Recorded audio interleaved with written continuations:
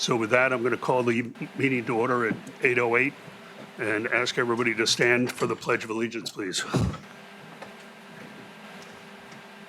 Pledge allegiance to the flag of the United States of America and to the republic for which it stands, one nation, under God, indivisible, with liberty and justice for all.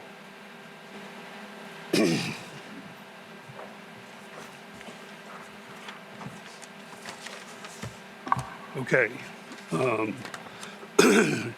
Joan Lynch is going to read the line items with a little bit of a pause to allow anybody to come in with any motions they want to make. So go ahead, Joan. Information technology, infrastructure upgrades, $250,000. Information technology, VoIP or email replacement, $552,000. Conservation Commission, open space plan implementation, $75,000. Yes, I have a motion here. Sorry, I need to get to the right page. Yep, thanks.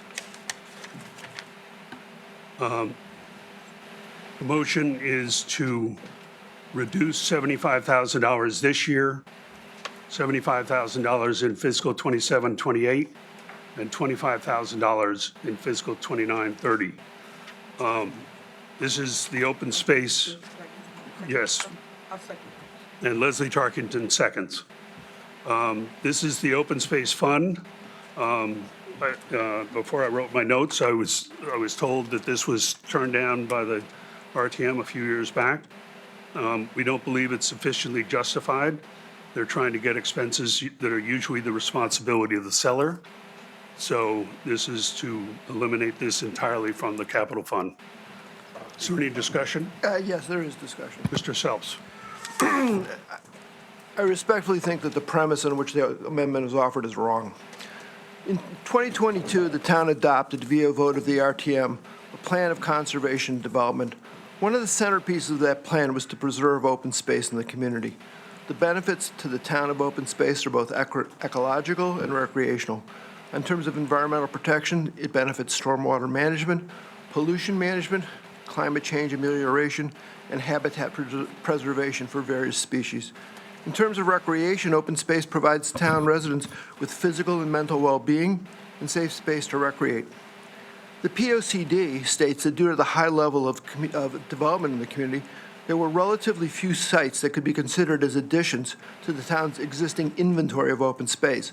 The POCD identifies 28 sites that are the best candidates for preservation. The funds proposed to be spent in the First Selectman's capital budget are a modest commitment to allowing the town to be able to pursue opportunities to acquire open space.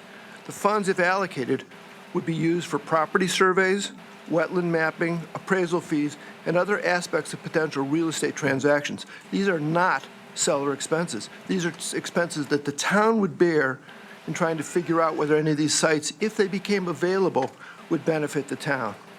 These are not, as I said, typical seller expenses. And in fact, what these expenses are intended to do is to create public-private partnerships, which our First Selectman has lauded as a way to benefit our public infrastructure. I oppose reduction on two grounds. First, it's a very modest amount of money. The $75,000 for this year represents less than 0.2% of our capital budget. Over the entire allocation, which the chair proposes commit, it's $175,000. In addition, and perhaps more importantly, this is a repudiation of the expressed values of our community. In essence, once again, the BET is telling the RTM and the citizens of Greenwich, we don't care whether you want to preserve open space. We don't care about the POCD. The only thing we care about is minimizing the mill rate, and the consequences be damned. Budgets are statements of value, and this cut is a petty slap in the face to the expressed wishes of the community. Every year, the BET treats the budget as some catastrophe, an emergency, minimizing current outlay with no thought to the future. Thus, it refuses to fund the town's long-term needs. Cutting an appropriation to the Open Space Fund is a paradigmatic example of this flawed short-term thinking, and that's why I oppose this cut. Any other comments? I'd just like to answer that this is not an opposition to the acquisition of open space. It's an opposition to a plan that has not been completely formulated. I think Mr. Self's outlined some things that were never given to us by the Conservation Commission. You could have gotten it if you'd read the plan of conservation development, which is what I did. I'd like to call the vote. Mr. Alchek, No, I'm against it. Mr. Deschamps, No. Ms. Aurora, Yes. Mr. Selfs, No. Ms. Vasiliotis. Yes. I'm a yes. Ms. Tarkington, Yes. Ms. Moriarty, No. Mr. Weisbrod, No. Ms. Jansen, Yes. Mr. Kalb, No, I'm against this cut. Mr. Alfano. Yes. That's a 6-6. I will cast a seventh vote to make it 7-6-0.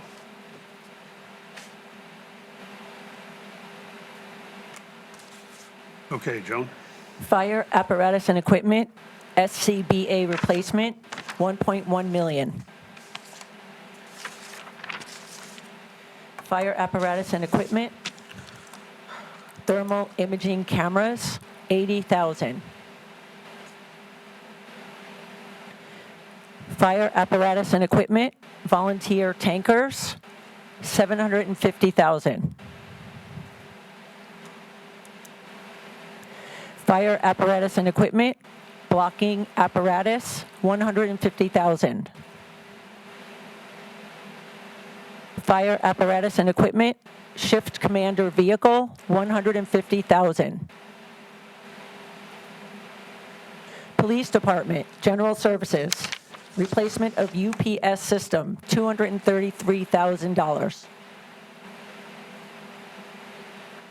Police department, general services, dive team PPE, 20,000. Police department, general services, public safety information technology, 255,000. Highway, streets and bridges, leaf blowers, 211,000.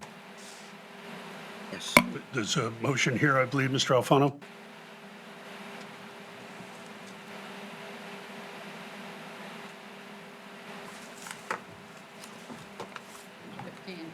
I'm sorry, I lost my place.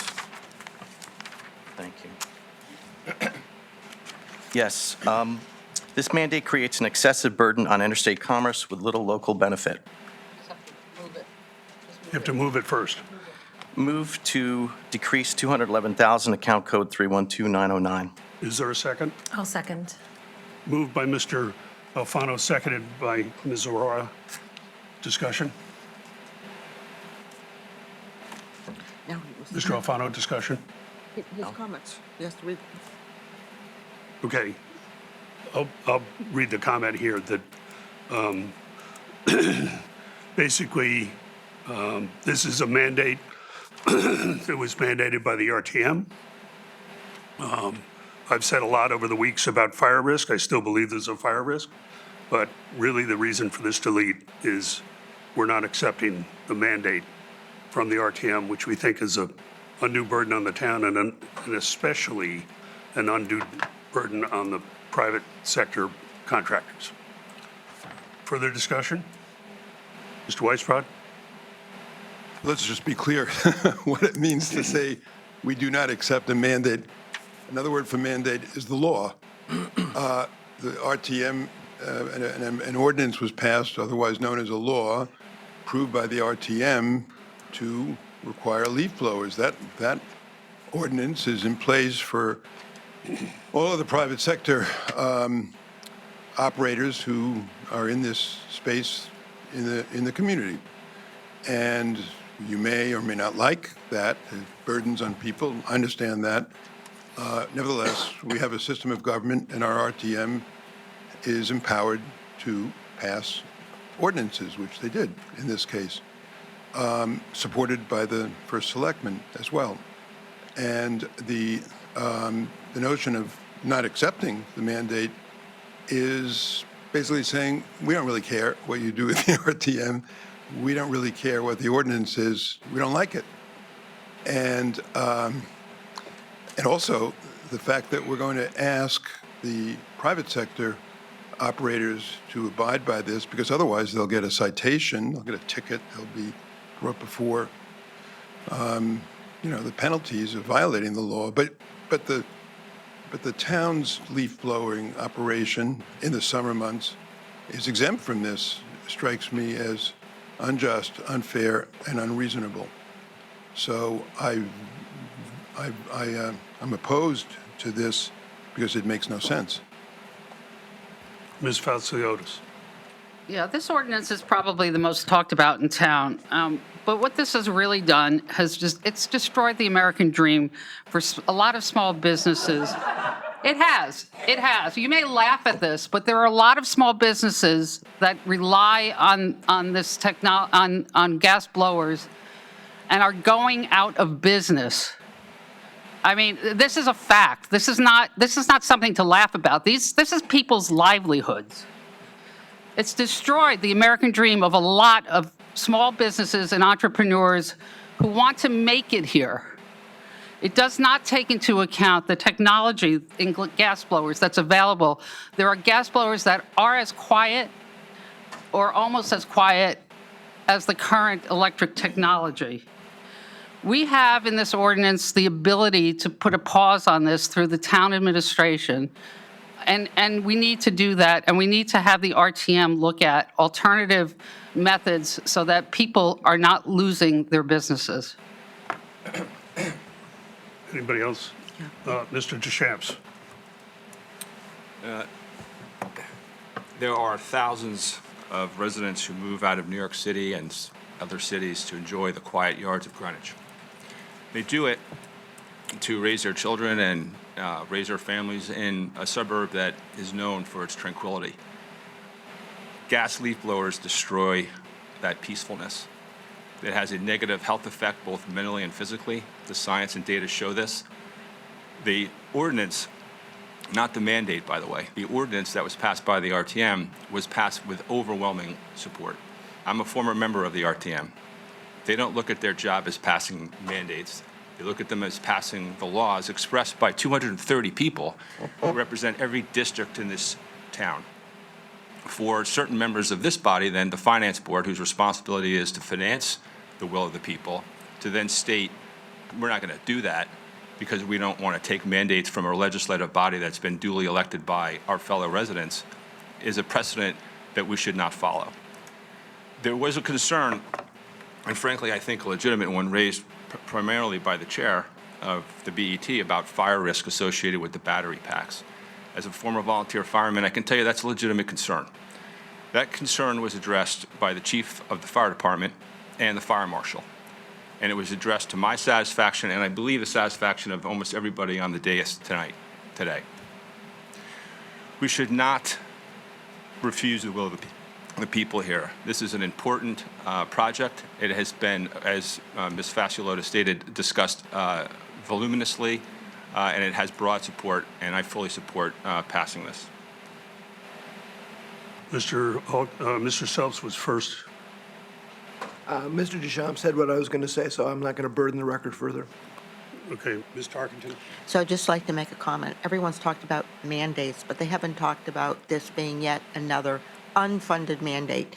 Many times we talk about the unfunded mandates that we get from our state government and from our federal government. In this case, the cost of the implementation of this was not provided and considered by the RTM, and I would just urge the RTM in the future, as they consider other similar or whatever types of changes, that they consider the financial implications on the departments and on the town, and on our, in this case, private contractors.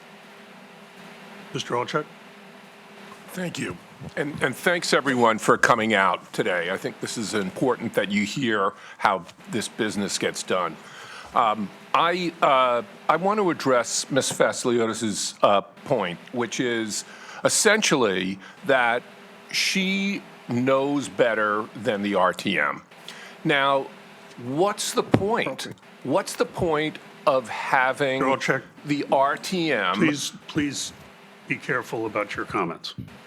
I'm being very careful about my comments. No, What's that was the a- point? That What's was the an attack on a member of the board. Well, I'm just, responding to her comments, which are, in her opinion, that she believes that this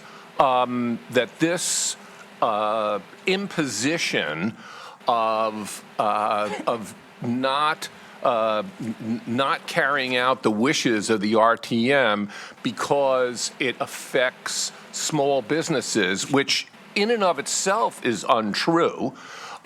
So what's the point of the RTM? What do we do when the RTM, votes on the imposition of an ordinance and we just ignore it? I mean, I don't understand that. Please explain to me how we don't follow the law that has been imposed upon us by the people. Ms. Vasiliotis?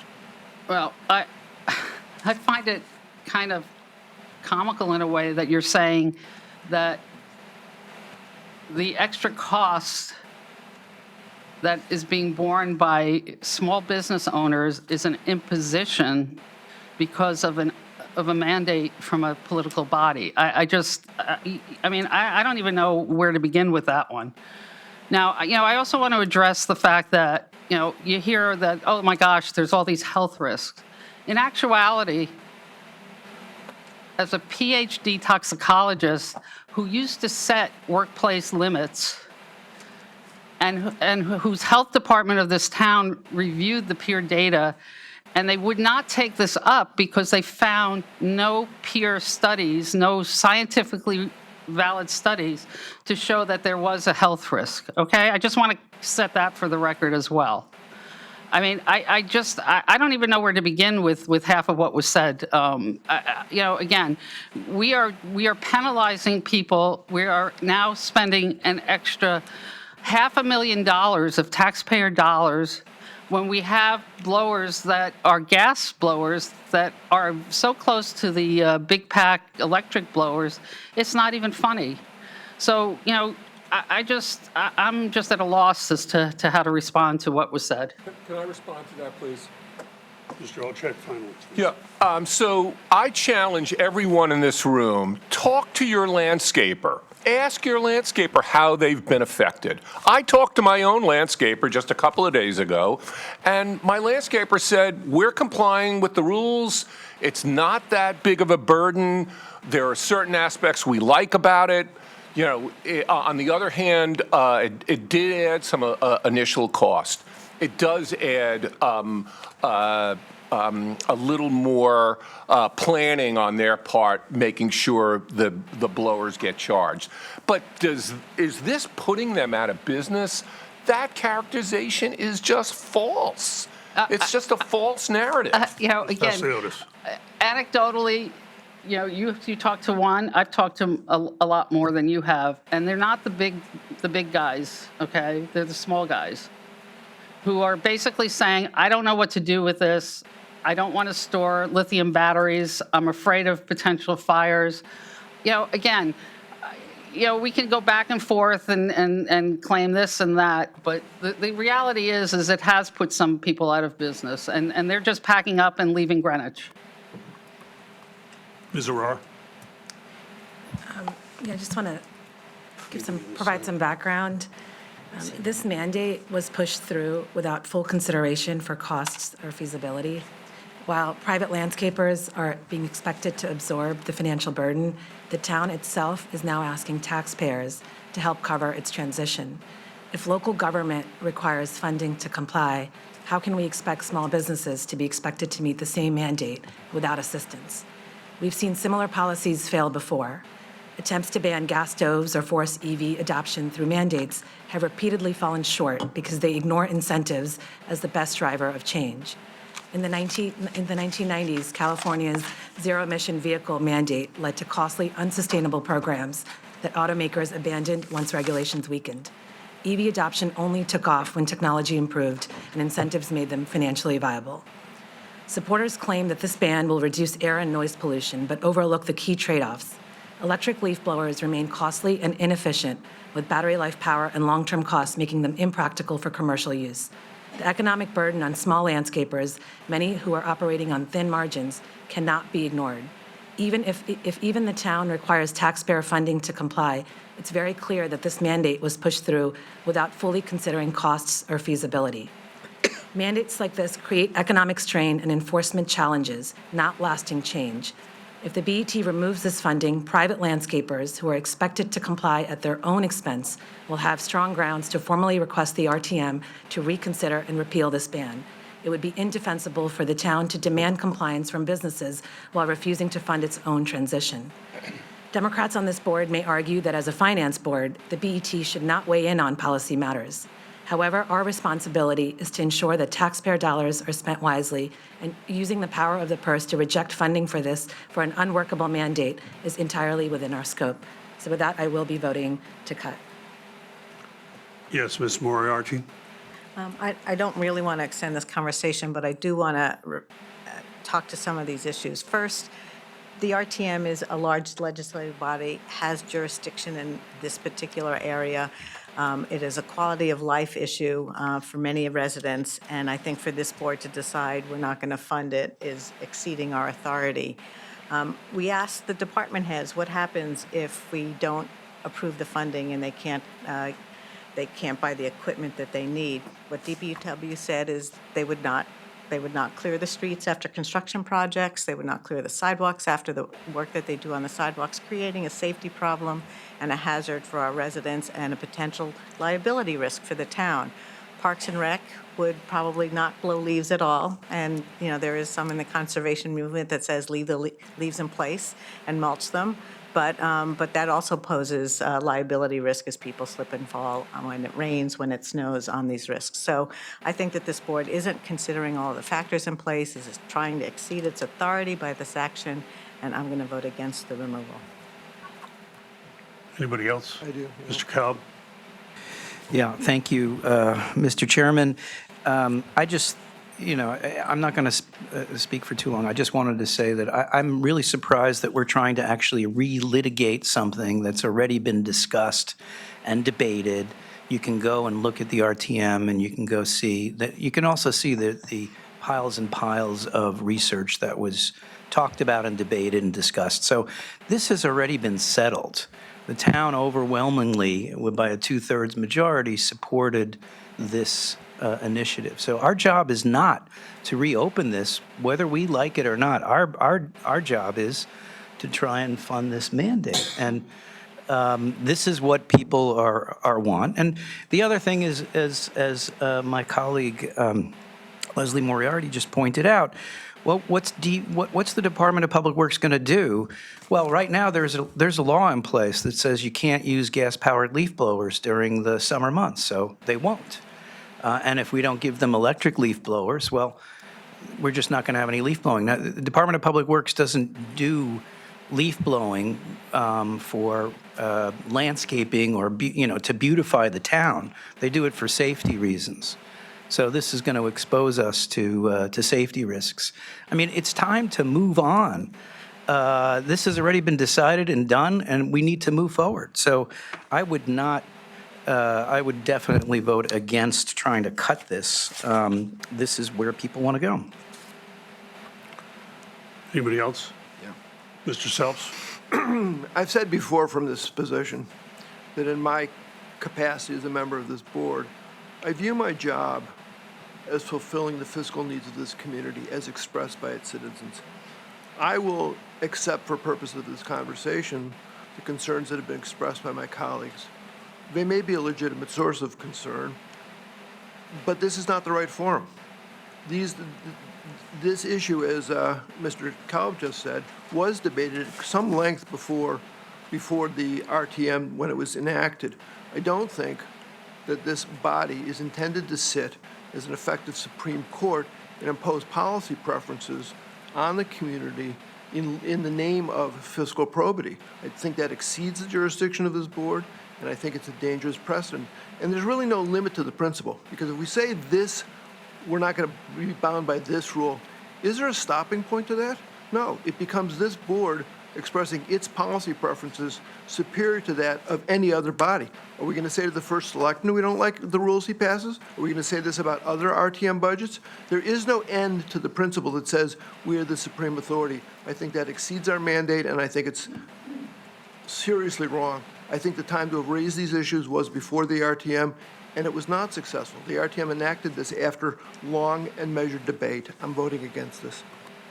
Harry, can I just, Ms. Aurora? just really quick, I think one of the things that is coming up is that the RTM has spoken. The RTM does not, as many of you know, does not have the ability to add to the budget. So if you pass a mandate or request a particular law to be followed, you have to make sure that the budget is not touched. So for example, if the RTM tomorrow passes, everybody in Greenwich must drive an EV because it's better for the environment.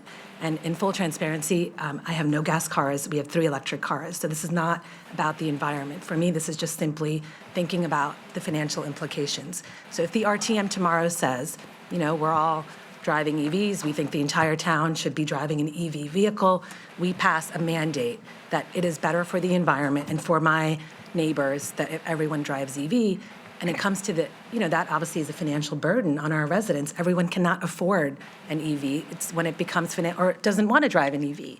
So the same argument would apply if it were to come to the BET. You cannot add mandates or add regulation through the RTM that add line items to the budget, and that's simply what's happening here. I'm just using an extreme example. I know that maybe that's not something that would happen in Greenwich, but that's how this all started across different leaf blowers are really, the ban has really happened in towns like Portland and states like California. Greenwich has typically favored just more pragmatic, real solutions. And I think it's not that we are saying do not transition to electric gas blowers. Really let the capital markets work, let the incentive structure work. When it's feasible, we'll get there. Yeah, Mr. Deschamps. Just to correct some math, I guess, on the finance side of things, which is important to all of us in the days here. The life cycle savings of the electric leaf blowers is better than the gas. So if we're concerned about finance, we should be supporting the electric leaf blower ordinance. It will save costs for reduction in fuel costs and reduction in maintenance costs. And the thing that's not mentioned, which I think is important as an entrepreneur myself, is there is a number of all-electric groundkeeping crews in Greenwich. They were first movers. They adopted the technology. They're all over town. They're all over the state. They're all over the country. And it's proven technology that's cost effective. Anybody else? I just think the last statement by my colleague to my left just shows that it's the market that should be driving this, not mandates. I would just finally point out that the long debate happened with the Board of Health, which then, destroyed the noise ordinance, repealed it. And the RTM took this up in a fairly expeditious fashion. And let's not forget that they made a one-word change on the floor of the RTM that was not deliberated in committees to change residential properties to residential zone. And so their vote to impact the town, that's what caused the town to have to look to buy leaf blowers, was a one-word change at the last minute. With that, I'll call for a vote, please. Mr. Alfano. Yes. Mr. Kalb. No. Ms. Jansen. Yes. Mr. Weisbrod. No. Ms. Moriarty. No. Ms. Tarkington. Yes. I'm a yes. Ms. Fastliotis. Yes. No. Phelps. Ms. Aurora. Yes. Mr. Deschamps. No. Mr. Alchek. No. Also a 6-6 tie, and I will break that tie 7-6 in favor of the motion. Okay, Joan. Highway, streets, and bridges, variable message boards, 55,000. Highway, streets, and bridges, ADA sidewalk accessibility program, 450,000. I believe there's a motion on this. Yes. I have a motion for ADA Sidewalk Program, account code 312960, a reduction of $200,000. And I second. Yes, Ms. Vasiliotis seconded, Ms. Jansen moved. Discussion, please. Yes. Combined with the Greenwich Avenue $400,000 appropriation for sidewalks is to keep the ADA sidewalk at a more consistent year-to-year amount. So it's reducing $200,000 from the $450,000 for a total of $250,000 for fiscal year '26. Any further discussion? Mr. Kalb. Yes, I would just like to point out that whenever the Department of Public Works paves our roads or fixes them, just their normal maintenance, they're required by law to bring sidewalks that are adjacent to that improvement or maintenance into compliance with ADA laws. So if you cut this funding for DPW in terms of ADA sidewalk funding, you would actually be restricting the ability of our Department of Public Works from doing routine maintenance, paving, and road repairs. So I just think it's short-sighted, and I don't think it's all the job of this body to be micromanaging the expenditure requirements that are expressed to us by our Department of Public Works in terms of maintaining our roads and the sidewalks upon which all of our residents depend. So I would not advocate for this cut. Anybody else? Ms. Moriarty. Yeah, I just want to add that this particular project line, which is in our budget annually, is a favorite to reduce every year. Originally, when the program was put together to address problems in accessing our sidewalks by the whole community, I believe the program was intended to take 15 or 20 years to implement. I think we're now out to 30 or 40 years to implement. The annual cuts to this line item, and I know that there is a lot of projects being done by DPW, but it's for the safety and accessibility for all our residents. Yeah, Mr. Olczak. Thank you, Mr. Chair. The thing I don't like about this cut is the same thing I don't like about the cut in the leaf blower category, which is by doing this, we increase the risk that the town will be sued for the lack of imposition. So if we get sued for not imposing, if we get sued because someone falls on a sidewalk because we haven't fixed it yet, we expose ourselves to risk. Is it really worth the few dollars that we're putting aside to do the work in the first place? This makes no financial sense, and it's very short-sighted. Ms. Tarkington? I just wanted to add that in addition to this, Greenwich Avenue has an additional $400,000 of ADA improvements that we didn't previously have separately like we do in this budget. So that money is also available for the improvements. And that was the intention, to look at these as combined items and get them down to an annual run rate that's been appropriate in past years. The judicial risk that you point out, my understanding is as long as we're progressing towards an objective, we're not at risk.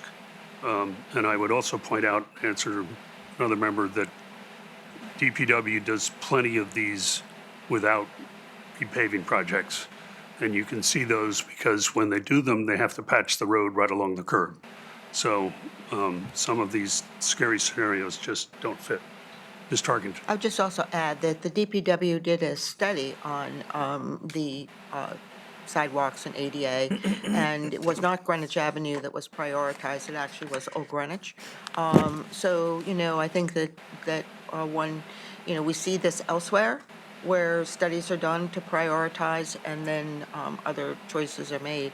So I think we need to, at some point in time, address those kind of issues also. Okay, I'll call a vote. Mr. Olczek, No, I'm against cutting this. Mr. Deschamps, No. Ms. Aurora, Yes. Phelps, No. Ms. Vasiliotis. Yes. I'm a yes. Ms. Tarkington, Yes? Ms. Moriarty, No. Mr. Weisbrod, No. Ms. Jansen, Yes. Mr. Kalb, No. Mr. Alfano. Yes. It's another 6-6, and I will make it 7-6. All right, Joan. Highway, streets, and bridges, asphalt paving program, $3.5 million. Ms. Jansen, Yes, I have a motion for DPW asphalt paving program, account code 312960, with a reduction of $500,000 from the $3.5 million total. is there a second? I'll second. Ms. Aurora seconds, Ms. Jansen moves. Discussion? Yes, the snow season was relatively mild this year, and combined with the lower asphalt paving costs due to drop in crude oil prices, we can reduce this. Thank you. Discussion? Mr. Kalb? Yes, thank you. I believe that cutting our asphalt paving program expenditures is foolish and short-sighted. We have 265 miles of roadway in the town, and the roads just have to be maintained. The last thing that you want to see in our town are crumbling roads or the development of potholes and cracks, which could lead to the increase of accidents. And also, it's just unsightly. It's not what we want in our town. Look, this is the bread and butter of any town. This is a working class kind of motion here. Road paving isn't sexy, but it's critical. You have to follow state and federal guidelines for your paving indexes. I also would point out that the reason for this proposed cut was that there was a mild winter and lower oil prices, but this is not correct. Last year, we had more snow than we'd had in the previous 3 winters. And in addition, if you look at the asphalt index, price index, you'll see that the price of asphalt is up, not down. And of course, the labor costs involved in laying asphalt are also up. So when it comes to paving, it's just simple math. If you cut the paving budget, it means you can pave fewer miles of roads. And that means you move the town to a longer paving cycle. It's like painting a bridge. You start at the beginning, by the time you get to the end, you got to go back again. Well, now our cycle would be extended out to about 30 years.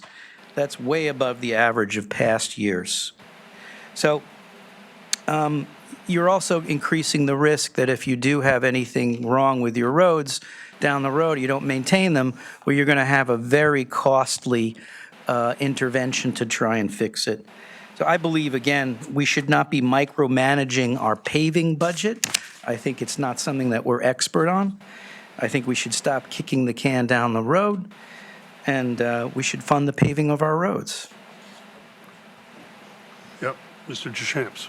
Yeah, I just want to repeat something that my colleague, Mr. Kalb, stated, because if we're going to make these decisions, we may not agree on them. That's, part of what we do here. But the reasons should make sense, right? I mean, the rationale should make sense. The reason we were given for this motion, and I'm quoting off the sheet, mild winter and lower oil cost. Both are patently false. Mild winter was so stated. The lower oil costs have very little bearing, actually, on the cost of asphalt. The correlation is very small. Asphalt costs are up due to rising material costs, inflation, supply chain disruptions, and increased demand for construction materials. The U.S. Producer Price Index for asphalt block manufacturers is at current level 411.51, up from 402.39 1 year ago. That's over about 3%.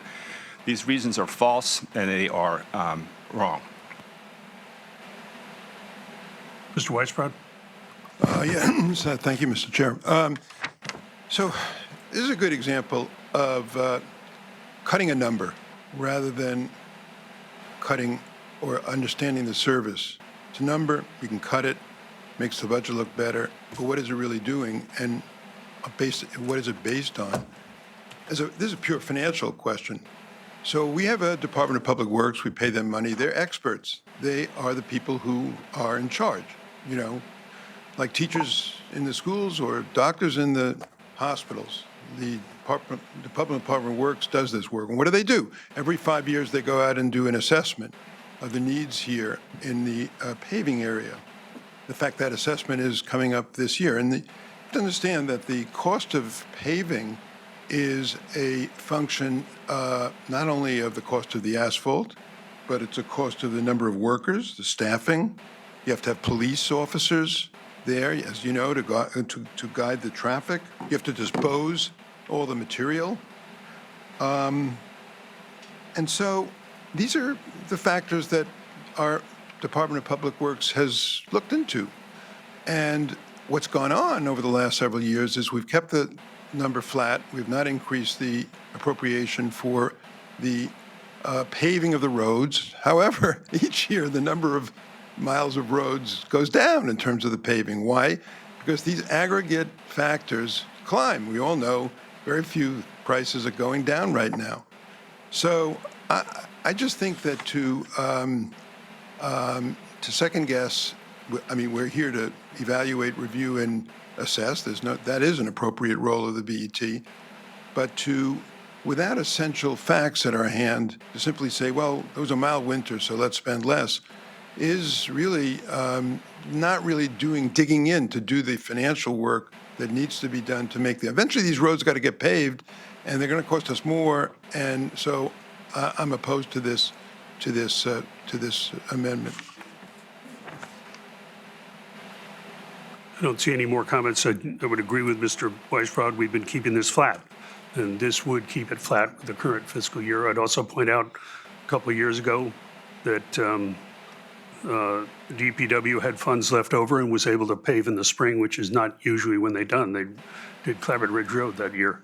I'd also, for the public's benefit, there is an item further down, which we are not intending to do anything about a survey of all the roads done by a vehicle with cameras to get a condition assessment. And I think that will be an interesting point of information that would be factual instead of speculative. With that, I'll call the vote, please. Mr. Alfano? Yes. Mr. Cow? No. Ms. Jansen? Yes. Mr. Weisbrod? No.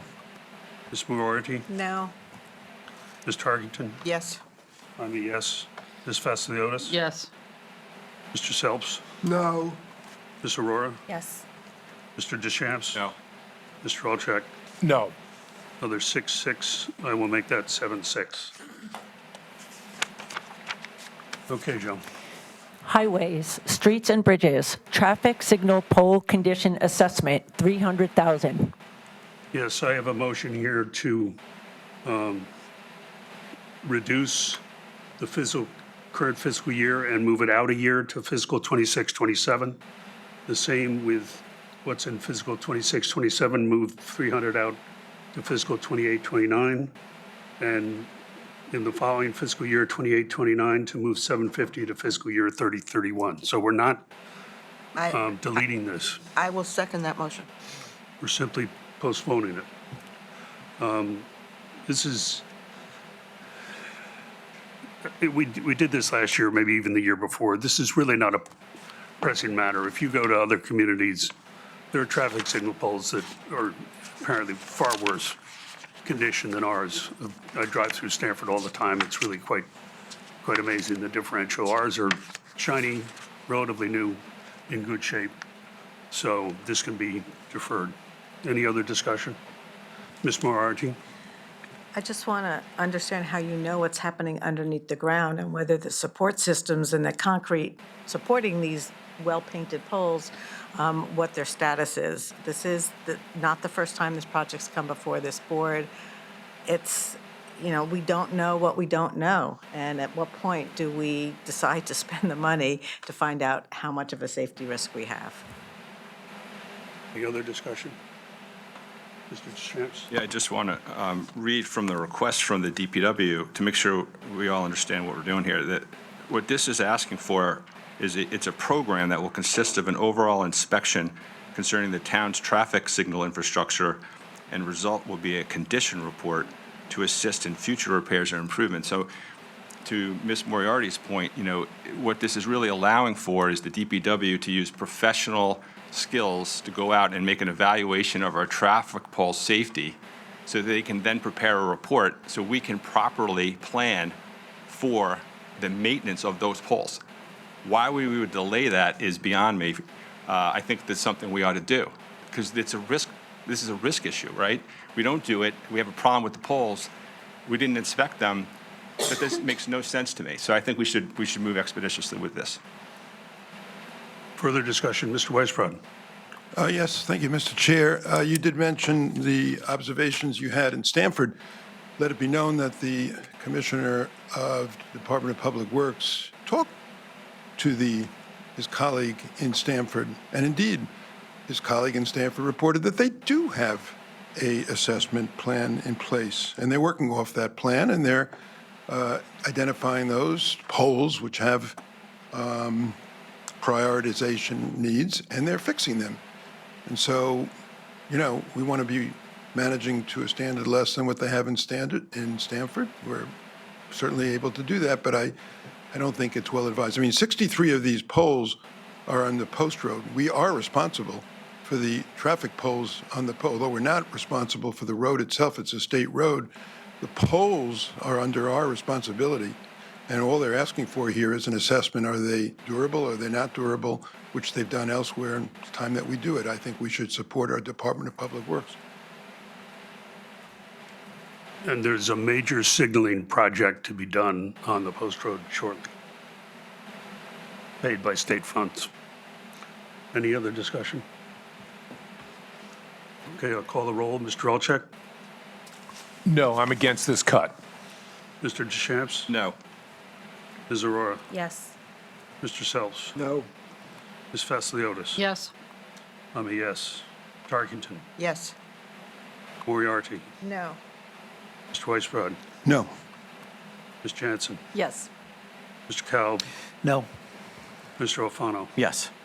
6-6, which I will make 7-6.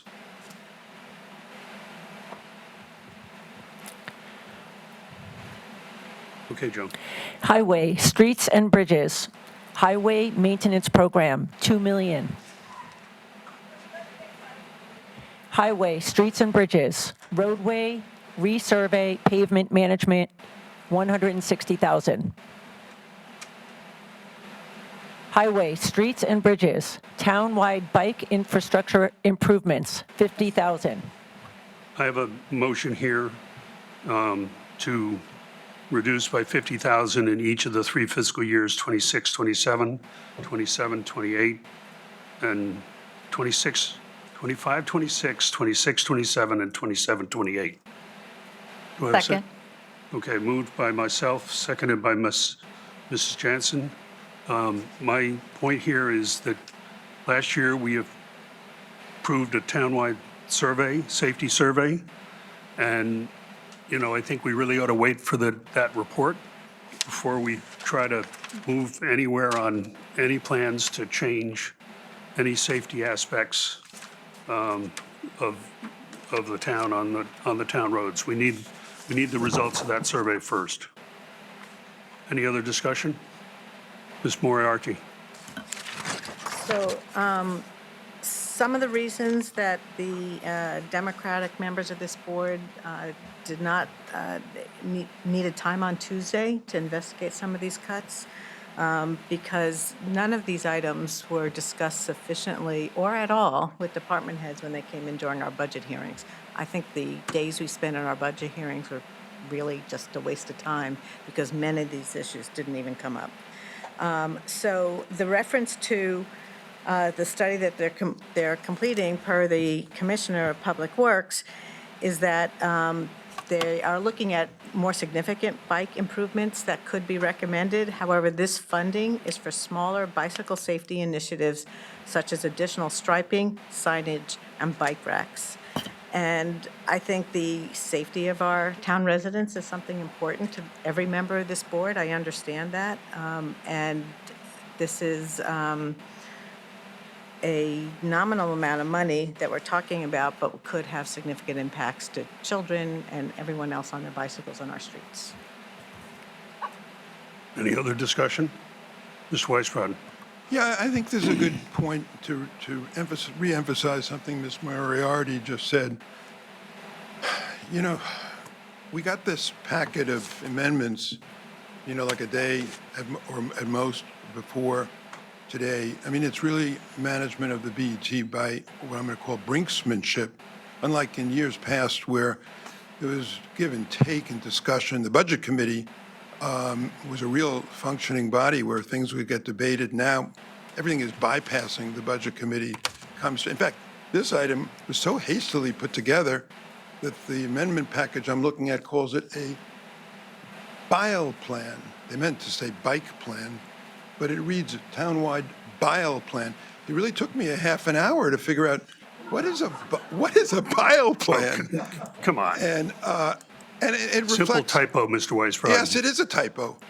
I know it's a typo. It took me a little while to figure that out. Why? Because it had not been discussed, debated. We do this work since January 28th. We've been at this day after day, day-long meetings with each of these departments.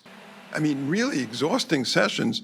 And few of these things really, some do, but most don't, get reviewed in the due course. So it's really no way to run the place. It's all complete brinksmanship, chaos, and all the rest. It's just unfortunate. That's my comment. Any other comments, Mr. Olchek?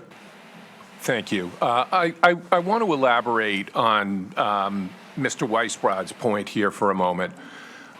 In the future, we should require at least 72 hours to get the amendments, the proposed amendments, so not only we can react, but the town can react.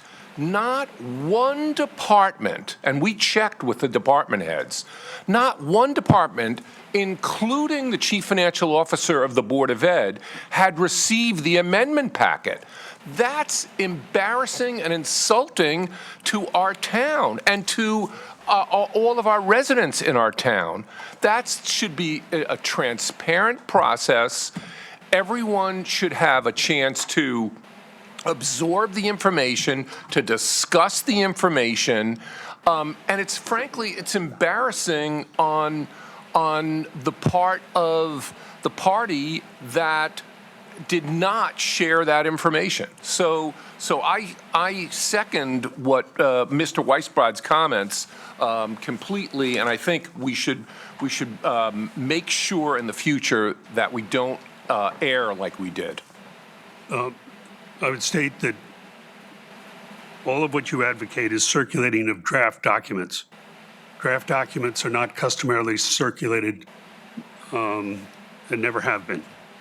And until they're moved and seconded, they're not on the table.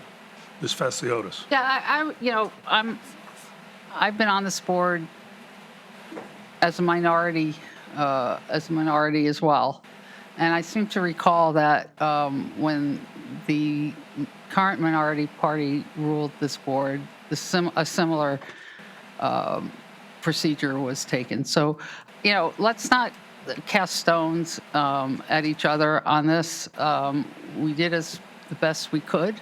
We circulated as quickly as we could. And, it is what it is. So we are where we are. We can talk about what we didn't do, what we did do. We have work to do, and I think we should start just completing this work. Call a vote on this. Mr. Alfano? Yes. Mr. Kalb? No. Ms. Jansen? Yes. Mr. Weisbrod? No. Ms. Moriarty? No. Ms. Tarkington? Yes. I'm a yes. Ms. Fasliotis? Yes. Mr. Selps? No. Ms. Aurora? Mr. Deschamps? No. Mr. Olchek? No. 6-6, which I will make 7-6. Okay, Joan. Highway, streets, and bridges, townwide traffic safety implementation, $500,000. Yep. Ms. Jansen? Yes. I have a reduction townwide traffic safety, 312960, of $250,000. Second. It's been moved by Ms. Jansen, seconded by Mr. Alfano. Discussion? Yes, there are 3 projects defined in this appropriation totaling $500,000.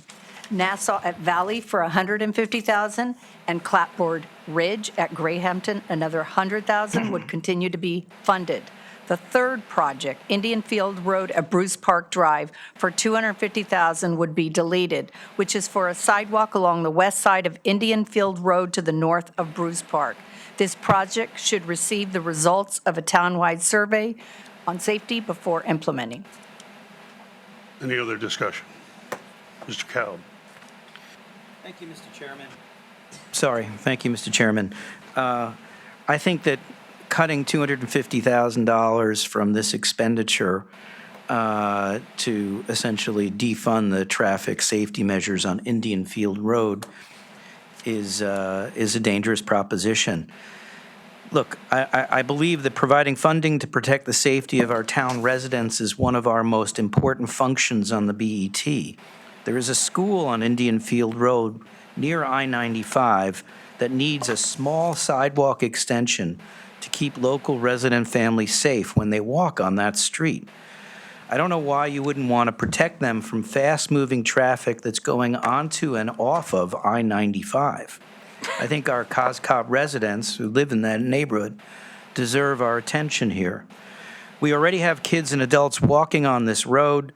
Do we really need to see somebody get hurt potentially before we take action?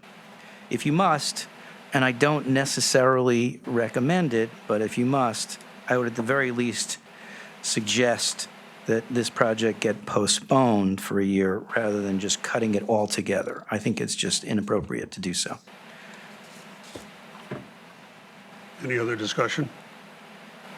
You just answered that. I doubt that preschool kids are walking on the road.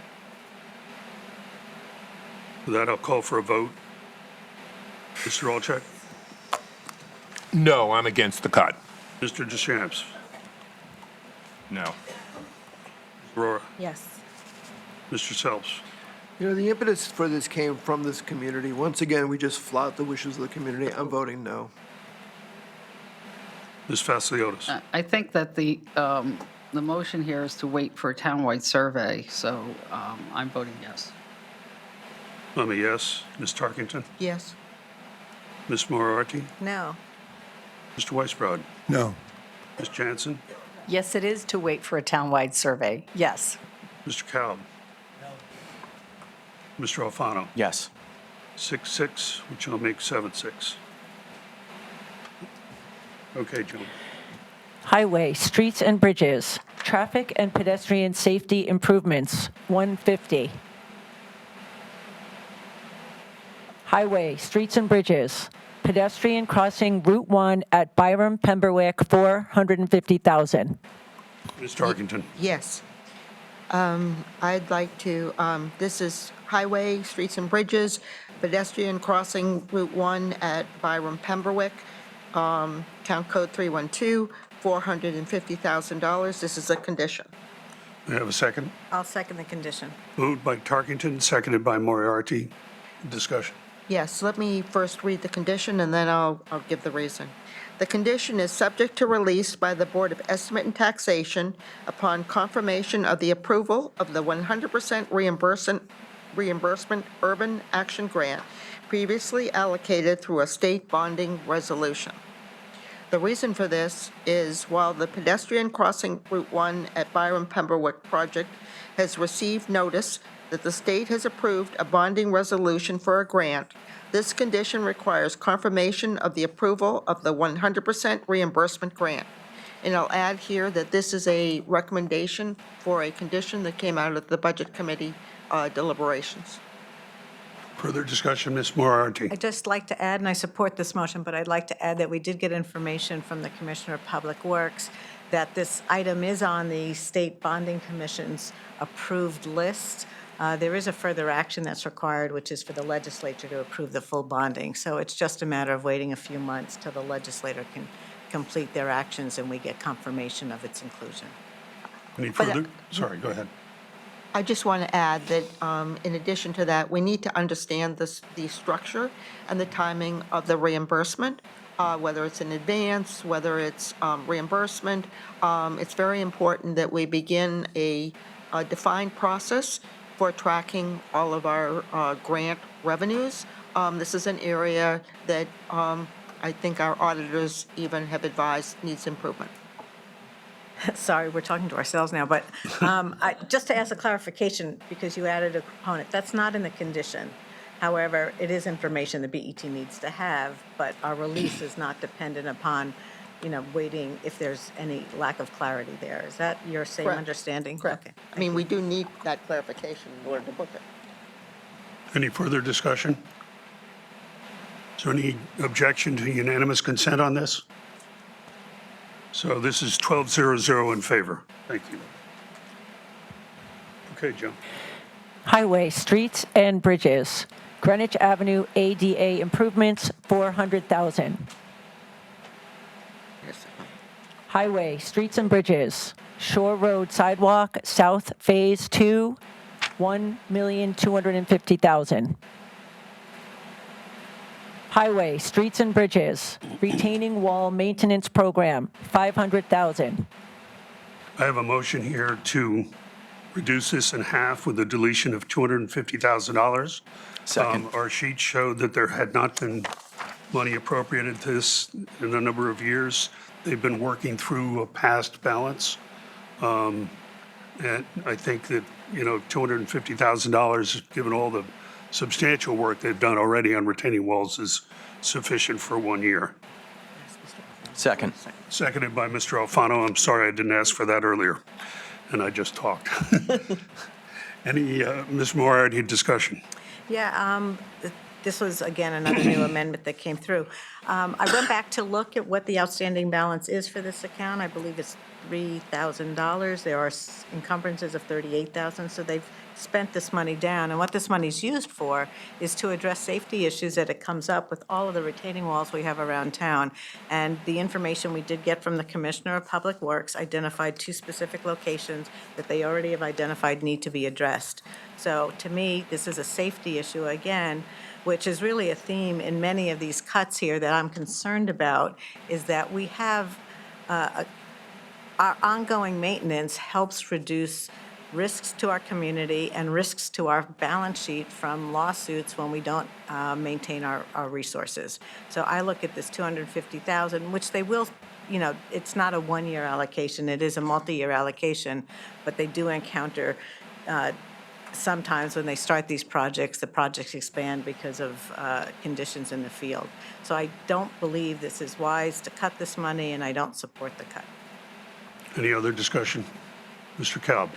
Yes, I just want to point out how this actually works, because the concern is that that DPW may be, our Department of Public Works may be asking for funding without knowing how it should be spent, or that they've got money in the kitty so that they don't need this funding. When it comes to doing retaining walls, it is a requirement by the state, and it's also very important for our safety. And the way that they do this is, instead of coming to us for interim funding requests of $150,000 here or $100,000 there, they tend to ask for a project. They have a lineup of projects. In fact, they have a queue. They're supposed to do Riverside Drive and also a wall on Clabbered Ridge Road. So they've got a queue of projects set up, and what they do is they ask for a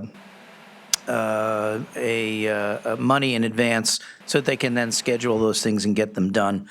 And I would also note that the last project they completed was just in the spring of last year. So it's not like they're sitting on this money. They just take it, they do their work, they spend it down, and then they come to us again every couple of years when they need to fill it. Any other discussion? Seeing none, call for the vote. Mr. Alfano? Yes. Mr. Kalb? No? Ms. Jansen? Yes.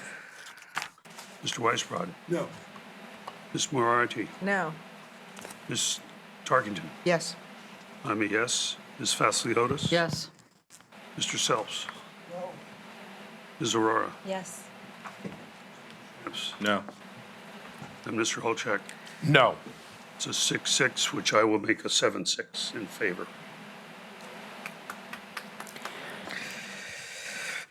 Okay, Joe. Highway, streets and bridges, Deerfield Grove culvert replacement, 300,000. Yes, I have a motion to reduce this in this fiscal year of 300,000 and 4 million in each of fiscal 26, 27, 27, 28. Do I have a second? Yes, I'll second. Okay, it's been moved by myself, seconded by Ms. Vasiliotis. This has come up a number of years. This was first identified in 2010. It's been 15 years. We had a very unusual storm that did cause a collapse and a repair. But we just don't see this as a priority versus other pressing drainage and flooding matters around town that really have dramatically affected homeowners. Any further discussion? Mr. Weisbrod. So another example, in my opinion, of who's determining what are the priorities. So we have the head of the Department of Public Works, who has been presenting this as an extremely important priority. Why? It's a very major access road to the hospital. It flooded out after Ida, and what may or may not be known is that when it was fixed after Ida, the Department of Public Works put in temporary material because they anticipated a more permanent restructuring. And that temporary material puts us at a risk. And so flooding on this road is, one can say not a priority, but my head of Department of Public Works says it is a head of priority, a major priority. I'm inclined to respect that, and especially if temporary material is being used. This might be a good time to insert a couple of words from our first selectman, who, upon reviewing all of these amendments, sent out a statement that I'm sure many of you have read, and I won't read it all because it's lengthy, but I encourage everyone to read it. And the one sentence Mr. or two- Weisbrod, excuse me, I don't think it's appropriate to read someone else's statement. I think excuse we're me. here to speak as individuals. Excuse me. I'm not going to read his whole statement. I'm just going to reference it, which I think is appropriate. And it's a short sentence out of deference. I mean, he says, I believe, this is our first line, I believe strongly in fiscal prudence and smart management of resources, which I've shown repeatedly through my time as first selectman and when I was a state representative. However, I believe most of the cuts being proposed are unnecessary and would be damaging if approved. This is another example of that. Thank you. Yeah, Mr. Cowden. Thank you, Mr. Chairman. I just want to point out that this road was washed out in the past when we had a terrible storm. We did put in a fix, but it was a Band-Aid fix. It's a temporary fix. The current condition of that fix is actually somewhat precarious. They need to do some permanent work to make sure that it's safe. If this road does get washed out again, we lose access to back country for this neighborhood. We also lose access to the hospital. It's not something that we want to have to go through again. I would also point out in terms of priority that this project was noted as the #1 priority of the Town Flood Erosion Control Board. That is the board in town that is charged with understanding what our risks are in terms of flooding. So this is their top priority. And I would note that in our budget book, and there are no amendments to cut it, there is another project on flooding, which is the West Brothers Brook project, which is not a priority of the Flood Erosion Control Board, or not one of their top priorities, and yet this is in the book. There are constituents that are in favor. This is not a bad project, it's a good project, but I'm just pointing out, why is it that we are not respecting the top priority of the DPW and also the Flood Erosion Control Board, but we are not referencing any other projects? So I would say that we should not be cutting this project. I think it's really important. Thank you. I would just point out two things. One is there are multiple access points to the hospital. It's not the sole access point. There's also Lafayette. And as regards to the first selectman's priorities, I just want everybody to know that there's an item before us later on to address flooding in West Brothers Brook, which is the brook that starts up above the North Street Bridge, flows down through the Greenwich High School and through Millbrook. And the first selectman reduced that by $1 million. So, you know, when I spoke earlier, I referred to flooding areas that affect private homes and citizens, and that's one of them that affects a significant number of people. Any further discussion, Ms. Moriarty? Yes, I just want to point out, the information about this particular project is not new information to my colleagues. I want to remind you that on March 20, I believe it was March 25th, Harry and I received an email from the Commissioner of Public Works addressing many of these potential cuts because they were 2-2 votes at the Budget Committee, and I know that Budget Committee votes are not public yet, but there were 2-2 votes at the Budget Committee, which signals that these projects are still for discussion and potential reduction. And so after the meeting, did follow up with the commissioner about further support for the projects, the identifications and the dangers and necessity of completing these, and he responded. And that email was sent to the entire BET, forwarded to the entire BET, and it talked about, what concerns me most here is they talked about using temporary materials that they need to further in the anticipation of going back and fixing it. This project was cut last year, and I understand why it's a target. It's an $8 million project and fix because there are concerns about the water running in that particular neighborhood. We have a lot of drainage issues, and I get that we can't address them all, but as Scott Cal just pointed out, this is number 1 on the Flood and Erosion Board's list. West Brothers Brook is number 5, I believe, and that's not to say they're not all important, they are, but we have delayed as a town in addressing our drainage needs, and now it's coming home to roost, and kicking the can down the road makes things more expensive and puts homeowners and our residents all at risk. Ms. Tarkington. So I hadn't planned to talk on this as such, but since Mr. Fisher brought up the West Brothers Brook improvements in conjunction with this, while an old study by the Flood and Erosion Control Board may have prioritized this differently, the emergency of the North Street Bridge has pushed this West Brothers Brook improvements project forward, and it's critically important. And, it's apparent that it appears that we'll have further delays on the construction of the North Street Bridge. Thank you. Any other discussion? Seeing none, I'll call the roll. Excuse me. Mr. Olchek? No, I'm against this cut. Mr. Deschamps? No. Ms. Aurora? Yes. Mr. Sells? Ms. Vasiliotis? Yes. I'm a yes. Ms. Tarkington? Yes. Ms. Moriarty? No. Mr. Weisbrod? No. Ms. Jansen? Yes. Mr. Kalb? No. Mr. Alfano? Yes. 6-6, which I will make 7-6. Okay. Joan, go ahead. Highway, streets and bridges, West Brothers Brook improvements, $500,000. Highway, streets and bridges, stormwater drainage maintenance and improvements, $750,000. Highway, streets and bridges, resiliency infrastructure improvements, $250,000. Yeah, I have a motion to make here,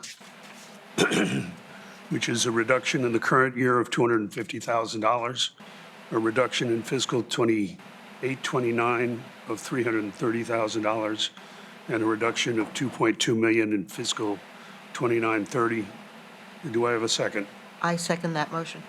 Motion made by me, seconded by Ms. Tarkington. This all has to do with these predictions of sea level rise that just haven't come true. It's just not a fact. You know, the predictions, sea level has risen, but they're predicting 20 feet by the year 2050. That's just not reasonable. You know, so basing projects off of scary forecasts is just not appropriate.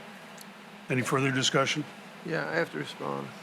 Mr. Selps? It's not 20 feet, it's 20 inches, so let's get our Right, facts a 20 little bit inches, right. I'm sorry. Let's get our facts a little bit right. 20 inches, sorry.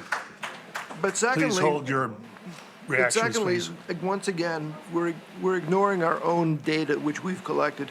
2 years ago, the town produced a plan that was produced by outside experts, the hydro report, that said, among other things, forget about private homeowners who face risks, because we have 65 miles of shoreline in Greenwich.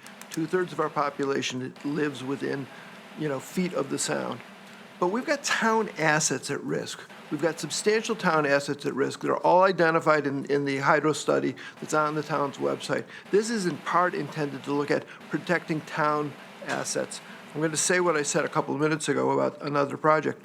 This is a modest amount of money to look forward to see what happens when that sea rise occurs. You may believe that there's no such thing as sea rise. You are contrary to the substantial weight of scientific evidence and the state of Connecticut, which has encouraged towns to do more for climate resiliency and particularly for seawater risk for Long Island Sound. I think it is short-sighted beyond words for this town not to address this risk. And it goes back to what I said before. We treat these budgets as if they're one-year catastrophes with no regard for the future. This is profoundly disappointing to me. Mr. Deschamps? We're not going to have time to debate, and this isn't really where we should be doing it, the science behind sea level rise, but it is the reason that's being given for not supporting the motion, so we're compelled to address it. I would just call the chair, the motioner's attention, and the public's attention to a NASA study recently released. Look it up on your own. We don't have time to get into it. NASA analysis shows unexpected amount of sea level rise in 2024. It's from the Jet Propulsion Laboratory. It was published on March 13th of 2025.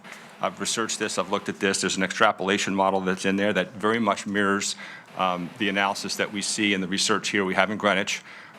You don't need to live near the coast like many of us do to understand sea level rise is a significant problem. But I would just, again, there's a theme here, you may have noticed it, where we are not acknowledging experts and professional opinions and we're supplanting it with our own personal opinions. This is not an op-ed board. This is the budget and estimate and taxation board. We should be funding the things this town needs, not because we think it's good or we think it's bad or I saw this or I saw that, but based on information that's readily available and scientifically informed. And when we move away from that as a town and as a society, we make grave mistakes. We may not agree on certain things, as I've said, but let's make sure the reasons we are giving for what we are doing are verifiable with science, with data, with facts, not just opinions. Thank you. Mr. Calum? Yes. Please, Sorry. please hold applause, hold comments. Please. Thank you. Mr. Chairman, thank you. Look, I think that a lot of the points have already been made. We do know that last year was the warmest year on record. We do know that we've been seeing an increasing frequency and intensity of weather-related catastrophes like fires in our country, like storms, like flooding. We also know that insurance costs are rising and that homes and other infrastructure have been impacted. There's no question that this is happening in our town. And we also know that the damages, there's been something like $2.3 trillion of damage from these events across our country over the last 40 years. But half of that has occurred just in the last 8 years. So we are seeing this trend. I would also point out that we are a coastal town. We have 27 miles of shoreline. We have 30 islands. We have 8 harbors.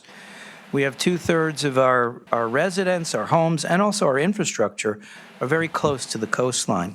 So we are at risk. And what I would say is that as fiduciaries, it doesn't really matter what our personal views are. We might believe that this is something that's real, we might believe it's not. But the fact is that as the BET, because we are fiduciaries for the town, we do have an obligation to investigate all the potential financial risks that we face. So what this means is we should be doing this study. Let's at least find out. Let's not put our heads in the sand because we don't, we believe one thing or another. Let's do this study and find out. Now, if the study says we've got nothing to worry about, okay, fine. If the study says, no, you really need to do some preparations, okay, let's get busy. But I would say that we do know that flooding and draining issues in our town are already occurring more periodically. And I don't know if you're aware, but there's a section of Old Greenwich right now. It's the intersection of Bryan Road and Shore Acres. It's underwater every time we have a full moon, a high tide event. I'm sorry. Please refrain from talking. I'm sorry. I think that if you try to tell the residents there that sea rise is something that we're making up, I think that you would get an earful.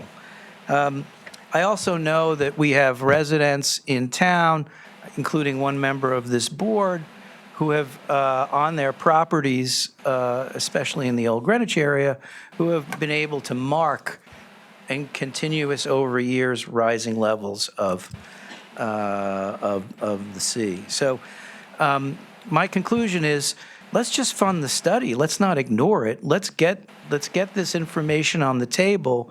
I think we do have an obligation in our town to understand what the risks are we're facing and to protect our infrastructure.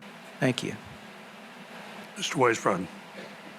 Thank you, Mr. Chair. I just think it's probably a good point in this session to say for the last hour or so, we've just gone through about 10, if I'm not mistaken, including this, amendments that would substantially reduce funding for the Department of Public Works.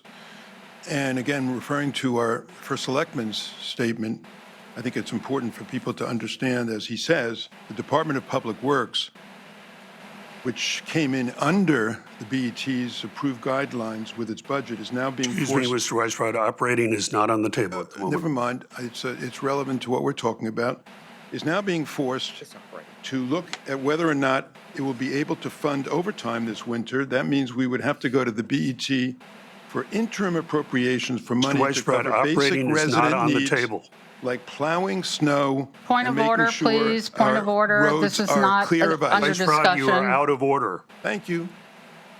Can I Ms. Vasiliotis. Just so everybody understands, Town of Greenwich has implemented a coastal overlay zone intended on other purposes to, quote, limit the potential impact of coastal flooding and erosion patterns on coastal development so as to minimize damage to and destruction of life and property and to reduce the necessity of public expenditure to protect future development from such hazards.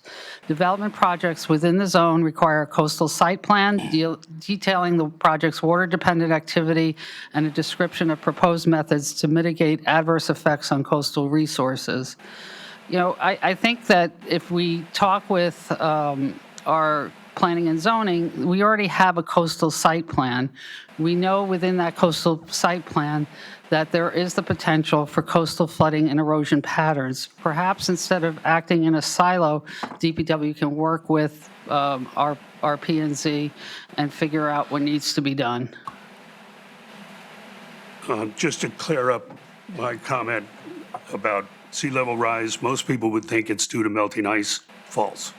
It is due to expansion of the water due to the warmer climate that we've had for recent years. But the North Atlantic adjacent to the northeast coast actually cooled this winter. So, you know, there are ebbs and flows, as we would say, to what's going on out there. And my concern is the forecasting is questionable. I believe Mr. Olchek, you had your hand up? Yeah, thank you, Mr. Chair. I just want to add some meat to what some of my colleagues have mentioned. After Hurricane Sandy, about 5 years ago, FEMA and CAM, Coastal Area Management, changed the floodplain as a result of the experience with Hurricane Sandy. So property that was in one zone previously was changed based upon their new information about how susceptible we are to flooding, to storm surge. So that's a fact. That's scientific evidence of our sea level has changed. I can tell you personally, because I live on the water for over 30 years, and I can tell you exactly where high tide was 30 years ago and where it is today. And it's 1.5 to 2 feet higher.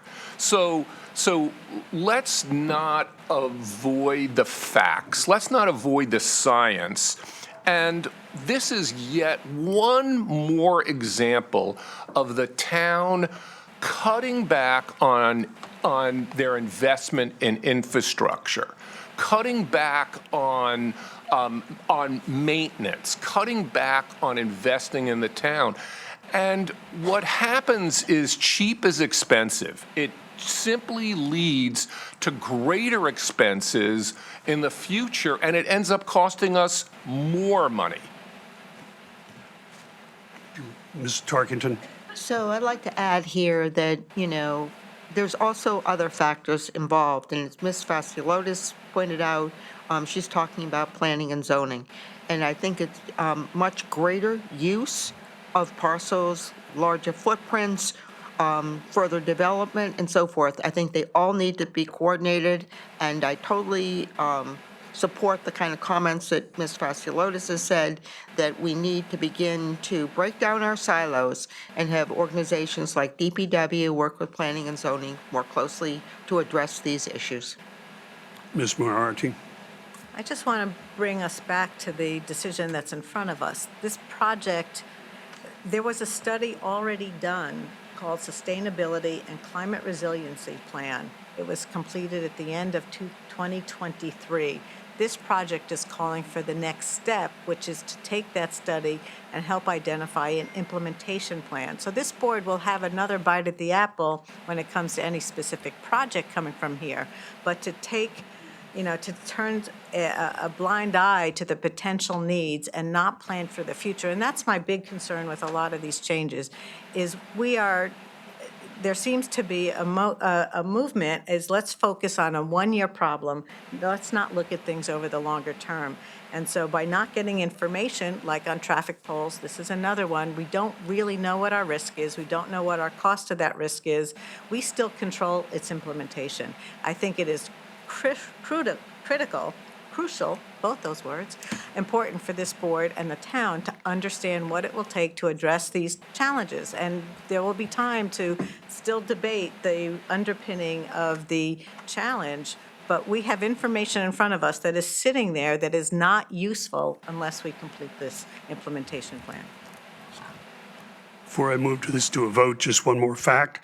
Since Hurricane Sandy was brought up, the high water mark for Hurricane Sandy was right on the spot of the high water mark for the 1938 hurricane, which was the previous significant storm in Greenwich, as measured at the Indian Harbor Yacht Club, which building existed in that place in 1938. So it did not get worse over those years. FEMA changed the floodplain. FEMA changed the floodplain. Okay, this is, can I just say that, look, we have a coastal, we've got things in place to address this. And, I'm not here to debate whether or not climate change is increasing sea levels or not. That's just not the point of this discussion.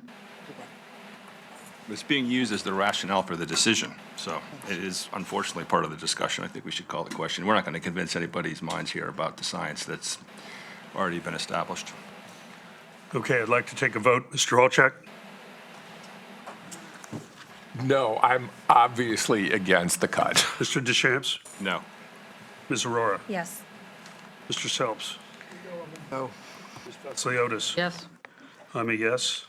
Ms. Tarkington? Yes. Ms. Moriarty? No. Mr. Weisbrod? No. Ms. Jansen? Yes. Mr. Kalb? No. And Mr. Alfano? Yes. Okay, with that, we have a member who's requested a 5-minute break. Oh, I'm sorry, that was a 6-6. I'll make it a 7-6.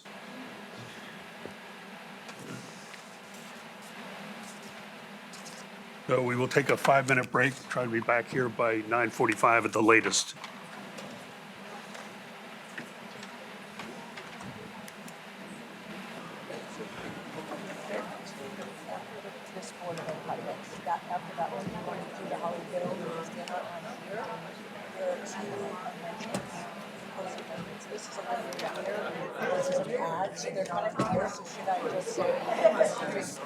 Yeah, while we're in DPW,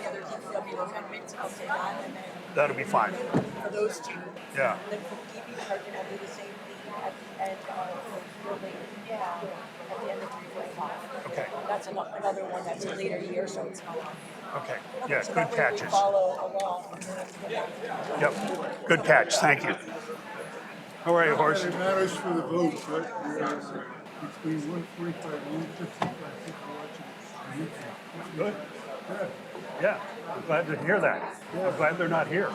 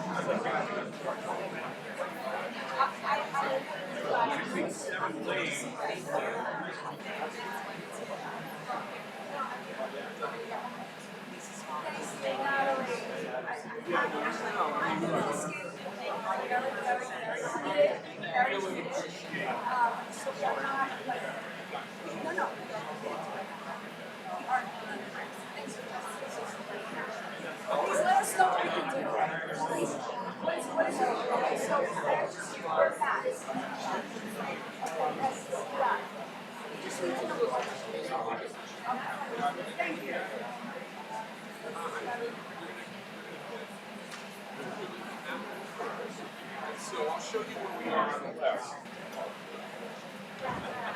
So, here. So here. So let me show you where we are. Well, so here's where we are. We just did, we haven't gotten to Hamilton. So we're right on the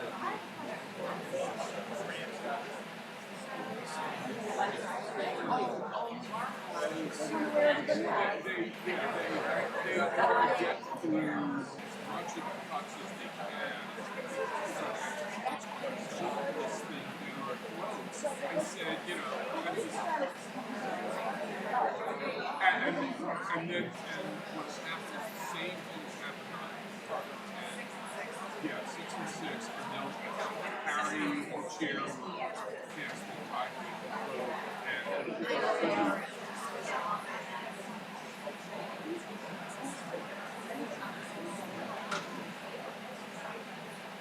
unclear.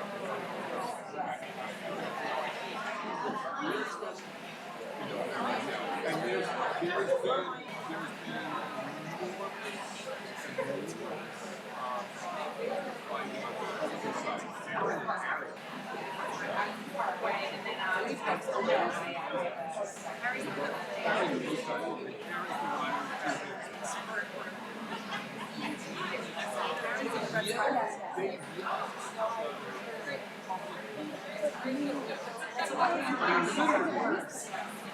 no, they both.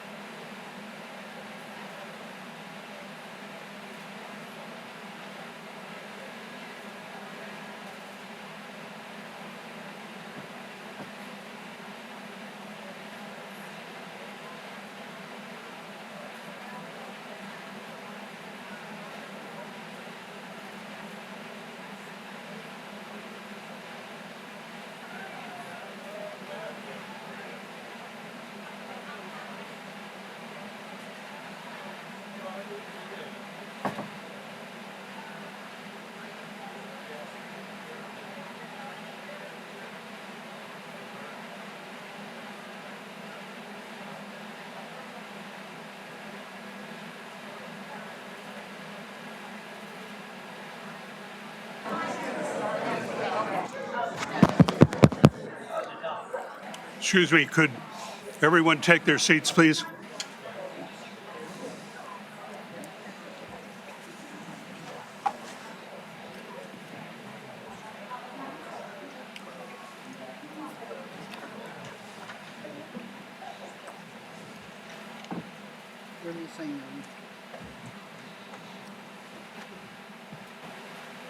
Releasing object.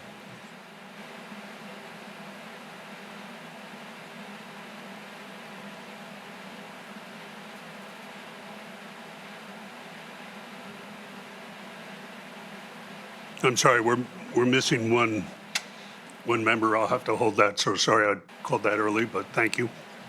There's one sign.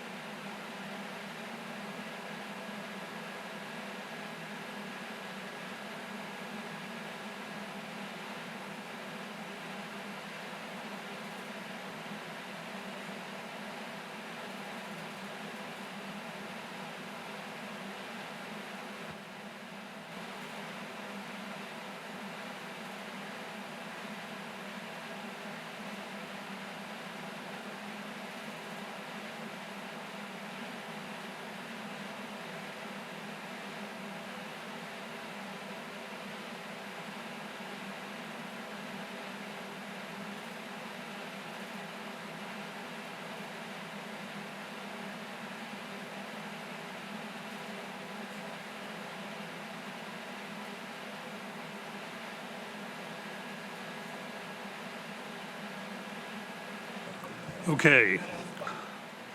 We're ready to resume. Joan, if you would read the next item, please.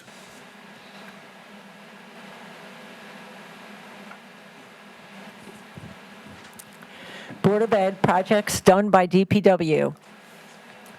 Board of Ed parking lot maintenance, $380,000.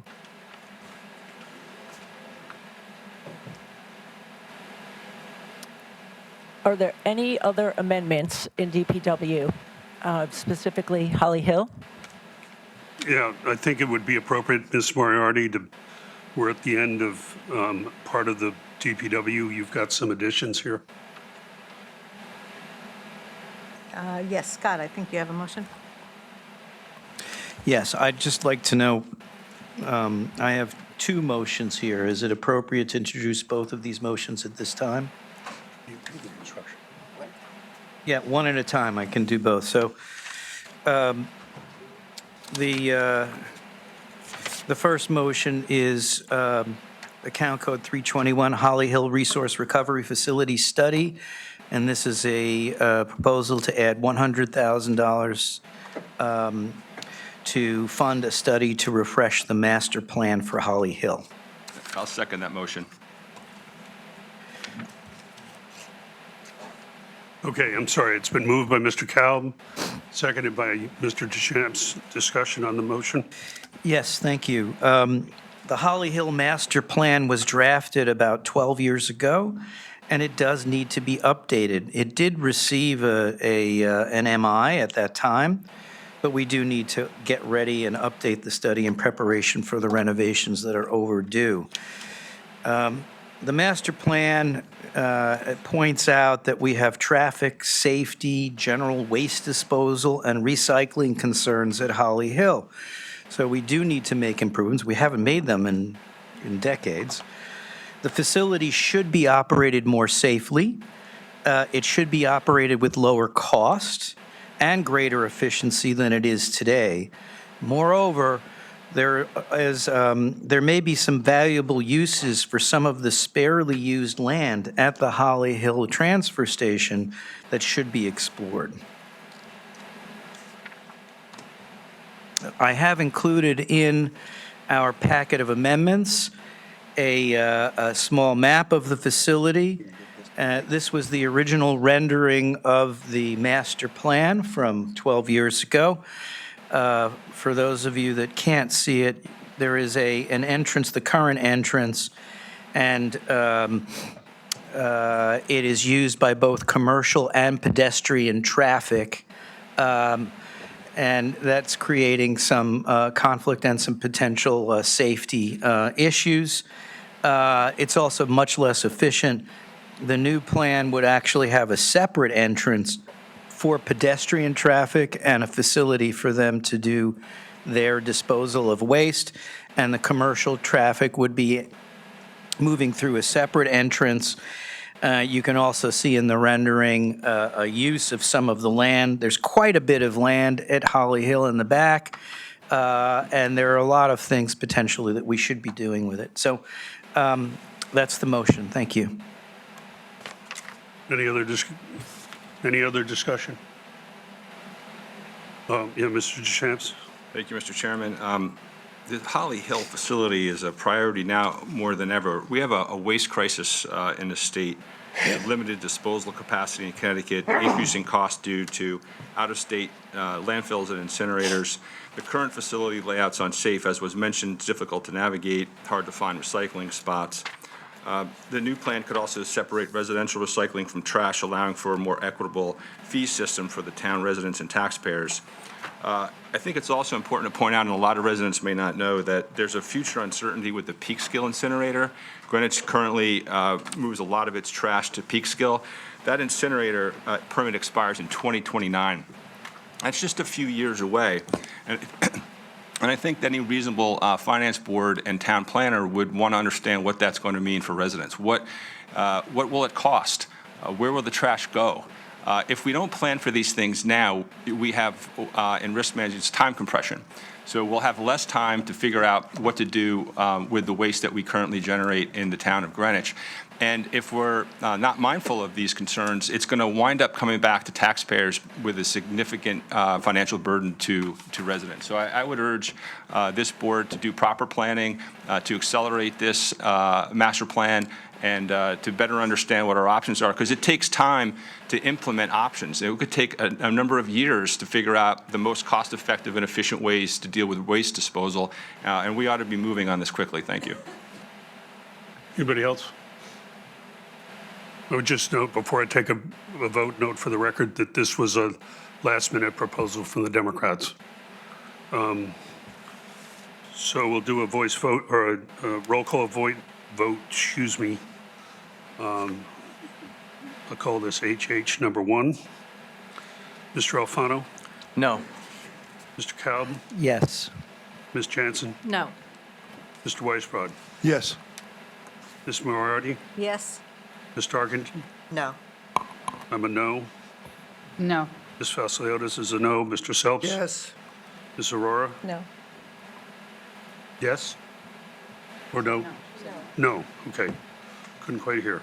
You sure? Mr. Deschamps? Yes. Yes for this. Mr. Olczak? Yes. That's a 6-6, so that fails. I believe there's another item, Mr. Kalb? Yes, thank you, Mr. Chairman. Account code 321, Holly Hill Resource Recovery Facility. My motion here is to accelerate the timing for the Holly Hill renovation. It's currently 2029 and 30, fiscal years 2029, 30, 2030, 31, and 2031 to 32. I recommend moving this up to fiscal years 2027 to 28, fiscal year 2028, 29, and 2029, 30. So essentially moving it up a year or two. The reasons for this Is there a motion. second, please? I'm sorry. Mr. Selps is second, Mr. Kalb has moved it. Okay, discussion. Yes, sorry. The reasons are the same as stated in the previous motion about the need for us to address Holly Hill, safety, recycling, traffic, overall costs and efficiency. We could be doing a better job. We should be doing some renovation there, making better use of the space. It could actually generate revenues, I believe. And so I think it's wise to, for us to accelerate rather than push this. We've already pushed it out 12 years. Any other discussion? Again, this was a last-minute presentation to us. I'll call a vote. Mr. Alfano? No. Mr. Kalb? Yes. Ms. Jansen? No. Mr. Weisbrod? Yes. Ms. Moriarty? Yes. Ms. Tarkenton? No. I'm a no. Ms. Vasiliotis? No. Mr. Selps? Yes. Ms. Aurora? No. Mr. Deschamps? Yes. And Mr. Alcheck? Yes. That's a 6-6, so that fails. Okay. Building construction and maintenance, Hamel Rink Facility improvements, $50,000. Yeah, I believe we have a motion on that. I thought the EV charging was. The EV, oh, that's So, right. I On the was gonna- big sheet, the EV charging, Yeah, I was going to do that at the end of 3:45, but we can do it now. yeah, why don't we call that Sure. one out? So, DPW, VCM, because this keeps in the order of our booklet that we have from Roland. EV charging, count number Mr. Chair, why, 348. sorry, is it on the master? I didn't see it on the. It's not on the master sheet. Oh, it was inadvertently. It was inadvertently left Oh, I off the understand. master sheet, Thank you. but it's in our booklet. Yes. Well, there's no impact on current year, on next fiscal year. That's why it's not on this sheet. Thank you. That's right, it's a future year. Thank you, Joan. So I would move to delete $300,000 in each of fiscal years 27, 28, 29, 30, 31, 32, and 33, 34. Is there a second? I'll second. It's moved by me, seconded by Ms. Aurora. While the public funds supported the initial installation of EV charging stations that's here at Town Hall, this is, for EV charging stations, around town. And we look at this as not a public function. Gas stations were never built by towns. EV charging shouldn't be built by towns. This is a private sector responsibility. So we would like to see this all deleted in all those fiscal years. Discussion, please. Mr. Kalb. Thank you, Mr. Chairman. So I went and I did speak with the head of DPW about this, our commissioner, and what was explained to me is that this is a capital expense in future years for town vehicles, not for residential use. What's noted is that the money would be spent on mostly for upgrading electrical systems and infrastructure to prepare, because the town has actually been increasing the number of vehicles that it's using that are electric. So we have a variety of different town vehicles that are electric. They need charging. It's been growing, so we need the infrastructure for them. So this is not to be building electric charging stations for residential use. It's for the town. He's just trying to be planned prudently to meet the need that the town may have. And so, again, it doesn't affect our budget this year at all, but it's an item in future years saying, hey, we're at some stage, we will need to upgrade our electrical systems in order to meet the needs of the town. Thank Any you. other discussion? I could just, Ms. Aurora? I guess I'm a little confused. I didn't realize it was just for town vehicles, but even if so, let's say we have 10 town vehicles. Do we build one station? Do we build 10 stations? There are still public stations for charging. I'm just not sure it's the best use of taxpayer money to be building infrastructure that's not our core expertise to be neither building nor maintaining some of that. So I drive 3 EV vehicles. I would love to have EV chargers everywhere I go, but, just from personal use, a lot of people that have invested in this have, that's not the hurdle right? And initially, some of the infrastructure discussion was around, building out the infrastructure to encourage people to go into some of these vehicles. I just don't, I don't see a clear reason today that the town should be in the business of building EV infrastructure potentially in the future if 100% of town vehicles were EV. And we need, even then, I don't know what, you build 100, do you build 10, do you build 5? What's the ratio? So I think we just need to pause on this and wait to see until we have more information. May I respond? Mr. Kalb? Thank you, Mr. Chairman, and thank you, Ms. Aurora. My understanding is that this is not to build, it's not a lot of money that they're asking for here. It's not to build facilities around, again, this is in future years, not affecting our budget now, but, so it's just planning.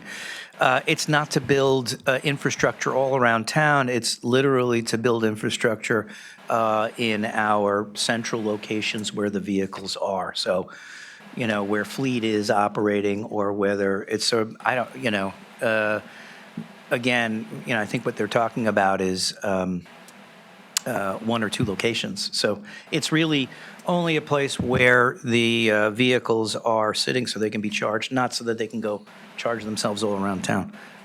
Ms. Moriarty? Yeah, I have two comments that I want to pick up on the comments made before. This is an example of what information this board intends to have to be able to plan for our future needs. So we're not doing things year by year. If we keep taking things out of the out years in the budget, which we've done already, and there are more coming up, then there's no data to use to understand what we need to fund and how we're going to fund it. And this board hasn't come up with an alternate system yet. Right now, we're all still using this capital plan. There isn't a hidden sheet in a drawer saying, this is going to be the cost of Hamel Rink, or this is going to be the cost of North Street School, or whatever else is in this plan that's being identified. So this continued motions of deleting things from the out year, saying, well, we just don't know enough, so let's not even put, a placeholder in to understand what that might be, is leaving this board without critical information.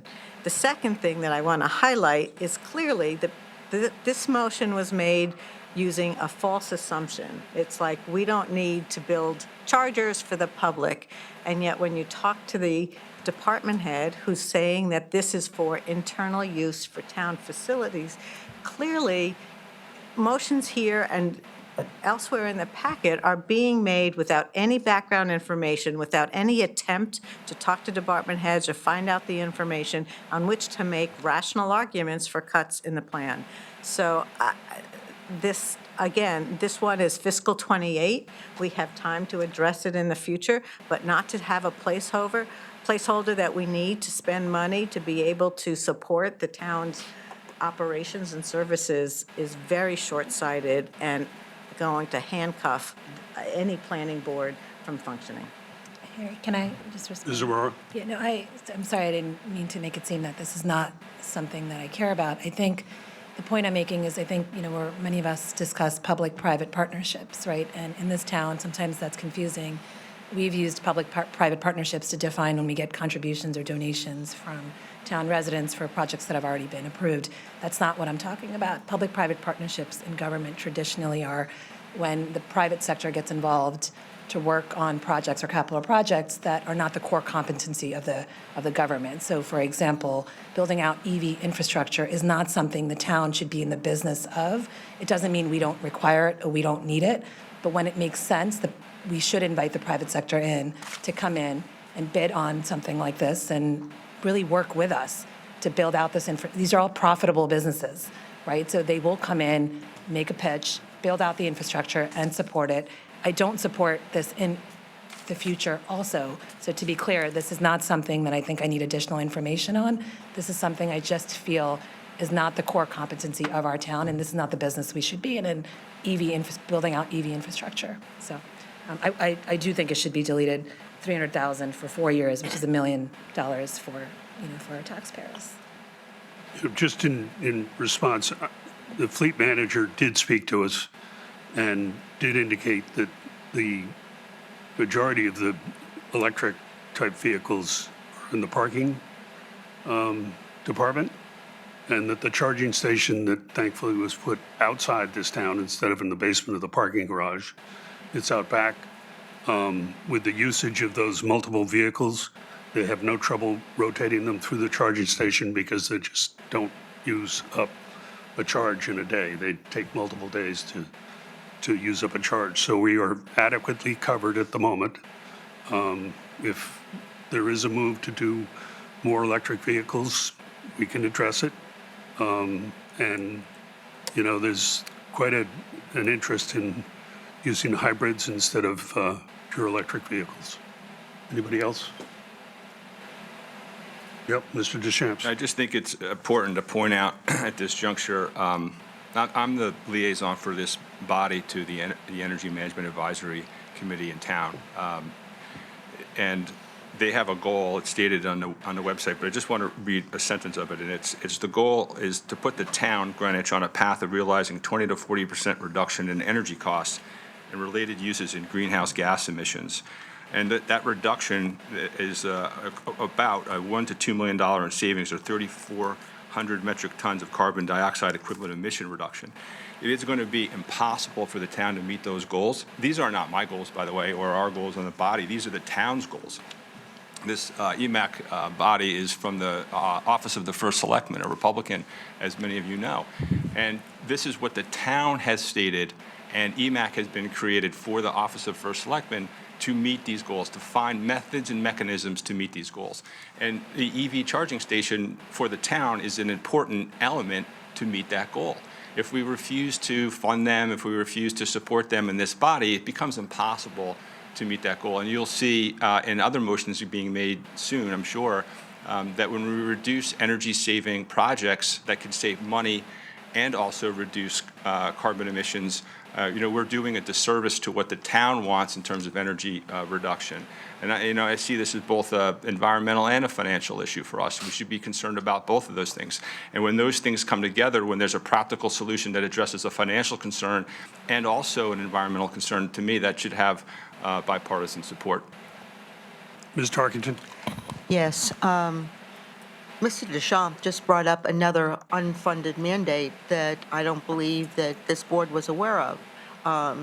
Unlike the unfunded mandate when we were talking about leaf blowers, and maybe we'll talk about them again, provided by the RTM, who are all elected officials by, our various districts across town. The EMAC is only appointed by the First Selectman, doesn't go through the RTM process like other boards and commissions. So I think we need to begin to highlight, if other people serve on certain other committees or whatever, they should be identifying any unfunded mandates, because this is making it tougher and tougher for this board to manage its financial obligations without better communications from all of us. And it impacts the responsibilities and fiduciary responsibilities that we have as elected officials, finance officials. Mr. Olczak? Thank you, Mr. Chair. So one thing, just to simplify this, one thing is for sure. If we don't spend the money to charge town vehicles, then we're not going to be able to have the vehicles to charge. And that's a way to push for further spending cuts. It's another example of the town underinvesting in infrastructure, underinvesting in what's important to the town. Harry, can I just? Ms. Aurora? Yeah, I feel like we have talking points that we've prepared, but we're not listening to each other. I'm not saying that we should not be in the business of having electric vehicles or charging electric vehicles. I'm saying it's not our core business. The town should not be the one to be building out an EV infrastructure, maintaining it and supporting it. That is not our role. That's the role of the private sector to come in and do that. And, Elliot, we know who's in this building. Those would be the men and women that would be responsible for doing that. That's not what they're trained to do. I'm not saying we should not be, this is not a discussion on energy consumption, energy savings. we all believe in, that this is not something we don't believe in. We truly believe in But it. where It's do you just draw the not- line? I mean, should we rent this building There are- or should we buy the Yeah, building? So that's a really great point. Where do you draw the line, right? So the role of government is to provide our community infrastructure, roads, bridges, schools. That is the role of our community. The role of our town is not to be setting up EV infrastructure, to be, and I don't want to go into other businesses, but there are other businesses that have been talked about in this community. It's not that we don't want them or we need them, it's just the role, there is a specific role that the public and the private partnerships play, and this is just one that's very particular and very specific that really makes no sense for us to be in. It's just not, we don't even have the expertise in-house to be doing something like this. We'd have to hire outside force anyways, right? So this is not a discussion on we're anti-energy, anti-climate, anti-vehicles, anti-electric. That is not what we're talking about. Right? We're talking about using the appropriate resources at the appropriate time and getting the appropriate individuals in. And in this case, really, I feel like I'm repeating myself, but this is not something that we should be in the business of doing. Well, I respect. Okay, with that, I think I'll call the roll, please. Mr. Alfano? You said pass? Yes. Mr. Kalb? The motion is to cut the, out of future years, the expenditure That's for correct. EV The charging. motion is to cut 300,000 from each of 4 fiscal years. Right. I vote no. Ms. Jansen? Yes. Mr. Weisbrod? No. Ms. Moriarty? No. Ms. Tarkington? Yes. I'm a yes. Ms. Vasiliotis? Yes. Mr. Selps? No. Ms. Aurora? Yes. Mr. Deschamps? No. Mr. Alcheck? No. Mr. Alfano? Yes. That's a 6-6, which I will make a 7-6-0. Okay, Building construction and maintenance, Hamel Rink facility improvements, $50,000. Ms. Jansen? Yes, I have a motion You're doing for the second. Hamel Rink, account code 345, delete 50,000. And second. Okay, it's been moved by Ms. Jansen, seconded by Ms. Vasiliotis. Discussion, Ms. Jansen? Yes. I first would like to state that I am very supportive of this project. As people who know me, where I served on the RTM for 10 years, where I was the chair of the Budget Overview Committee, supported all those 10 years the project at hand. So it's no reflection on the project. And we're very excited about the new task force. It's about the process here to approve an ambiguous amount. The Hamel Rink Task Force that has been formed should, 1, complete its assigned work, including developing written findings on various items. 2, hold public hearings to present and receive feedback on those findings.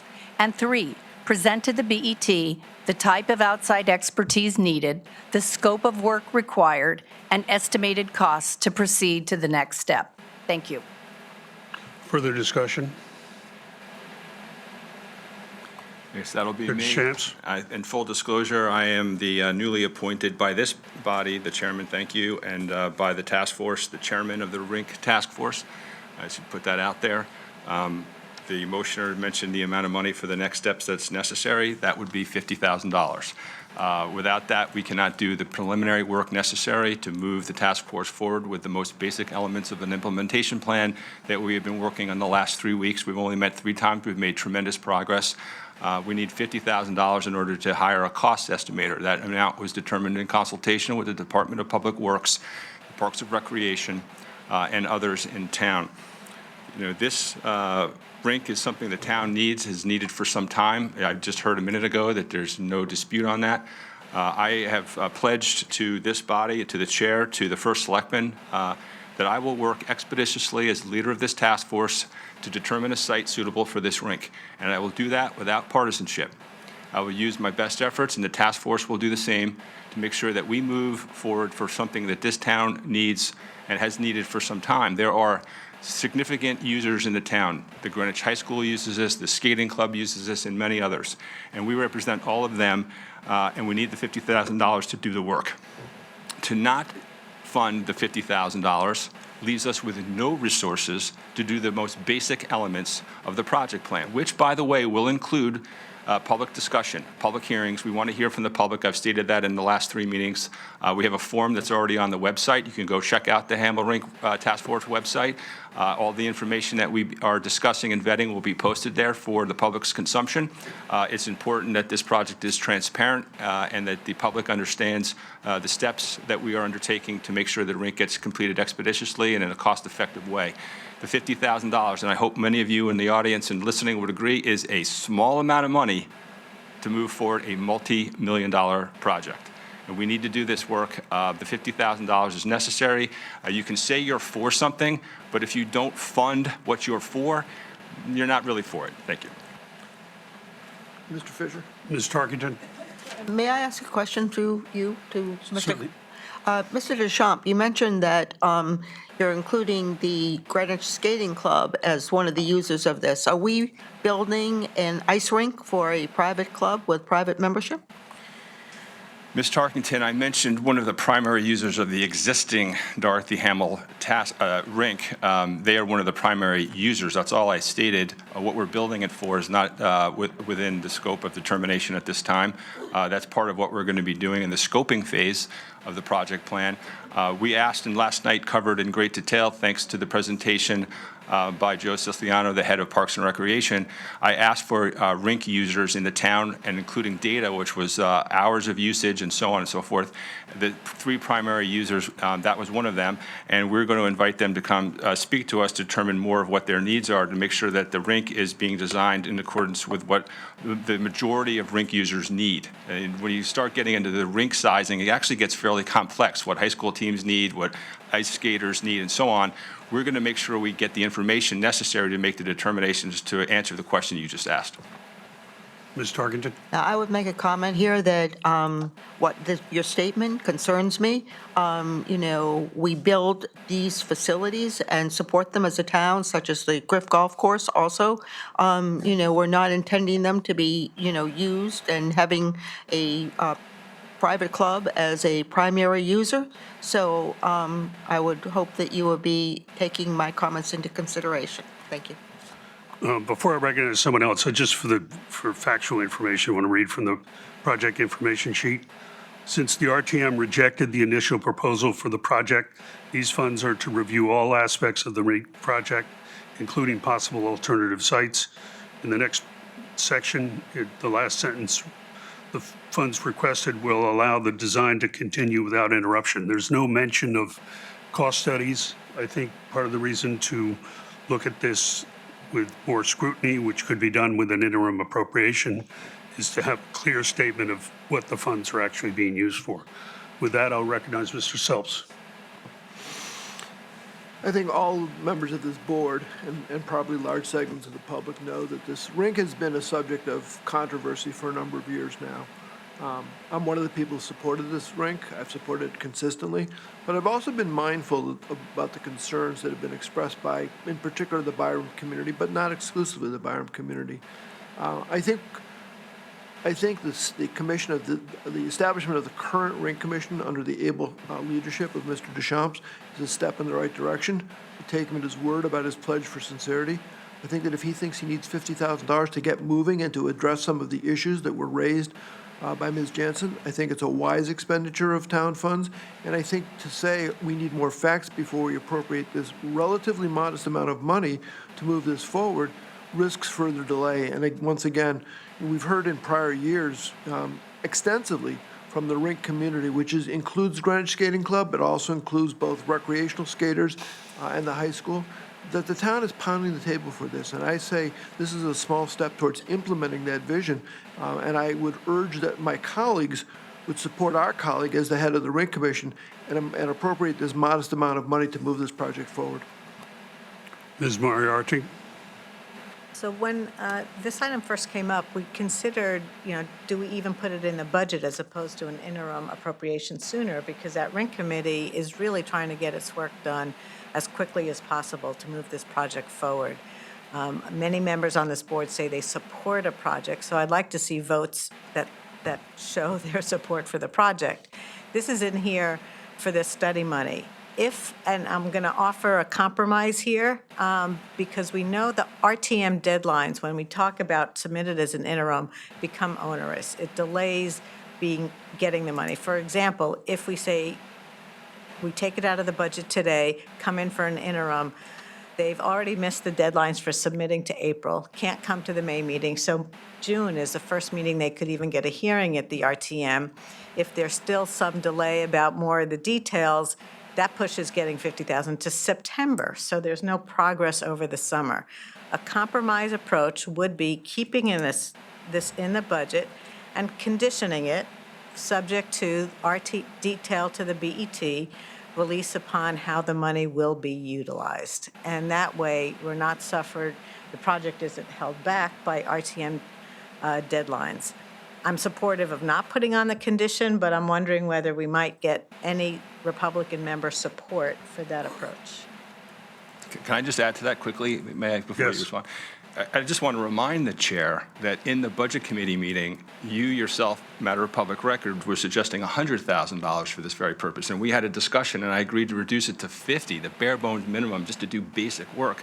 I would hope that the chair would support this project with this $50,000. And as I mentioned, it's just the basic elements. A cost estimator is just to help with the rink evaluation matrix we're putting together, just to be able to determine just some preliminary costs. Why is that important? One of the most important factors in determining the proper site is how much is it going to cost. If I don't have that information, I can't do much, right? I mean, everyone wants to know that. So this is just basic, and I'm telling you all what it is right now, what we're going to use the money for. So to create a bureaucratic process where I have to go back and say the same thing does nothing more than delay the project, as Ms. Moriarty stated. I would urge you to please just support this. You support the rink. We're moving quickly. It's got 9 people on the task force. This sends the absolute wrong signal to my colleagues on the task force that you, in fact, do support this. It sends the wrong signal to the ice skating and the hockey and any recreational users of that facility. Please support the $50,000 so we can move forward with our work. Thanks.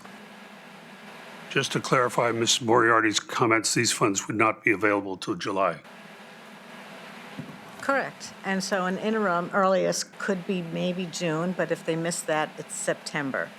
It allows us to, like I said, this is a compromise, because I believe they should be getting the funds outright without the condition. We've heard what it's being used for. I'm not sure how much additional information we need, but it would help at least cover that summer gap. Any other discussion? Mr. Cowell. Thank you, Mr. Chairman. I would just say, look, I think it's a small amount of money. I think the committee that's been newly reconstituted at the direction of the RTM and the first selectman, they need some at least some very small budget, something, so they can move forward with their work. This is not a lot of money. It's just a small amount of money. And rather than saying, let them come back for an interim, which I think is, we start to load ourselves up with future costs again. I think we just put it down now and let them move on. I think it sends a bad signal if we just are willing to say, no, we're not going to give these guys any budget to move ahead with their planning and their work. So my recommendation is, let's, why go there? It doesn't make sense. Let's just fund this $50,000 for the committee. If they don't need it, they won't use it. But my expectation is they will have to come back for more money anyway. So let us at least help them get started. Yeah, Mr. Alchek. Thank you, Mr. Chair. So let me say a few facts. First off, Stanford, right next door, has 5 rinks. We're talking about Dorothy Hamill, one public rink in our town. And I just want to make sure everybody understands that we're not talking about $50,000. right? That's code. Code for if we can take this $50,000, we're going to make it almost impossible. We're trying to kill this project. That's the signal, right? Point of order. That's Nobody has clearly- said that we are trying to kill the No, project. you don't Point have of to say it. order. I'm sorry, Nobody you're out has of order. said. Nobody I have has the floor. said that we would I kill the have the floor. project. Excuse me, I have the floor. A point of order supersedes that.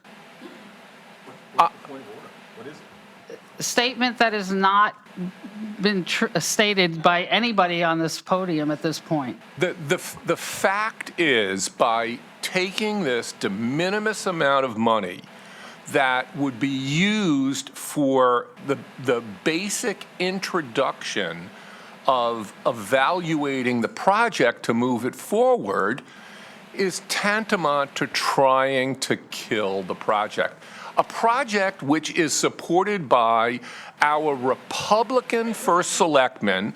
I spoke with the head of the Department of Public Works. Sorry, the head of Parks and Rec yesterday, and who said essentially that would put you in the position of having to raise outside funds, getting a contribution to do this $50,000 worth of work, right? Because that's the only way Matt and his team will get to evaluate, to do the work that's necessary to move this project forward. So let's be clear here. Let's not talk around in circles. The bottom line is, if you're voting against this 50,000, you're essentially voting against proceeding with the Hamel rink. Let's just, call it what it is. So I am absolutely voting in favor of spending this de minimis amount of money to move this project forward. I have enormous confidence in Mr. Deschamps and his ability, with the help of Parks and Rec and the First Selectman, to move this project forward. Ms. Vasiliotis? Yeah, again, I don't think anybody on this podium doesn't want this rink built, but actually what you just said is new information that, you can raise the money privately to get the same desired result. Our first selectman loves private-public partnerships. Here's one that he could pursue for a de minimis amount of money, as you said. So again, there are ways of achieving the goals that you want, and we should pursue them.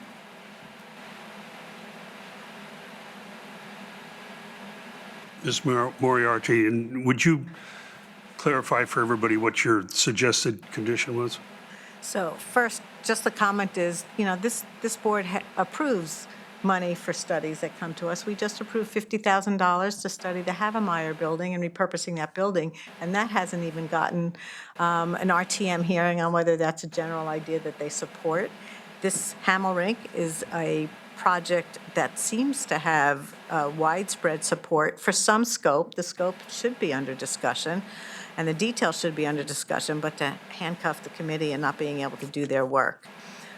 So I urge some to vote against this motion. However, I have identified a solution, a compromise here, which is instead of, and we have to vote on this motion first, but if this motion passes to reduce this number, I will be making a second motion to include $50,000 in the budget and condition upon BET release of this specific use of the funds, for details on the use of the funds. So you don't want to condition it before you can't condition and delete. I got it. Typically, we haven't had amendments to amendments or, to change amendments. So it depends how you want to run this meeting. We can Well, you amend the can't motion on the condition and floor. delete. I can amend the motion to retain the funds and then condition. But like I said, typically, we have not done that in budget committees. It gets Okay. confusing. It's just cleaner to. It's cleaner to take a vote on the on the motion that's on the floor, and you'll be free to make another motion afterwards. Right, people should be aware that another motion will be coming if this is defeated or Okay. accepted. I'd like to take a roll call vote. Mr. Olczyk? This is on the motion to delete $50,000. I'm a no on deleting the 50,000. Mr. Deschamps? No. Ms. Aurora? Yes. Mr. Selps? No. Ms. Vasiliotis? Yes. I'm a yes. Ms. Tarkington? Yes. Ms. Moriarty? No, Mr. Weisbrod? No. Ms. Jansen? I take great exception to the characterization that my yes vote is to not support this project. It's a yes, and I highly support the project. Mr. Kalb? No. Mr. Alfano? Yes. Okay, so that's a 6-6, which I will make a 7-6. And I'll recognize Ms. Moriarty as requested. yes, I'd like to make a motion to restore the $50,000 in the budget and condition the funds upon BET review and approval of the use of the funds. Is there a second? Mr. Selp seconds Ms. Moriarty's motion to restore $50,000 with the condition that the new REAP task force return to the BET with specifics regarding the use of the funds. Do I have that correct? Yes. Can I just, for the record, it should be to add 50,000. She can't restore since she was not part of It's an add the 50,000. prevailing side, so it's just to add. Yep. Thanks, Karen. Well, if we're going to do that, and just in the purpose of what government efficiency, it should be 100,000, not 50. And the reason for that is because, this was the bare bone minimum requirement, as I said, that I worked on in the budget committee with the chairman who's not supporting it. The $100,000 that the chairman suggested, Mr. Fisher, is probably the better number. So I will agree with him on that. So we can do more cost estimates for a couple of additional sites. So I'd just like to ask Ms. Moriarty, with her condition, if she would consider increasing it to $100,000. So if we're going to do that kind of work, we can actually get money we can do something with. Before that, I just want to clarify that the Budget Committee did not support 100,000. It's my Yeah, but recollection. you did. You did. You I understand, did. You but did. the You Budget asked me to be Committee on the did task not. force, and you were supporting $100,000. You asked me to be on this task force. I didn't volunteer for this job. You asked me to be on it. I understand. And the understanding in the conversation with the Budget Committee, and you know this, was that you were supporting $100,000, and it was in your historical judgment, and you have a lot of experience here, that $100,000 was an appropriate amount, and I'm agreeing with you. So I'll amend my motion. Stephen, I think, was the second, right? Does he approve the change? I approve that change. Okay, I was willing to go with 50, not willing to go with 100. Just take a vote. So we'll take a vote. Mr. Alfano? No. It's on an add of 50,000 with a condition. No. 100. Oh, 100, sorry. No again. Mr. Kalb? Yes, I like this, and I think the condition is appropriate. Ms. Jansen? No, because I believe in a proper process for this very important project that has had a lot of attention. Hey. Mr. Weisbrod? Yes. Ms. Moriarty? Yes. Ms. Tarkington? No. I'm a no. Ms. Vasiliotis? No. Mr. Selps? Yes. Ms. Aurora? No. No. Mr. Deschamps? Yes. Mr. Olczyk? Yes. That's a 6-6, so it fails. I have another motion. Okay, Ms. Moriarty. This motion is to add 50,000 with a condition upon BET review and approval of the specific use of the funds. It's been moved by Ms. Moriarty and seconded by Mr. Selps to add $50,000 with the previously expressed condition. Any discussion? Okay, I'll take a roll call vote. Mr. Alfano? No. Mr. Kalb? Pass. No. Ms. Jansen's a no. Mr. Weisbrod. Yes. Ms. Moriarty. Yes. Ms. Tarkington. No. I'm a yes on this one because I previously stated it. Ms. Fasciotis. No. Mr. Selps. As a seconder, yes. Ms. Aurora. No. Mr. Deschamps. Take what we can get. Yes. Mr. Olczek. I'm a yes. So that's a 7-5. It was a I have pass. to vote. I'm sorry. Oh, Mr. Kelb. Yes. How did I skip you? No, I passed. Oh, you passed? yes, I so- wrote you down as a yes. Okay, I'll take that. Yes, I'm a yes. I wrote him as a yes, too. Okay. So that's to add back 50K with the condition With specifics. It is said the a, specifics, right? Specification. yes. with The the- review and approval of specific use of the funds. Right. Okay. Next item, Joan, please. Do you want to cover the other proposed amendments related to the rink? Oh, yes. Ms. Jansen, did you have another one related to the rink? No. Yes, I do. Leslie Moriarty. Leslie Moriarty. And then did. I'm sorry. my- Lucia. Yeah, my first one, so my motion is to add $1,200,000 to fiscal '27 for the architectural and engineering work for the Hamel Rink. I second. It's been moved by Ms. Moriarty, seconded by Mr. Weisbrod to add $1.2 million to fiscal '27 for Hamel Rink A&E. Discussion? Yes, the background on this is that was the amount of funds requested for A&E in the fiscal '26 budget that we passed last year. Because of the issues with the MI being rejected by the RTM, and the express support by many members of this committee and the RTM for moving forward as expeditiously as possible on the Hamel Rink, I think we should be reflecting the intent to fund A&E for the rink in our fiscal '27 numbers. Any further discussion? No, I would just agree with this, this motion, Mr. Chairman. I mean, again, I just want to repeat, our goal in the task force, as per our charge, and I think the best served taxpayers and the residents of Greenwich, is to move expeditiously. We don't want to slow this down. We want to delay it. It's been going on long enough. The Hamel Ring has passed its useful life. So, having these amounts in there as we develop our project plan and timeline, it facilitates that expeditious development of the rink. And when you start not removing numbers or not funding things, like it's just going to delay what we're trying to do. And again, I make a pledge to the town, and the task force does that. We're going to be transparent. We're going to be very forthcoming with the public with what we're doing, and they're going to see some real progress being made here, provided we get the funding.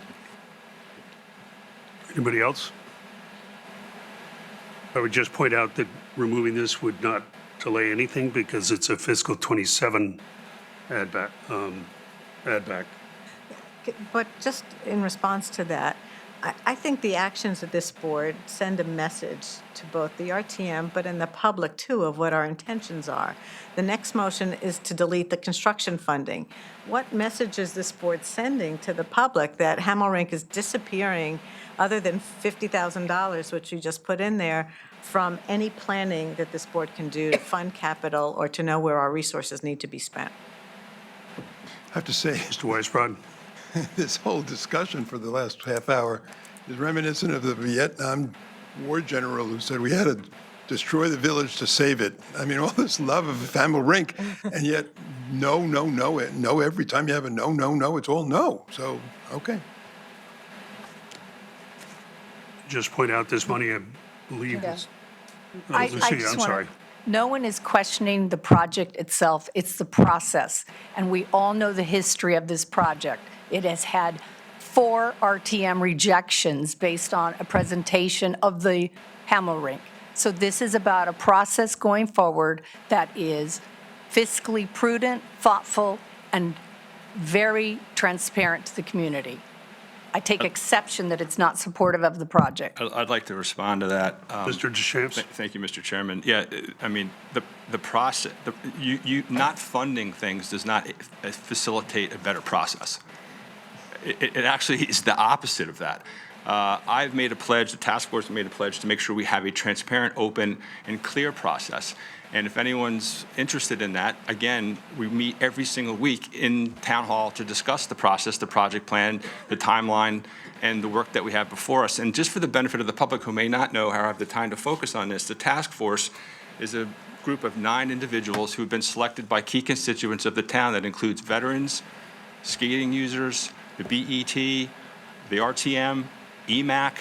This is a constituent, a broad-based constituents of volunteers who represent key stakeholders in the successful development of an ice skating rink for the town of Greenwich.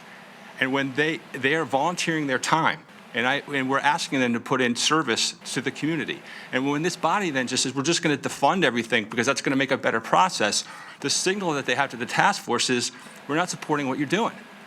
And the signaling effect to the taxpayers is not really supporting it. That's the signaling effect. Whether you intend to signal that or not, I don't know. I don't know what you're thinking in your mind. But a reasonable person would say, well, it doesn't really have the support of the finance board. And I think that's a real mistake.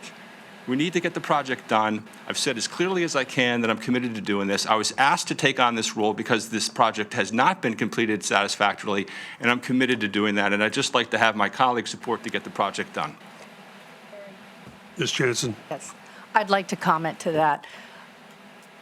Right now, there are 7 options that have been presented to the public as the site options. One of those options is the very choice that the RTM rejected overwhelmingly in the last vote, which is flipping the rink.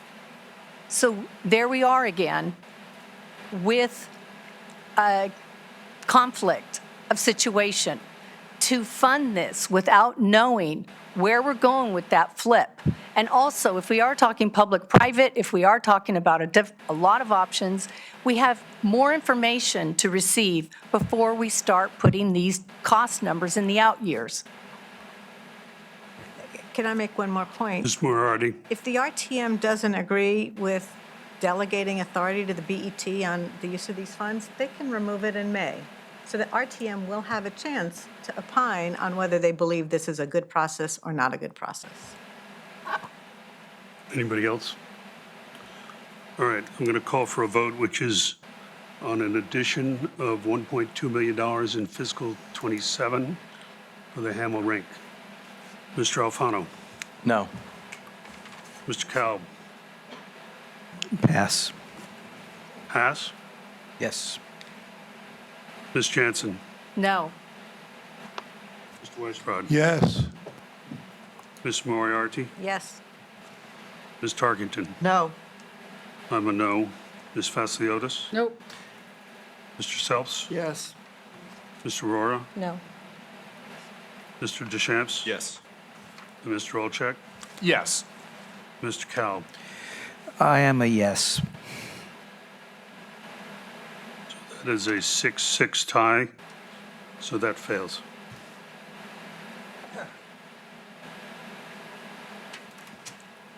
On my list, I have another Hamel Rink Yes. motion. Ms. Jansen?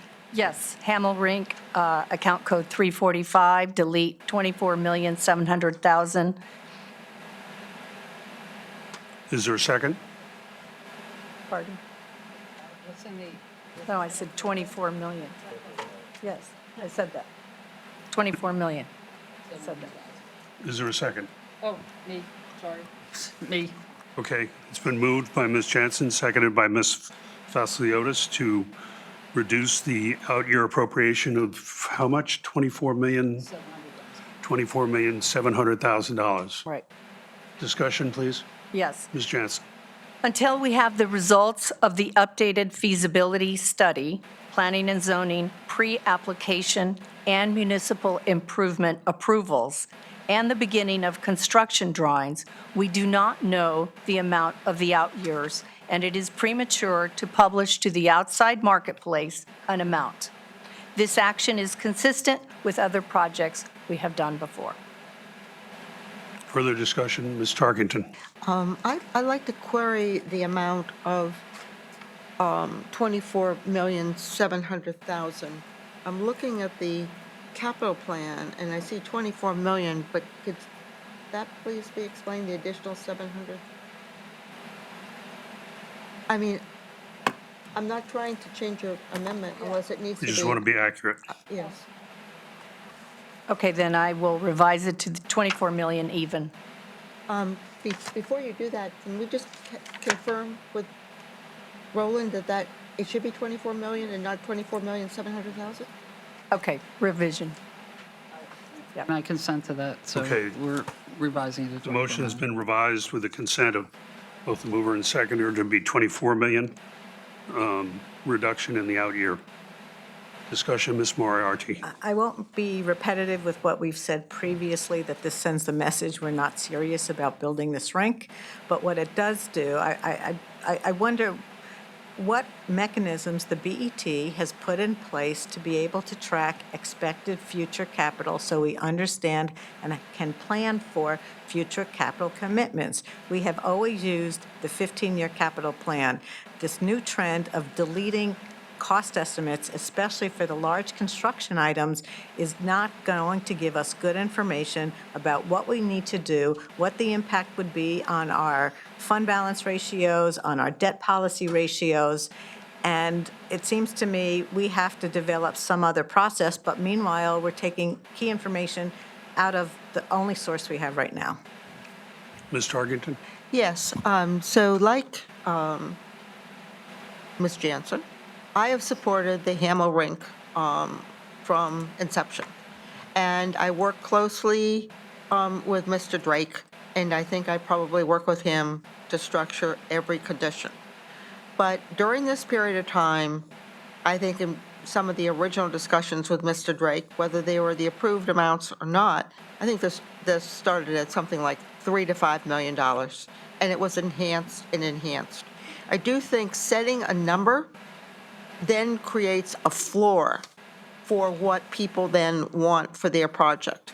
I want this committee to come up with a very appropriate, very fine ice rink for, figure skating and other skating, as well as hockey, for our community. And I think establishing a number such as 24 million is arbitrary.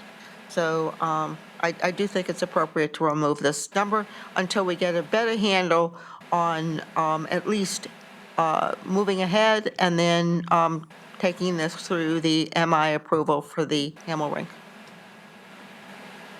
Mr. Deschamps? I'm pleased to hear my colleague describe the 24 million as a potential floor, as opposed to a ceiling. I think, in my experience, when preliminary estimates of projects in town are socialized, the amount that gets anchored to is a much lower number.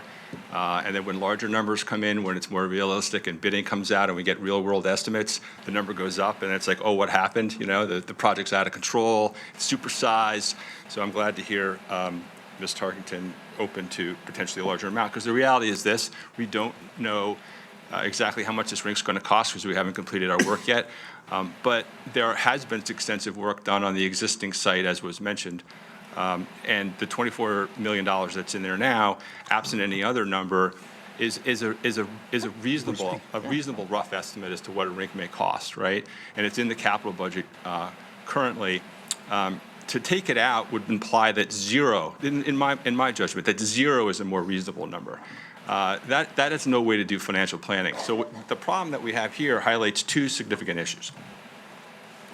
The first is that this motion, again, and I don't want to repeat it, sends a signal that we're defunding the rink for now, that we're not really supportive of it, to some people. Some may not think so. I happen to think that. Others might think that. Whether that's intentional or unintentional is also open to question.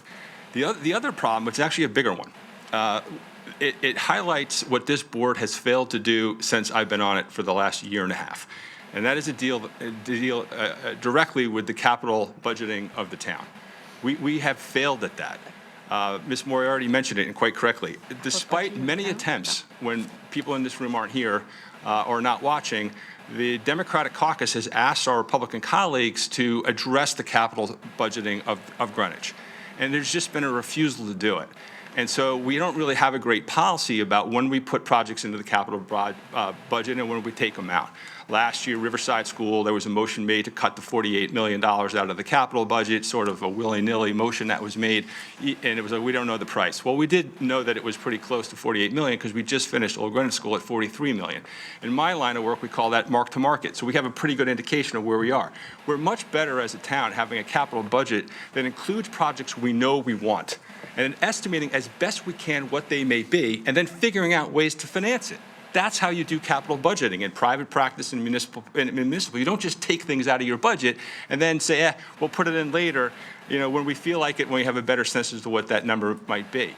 When you take something out of your capital budget, traditionally in business and in finance, is if you know you don't want it, or if you're not sure you want it, and it might be a 50-50. We know we want the rink. Everyone has said that. Everyone has said they want the rink. Why would you take it out if you want the rink? You would leave it in. It is true, and I acknowledge that $24 million, and I said this in task force meetings, may not be the right number. I don't know that. That's why I need a cost estimator for the $50,000 that I just had to fight to get, right? This is how you run town government, this way. Not take stuff out, and I'm just going to take it out under the guise of I support it, and under the guise that this is a better process, because it is, in fact, neither of those things. Harry, can I? Ms. Aurora? Yeah, I think one of the things, just to step back, and tell Mr. Deschamps over here to stop moving his hand around, because he's going to smack me in a couple of minutes.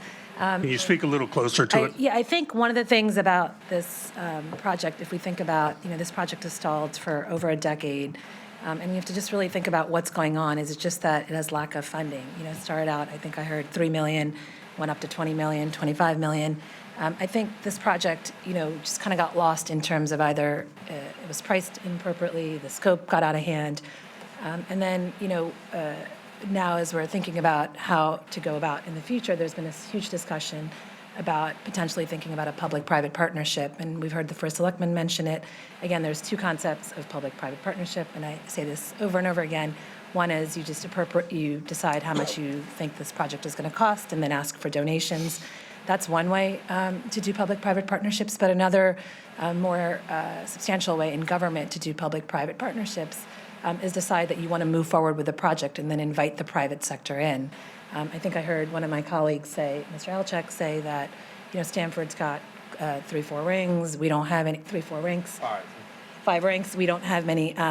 One of the really big challenges in our town is that land is expensive, right? So it's very hard for a private guy to come in and say, we're going to build a rink, maintain, sustain, et cetera. So that's where the partnership comes in, where we lease out the land to somebody for $1 or for free, and we invite the private sector in to say, hey, come make the rink, build it, develop it, sustain it. Someone like a Chelsea Pierce, maybe not Chelsea Pierce, but something along those lines. And that's just another idea. So I hope the task force will look at something like that, where we invite people in the private sector whose core competency is to develop, build, sustain ice rinks. It's not to say that the town can't do it. We certainly can. But we have to think about why this project, again, is stalling and has stalled for so long. I certainly hope it moves forward quickly. The town has definitely said this is something we need. But that's just another alternative way to think about it. And if in the case that we do pursue a public-private partnership, which, by the way, is very common in the ice skating business for municipalities. It's done throughout, including Stamford and Westchester, where you see the private sector involved.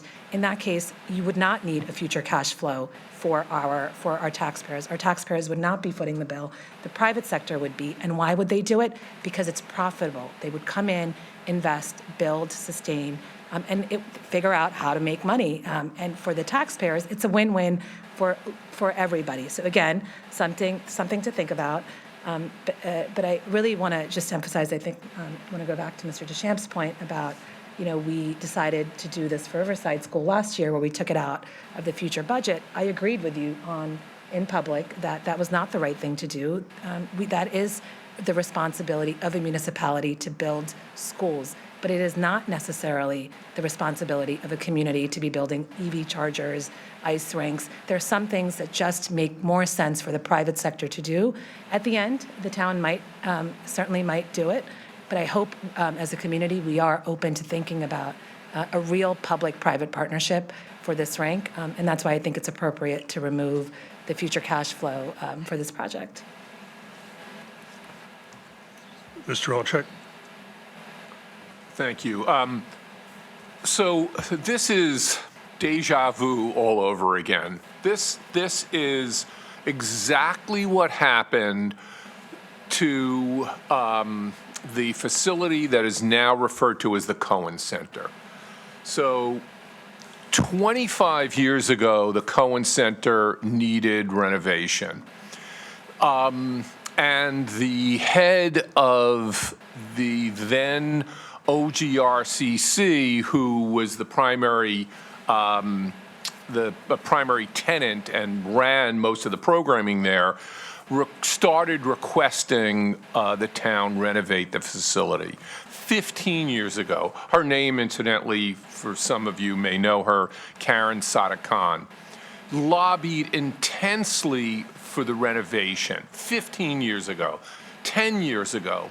And what did we do? We did exactly what's being proposed now for the Hamel rink. We did nothing. We delayed, and we could have back then done a renovation for $10 million, right? And so here we are today. The facility cost $25 million. Granted, we got a $5 million a generous donation from the Cohen family, which is wonderful. But even then, the town's paying $20 million, even with the public partnership. So what we're doing is we're requiring, the suggestion is, let's do a public partnership. Incidentally, and I know about this from talking to the head of the Department of Parks and Rec just yesterday about it, we are pursuing that. The first selectman is fully on board with that, and we're pursuing that right now, independent of the town moving forward with what we believe, the town believes, is an appropriate use of town funds. So this is going to result, that management resulted in the town paying, and we're paying for it now, an additional $10 million cost. That circuitous logic led to all of us in this room who pay property taxes paying higher property taxes. Higher property taxes. So that makes absolutely no sense to me.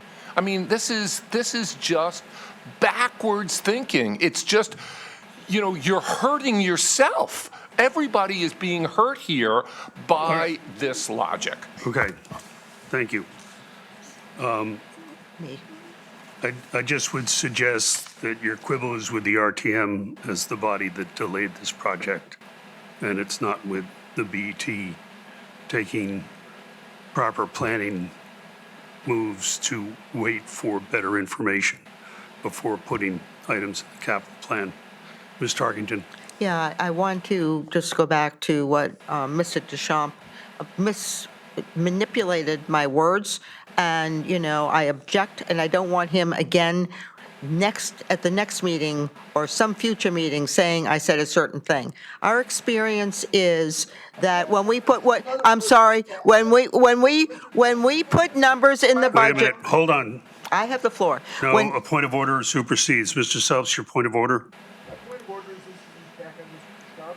That's been handed about you. He attacked me. I believe she's trying to respond to his comments that perhaps should have been subject to a point of order.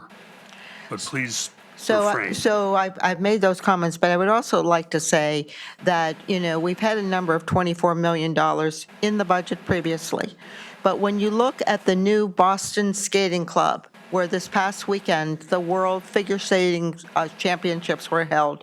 It's a new skating club in an industrial park. It moved from Boston, Storrow Drive, down to the South Shore of Massachusetts. And they built that at a cost that's approximately half the dollars per square foot that the last ice rink that we saw here. So I challenge Mr. Deschamps to come in with a figure that's perhaps half of what we proposed previous, or what was in our budget previously for a good, an excellent ice skating rink for hockey and figure skating, et cetera, for our residents of Greenwich. Any other comments? Yeah, that's. Mr. Deschamps, Yeah.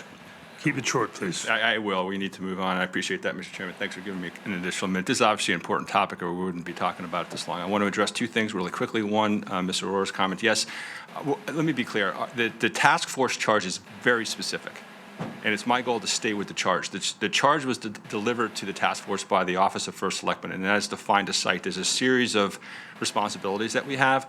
The rink evaluation matrix evaluates sites across those metrics. We're going to stay with the charge. But I will also say, last night, I also mentioned to the task force that we should consider, make sure we're considering, even though it's not specific to the charge, commercialization elements related to the rink. And in fact, it was shared with me that an RFP was sent out to look at this, and there were 2 respondents. We don't have that information yet, but we will be looking at that as appropriate, and I'll be working with the First Selectman to see, as Mr. Olczak said, what other projects are being done in parallel to move the rink forward. Thank you. Mr. Kalb. Thank you, Mr. Chairman. So this whole issue to me is sort of what I call the car park theory of capital budgeting.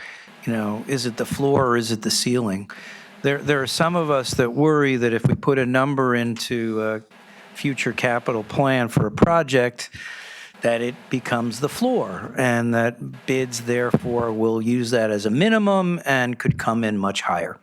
There are others of us that worry that if we put something into our future budget, it becomes the ceiling, and that now you can't go over that even if there are cost overruns and so on. So you have this dilemma. I would just like to postulate, I sort of agree that at the end of the day, it's our job to put something in. We know it's not zero, so we just have to put something in. We have to do the best we can. But I also think it's important for the public to understand what kind of costs we're actually talking about, right? So the public has stated that they are really interested in having a rink. We all here are supportive of that.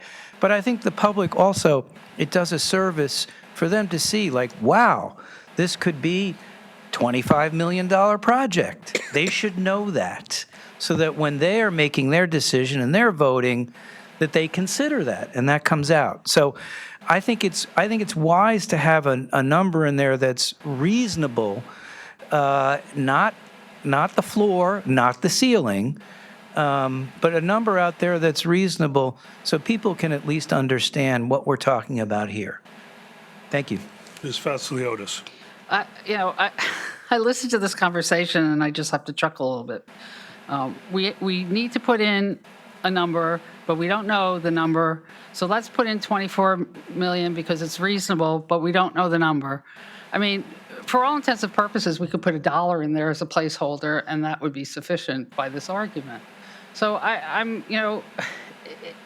it's meaningless as to even a number being in there because we don't know what the number is. We have one estimate, but we don't even know if it's going to be in the same place. It might be more because we might have to buy land. There might be public-private partnerships that take over the facility. Again, what is the right number? I could put in 10 million and it may not be the right number. I could put in 5 million, it may not be the right number. So put in $1. I mean, if you want a placeholder for this to show we're serious about this, put in $1 because that's as good a guess as anything. Mr. Weisbrod. I'll be brief. If you put in $1, it tells the community it's going to be $1. Look, one of the principal things we have failed, it's been said before, but I really want to accentuate this, is to plan our capital needs over a number of years. So the whole argument we're having here is, are we going to build this rink? Some people have said, well, maybe the private sector should do it. I don't know, or it could be done. I don't know. But if we're going to do any realistic planning so that people have a expectation of what taxes are going to be, not just for this year, but over the next several years. And that's the work that our BET has failed enormously. And no disrespect, but our chair refuses to call into session a capital planning committee that's been formed to do this. So there's no forum, there's no opportunity to weigh the variety of capital needs. We cannot do them all, but we need to understand what that impact will be over the course of a number of years. And without any information, putting in zero or a dollar, it strips us from the opportunity to even evaluate any of this stuff. It really turns our work on the BET into this, as opposed to the right kind of thing, which is meeting the needs of the community in a responsible, predictable way that's fiscally in order. Thank you. Just to clarify, the BET does not have a capital planning committee, but the first selectman is reconstituting a capital planning committee. The BET has the debt policy. Policy committee, which has got a different I role. appreciate that. In my fervor, I misspoke. Debt policy and fund policy committee. That committee exists, hasn't been called in for 4 or 5 years. Okay, I'd like to call the vote. This is the vote to delete $24 million in a future year, moved by Lucia, Ms. Jansen, seconded by Ms. Felsiotis. Mr. Olczak, No, I'm against removing the, Mr. Deschamps, No. Ms. Aurora, Yes. Mr. Selps, No. Ms. Felsiotis, Yes. I'm a yes. Ms. Tarkington, Yes. Ms. Moriarty, No. Mr. Weisbrod, No. Ms. Jansen, Yes. Mr. Kalb, No. Mr. Alfano. Yes. It's a 6-6, which I will make a 7-6. So that motion is approved.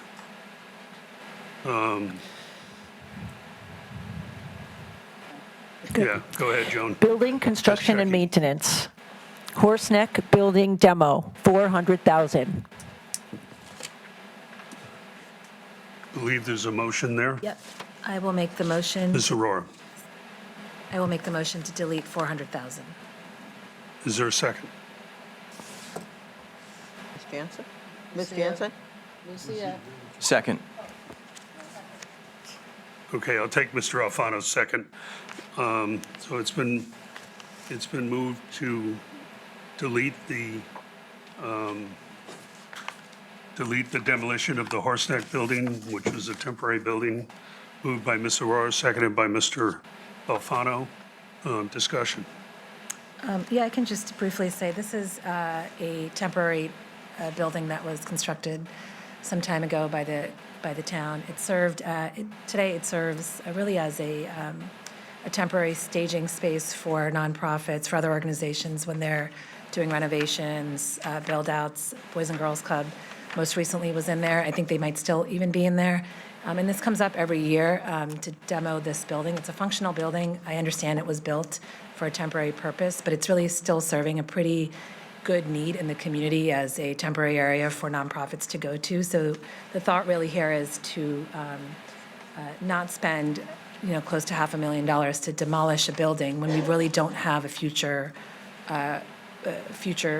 purpose for that space. I know there's been discussion on parking lots, et cetera, but it's not clear. So until we know what we actually want to do in that space, it's possible, for example, the future person who develops that area can, handle the demo within their own project cost. So right now, it doesn't make any really sense to spend taxpayer monies to demolish, again, a building that is still today functional. So that's why this is on the table for deletion.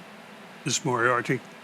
Yes, when I saw this added to the packet yesterday, I reached out to the head of Planning and Zoning Commission. The condition for approval of use of this building is within the planning and zoning permit. They have indicated they will not extend the use of this permit any longer. The use of it cannot be disregarded, and they will revoke zoning and make it illegal to occupy. They've extended a number of years, but they have been very clear they are not extending that permit any longer. And so for us to have a vacant building which is going to disintegrate on property is not in keeping with the town's approach to its assets. Any other discussion?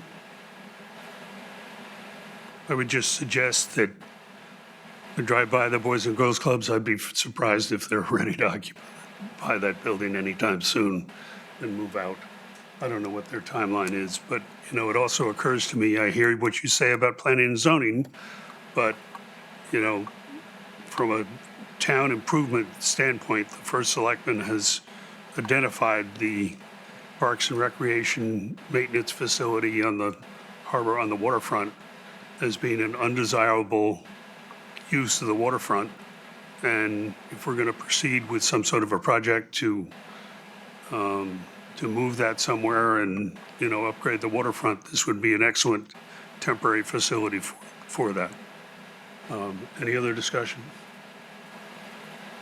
Okay, I'll call for a roll call vote on this. Mr. Alfano? Yes. This is the motion to delete. You're a yes. Yes.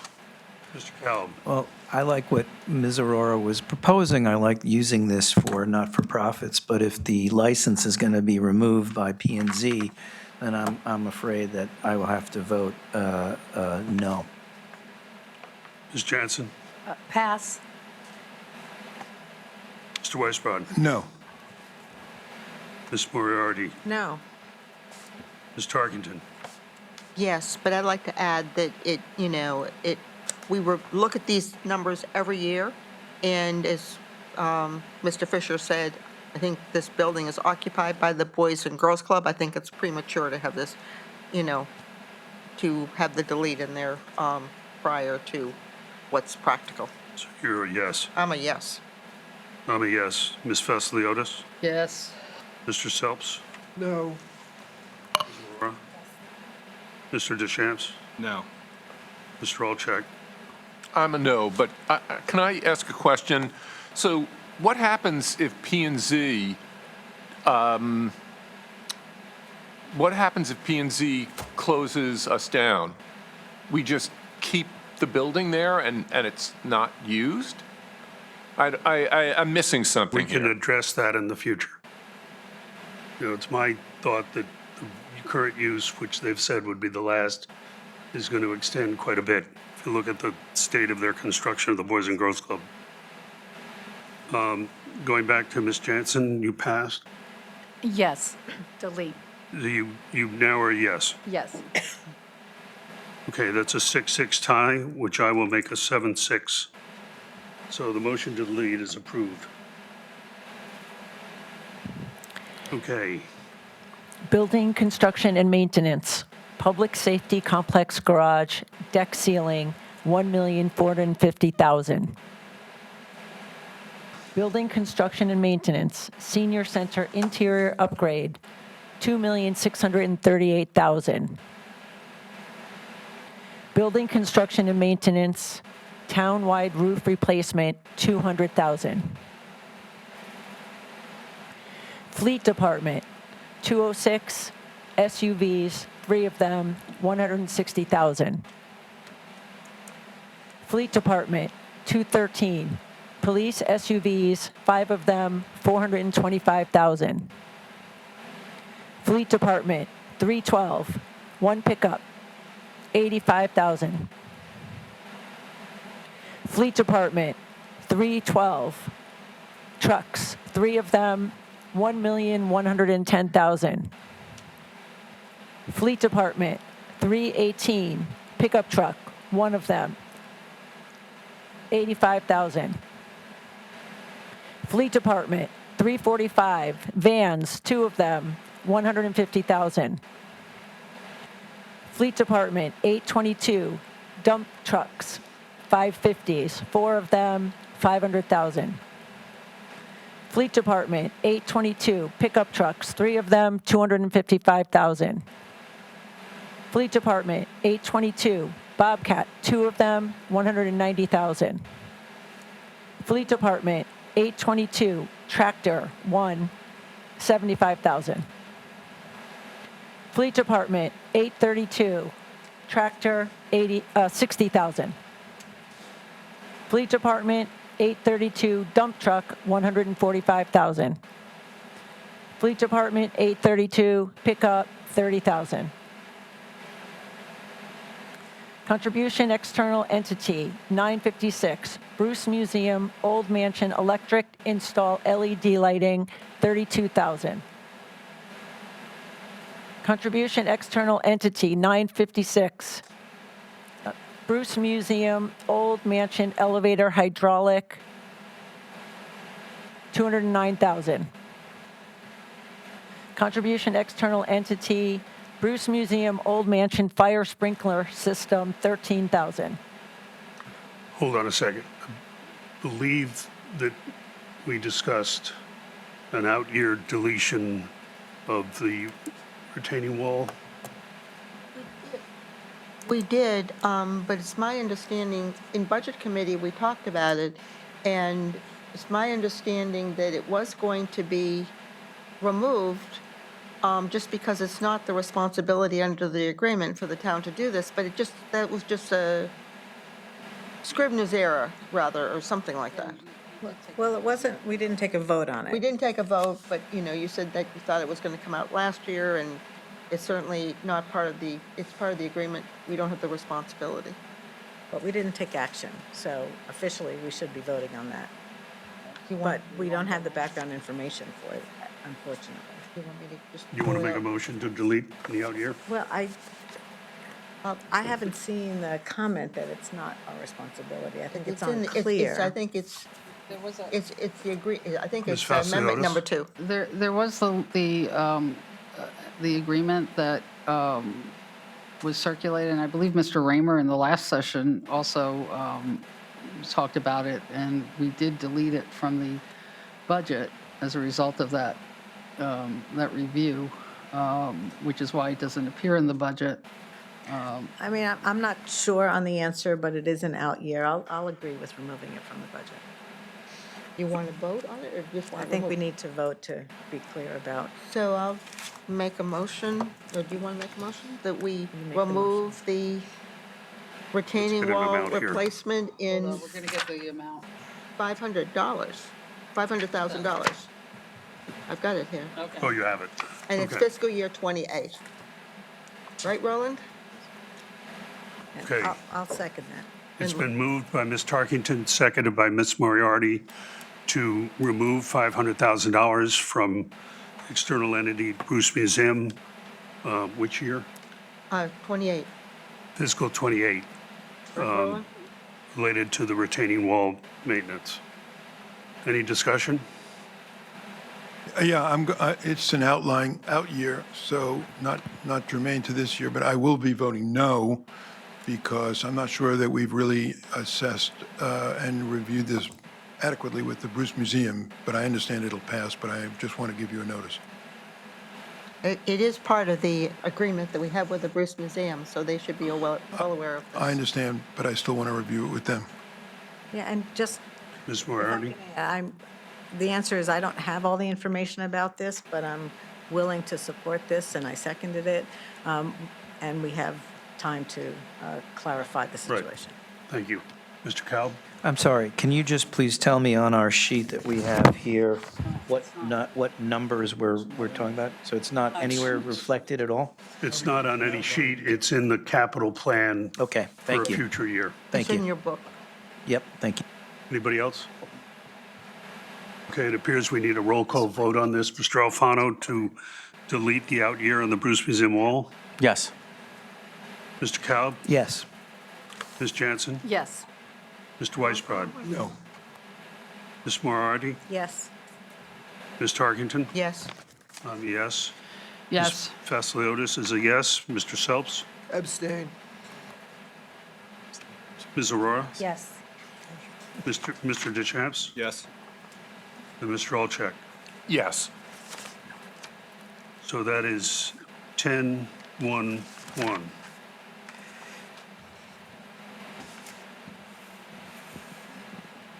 Okay, I think we can continue, Joan. Thank you. Board of Education, school kitchen equipment replacement, 510,000. Board of Education, Greenwich High School cellular improvement, 500,000. Board of Education, drainage, 150,000. What did you say? Wait a minute. Board- Hold Can on. you just You okay? hold on one second? We there was just some- needed to get organized here.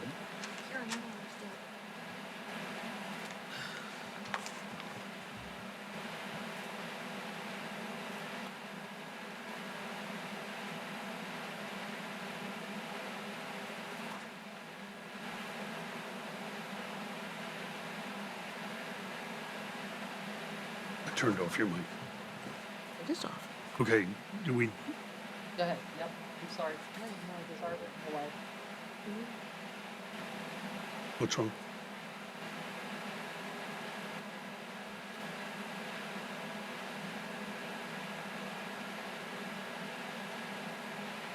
Do you want me to go back to the beginning of Board of Ed? No, just go back, just remind me or say what number you're on now, or which one you're on. So we did the drainage, and I'll start with emergency lighting. Okay, thank you. Board of Education, emergency lighting, 25,000. Board of Education, life safety systems, 50,000. Board of Education, ADA compliance, Western Middle School, 5.8 million. Board of Education, Cardinal Field Improvement Driveway, 150,000. Board of Education, ceilings and lighting, 200,000. Board of Education, exterior concrete masonry lighting, 575,000. Board of Education, flooring, 60,000. Board of Education, furnishings and program space equipment, 300,000. Board of Education, generator replacement upgrades, 900,000. Yes. Turn on your mic. No. You have a motion here, right? Ms. Tarkington, Yes. This is a motion for the Greenwich Public Schools for the generator replacement, specifically New Lebanon School. This is to move forward into fiscal year '27 from fiscal year '26. A new generator for New Lebanon School. Again, spreading these out, there is no generators planned for fiscal year '27, so this is just flattening out this line. may I have a second, please? Second. It's been moved by Ms. Tarkington, seconded by Mr. Alfano to postpone the New Lebanon School generator for 1 year. Further discussion. Ms. Moriarty? I think rationale to say to smooth out spending, especially in a time where we now have a great deal of uncertainty over what capital projects are going to cost, given the actions at the federal government level, that any delays cause projects to increase. There was always the intent at New Leb to have a generator for emergency systems. That's all it's intended to do, heating in the winter and emergency lighting. So I don't support delaying this. Any other discussion? Yeah, I just want to Vice Rod. the notion of, quote, flattening out the line, unquote. I mean, it strikes me that it sounds like you're just playing with a line, with a number. I don't know what that does. So you flatten the line, it looks better that the line is flat.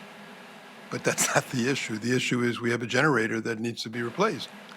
I don't And- believe there's a generator now, David. Just to correct. I mean, add, that's correct.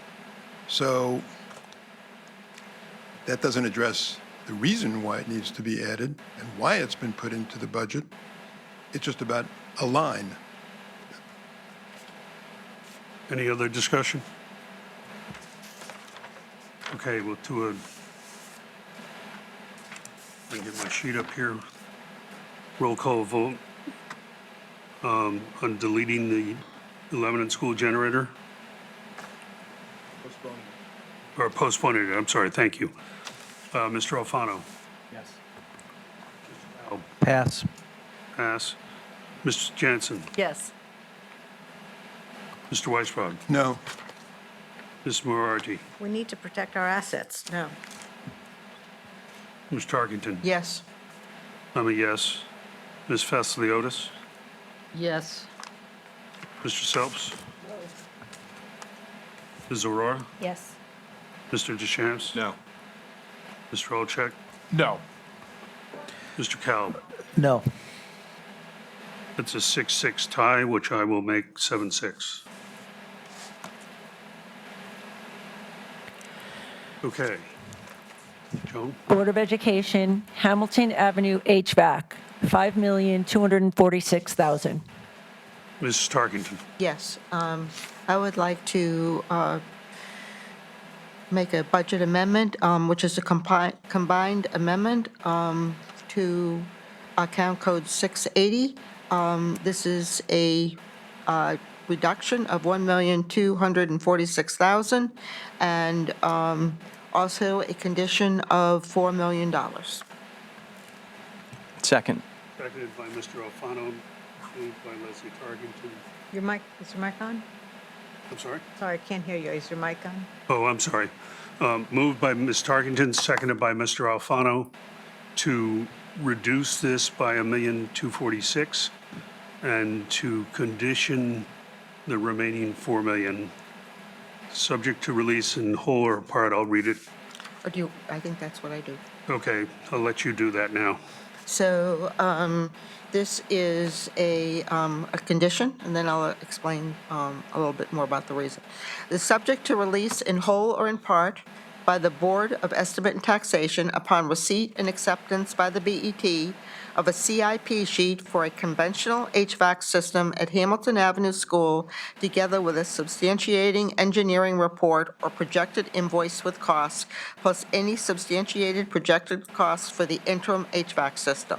Proposed amount includes substantial inflation increase from the $3.2 million for a conventional HVAC system, plus interim costs approved by the BET in November 2023. So that is the condition. And the reason for this is, I've asked the superintendent, several times for a conventional system. I think that, the schools have many buildings that they manage. And while we can train a person or hire a outside firm, consistency of building operations throughout the systems makes sense. This does not define that it has to be, but at least to make sure that it's, fully explored at this point in time, and then they can come back. Again, the release is in whole or in part, and for a conventional system, the schools have not been the best in terms of like some of the early, we'll call it more green systems, and there has been a move across all the schools to become more consistent in terms of the managing of the building operation systems. Mr. Deschamps? Okay, again, just as a reminder for the public, I'm the EMAC representative for the BET, so I have some familiarity with this project. I've been following it for some time now, both as the RTM rep on EMAC and also now as the BET rep. This is a really unfortunate motion in my judgment. I'll explain why. The project has been delayed for years. Their new process was just implemented that resulted in the hiring of AECOM by the Greenwich Public Schools facilities. And AECOM is a nationally recognized engineering firm that produced a detailed report, 27 pages long, that recommended the recommissioning and upgrading of the geothermal system at lower cost than the comparable traditional HVAC system. All of the information necessary to understand the efficacy and cost of both the geothermal system and the nat gas system is in the report. I personally delivered that report to the body several weeks ago. No questions were asked of me or EMAC by any member of the BET other than members of the BET Budget Committee, which were present at the GPS presentation of their suggestion and recommendation to support the geothermal system. The Energy Management Advisory Committee was part of the process all along and concurred with the geothermal option and analysis prepared by AECOM, again, the nationally recognized engineering firm hired by the town. The Board of Ed, and this is important, voted in favor of the geothermal system with strong bipartisan support. Bipartisan. The vote was 6-1, with one member being absent for that vote. 6-1. I'm not sure how many Board of Ed votes are 6-1, but that tells you a lot about their comfort with the decision. Delaying the vote and not funding for the geothermal project will add to the cost, but more importantly, or as importantly, will harm the local community with ongoing noise pollution from the temporary system. The traditional system was not recommended, but would require noise mitigation costs, and it's unclear whether the chillers can fit on the roof, and most likely will have to be at ground level. That could be an additional cost of hundreds of thousands of dollars. GPS facilities acknowledge that they can support the geothermal system, and I will point out that that has been a problem historically, and the motioner is correct to mention that. I asked this question repeatedly in my role as BET representative on EMAC, can you support the geothermal system? Because if you can't, I want to know. I did not go into this process with any judgment or determination of whether or not it should be the geothermal system or the nat gas system. I don't prejudge these things, but I wanted to understand the process, because process is important to make sure we get to the right answer. I was assured by Mr. Watson that he could, in fact, support the geothermal system. As discussed many times, because this might come up, I think it did actually, the $3.2 million estimate was not a final estimate. And as I said earlier in the foreshadowing to this particular issue, comparing the $3.2 million estimate to the current estimate of $4.7 million is an absolute error in anchoring. It's called anchoring bias, and it's the absolute wrong thing to do. The $3.2 million that was previously discussed and rejected by the RTM was not an accurate number. We have an accurate number presented by AECOM, the engineering firm that I just mentioned a few times, that presented both options at $4.4 million and $4.7 million. I will acknowledge that's not a big price differential, but the life cycle cost benefits for the geothermal system make that geothermal system cheaper for taxpayers. It's cheaper. And it also doesn't subject us to the risk of rising energy costs. It is in my judgment that we support the geothermal system. And I will say again, I did not enter the process knowing that would be my answer, but I would strongly recommend my colleagues support the geothermal system. The town spent years ago millions of dollars building geothermal wells at Ham Ave School. And those wells in that geothermal system was not properly maintained. It would be unfortunate, though, to make a decision now based on that when we have a much different understanding of the geothermal system that's going in place. It's been reviewed by independent contractors with expertise in the field, and we know that GPS has committed publicly that they can support the system. There is absolutely no financial reason to not support this. On top of it, which I think is also important, there is a SOMR that's been passed by the RTM. Now, some of my colleagues might disregard that. I don't. It was passed by the RTM. It was passed overwhelmingly to consider the costs and the efficacy of sustainable fuel systems for our schools and for our municipal buildings. And as I mentioned earlier, there's no way we can meet our town's objectives for carbon emissions and cost reduction of energy without using these systems, particularly ones that have already been paid for. The most expensive component of a geothermal system is the building of the wells. We've already paid for those. They're in the ground. So to not use those, to ignore those wells and then to build and ask for a traditional system is a mistake. It's an absolute mistake. And I would just mention as well, I don't think there's a precedent for the Finance Board to ask for the Greenwich Public Schools for a CIP sheet that they have not presented to us. This, again, is an example of certain personal preferences to ask for things that have not come before us for funding. This issue has been vetted, it has been reviewed, it has been analyzed, it has been going on for years, and I will acknowledge fully that I have confidence in the process that was used this time. Not prior, but this time, the one I was party to. So the taxpayers, residents, everyone here, and my colleagues from whom I represent on the EMAC should know that the process was a good process to get to a result that did put forward the geothermal option as the optimal option to use for the school. Ms. Moriarty. So I want to underscore a few of the comments that Matt just made. First of all, just on a cost basis, it's 4.4 million versus 4.7.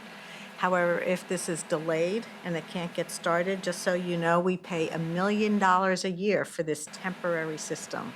That temporary system is also a problem for the neighborhood residents. They want this problem solved sooner rather than later. The engineering that we all saw, that was the basis of the Board of Ed's decision on how to move forward and support from their staff, clearly prefers and says the advantage is using the geothermal system. I don't see what basis members of this board and what additional information members of this board are going to get by asking for another copy of this particular report in this condition. The report will just repeat what we've already received. A CIP sheet, you've got the numbers in here. You have the information in front of you. This is delaying everything, and all we know, and we do know every capital project, especially things like this, that are being delayed are going to cost even more as we move forward. Mr. Cobb. Thank you, Mr. Chairman. So I just want to, again, echo a point that Ms. Moriarty just raised, which is the fact that we've got a temporary fix that's been in place for a couple of years now. It's noisy, it's polluting, it's impacting the kids in the classrooms. It's right outside their door, and also the neighborhood. I believe all of the evidence points to us actually implementing this geothermal system as quickly as possible. That's what all the reports are showing us. However, what I would say is that even if you didn't believe that and you wanted to do a traditional HVAC system, then it's kind of like get on with it. What we should not do is say, let's kick this out because we need more information. Now you're just delaying this whole process and adding more cost, and you're hurting the kids and you're hurting the neighborhood. So I think that that's kind of almost a worst-case solution. We have the information we need. Let's make our decision. I think the evidence points clearly towards implementing the geothermal system that's in place and getting it going. But I suggest overall we have to move forward. Mr. Olchek. Thank you, Mr. Fisher. So I'm piling on at this point, but I just want to say that I have geothermal. I'm very familiar with the technology. It is the lowest tech alternative, the lowest tech HVAC alternative. I do acknowledge that we mismanaged the maintenance of this system, which resulted in the problem I think that we all know about now. So I accept that. I understand that. But the question before us is, what do we do going forward? The past is the past. And as Mr. Deschamps mentioned, we've already dug the holes. We've already have the hard part done. All you're really doing with geothermal is you're pumping water, actually more accurately glycol, which is sort of antifreeze, through a pipe. You need a pump to do that. It's very, very low tech, and it's the least risky alternative from the town, given that we mismanaged this process in the past. I think this is the easiest, safest alternative going forward. Ms. Aurora. Yeah, I think, this is one, again, where we just need to step back and see what actually happened. So this system was, Sure. Yeah, so this system was put in, I don't know the exact dates, but maybe a decade ago. And geothermal is an amazing technology, but there's a reason many in the Northeast have not, fully adopted it. I know Mr. Alchek, of course, has it at his home, but I can tell you in the town of Greenwich, less than 1% of people probably have experimented with it, not because it's not a great technology, it's just an incredible cost upfront, and the idea to maintain it and move forward with it is not clear. It's not to say that we shouldn't try it. I tried an EV 15 years ago before it was, commonplace. It was expensive. The technology was newer. The batteries weren't that great, but it got better. Technology got better, and at some point, it made sense for more people to adopt. In this case, we have a system that's been put in place at a school. We have 15 schools in town. This is only one of 15 schools that experimented with this technology, and it didn't work. It failed. We tried to maintain it. We put in tens of millions of dollars, not only to invest in it, but to support it. And it keeps coming back year on year. Should we try and now revamp the system, or should we just invest in putting a traditional HVAC, natural gas system, which is also clean energy? How should we go about this? Last year, Dan Watson, who's heads up maintenance at the Board of Ed, came in front of us and said, we simply do not have the resources. We don't have the capabilities to maintain this. Nothing changed in 1 year other than, certain groups coming out and saying, we need to do geothermal, we need to do geothermal, and there became some public pressure to move forward with this project. Again, it's not that geothermal is a bad technology. It's not that it's something that, private individuals with their own dollars should not think about investing in, but to use public taxpayer money once we've invested. I would certainly not have made that call whenever this thing was initially done, but now knowing that we don't have the resources or the capacity to maintain or sustain it, to throw more taxpayer money to rehab it and say, well, we definitely know in the long run this is going to be more sustainable, more cost effective. Yes, if we can figure it out. We're not clear if we can figure it out. If it was so clear, we would have been able to do it for the past decade. So again, this is one where I think it's not fair to the Hamilton Avenue children. We need to invest putting the traditional system in, whatever it costs, whether it's $3 million, $4 million, whatever the estimates is. We have a commitment to get the traditional system in there, but I do not agree that we should be using our seats here to make virtue signaling statements on geothermal. So I support this condition as it's proposed. I understand why we're having a debate on this, but it's important to understand why we're here.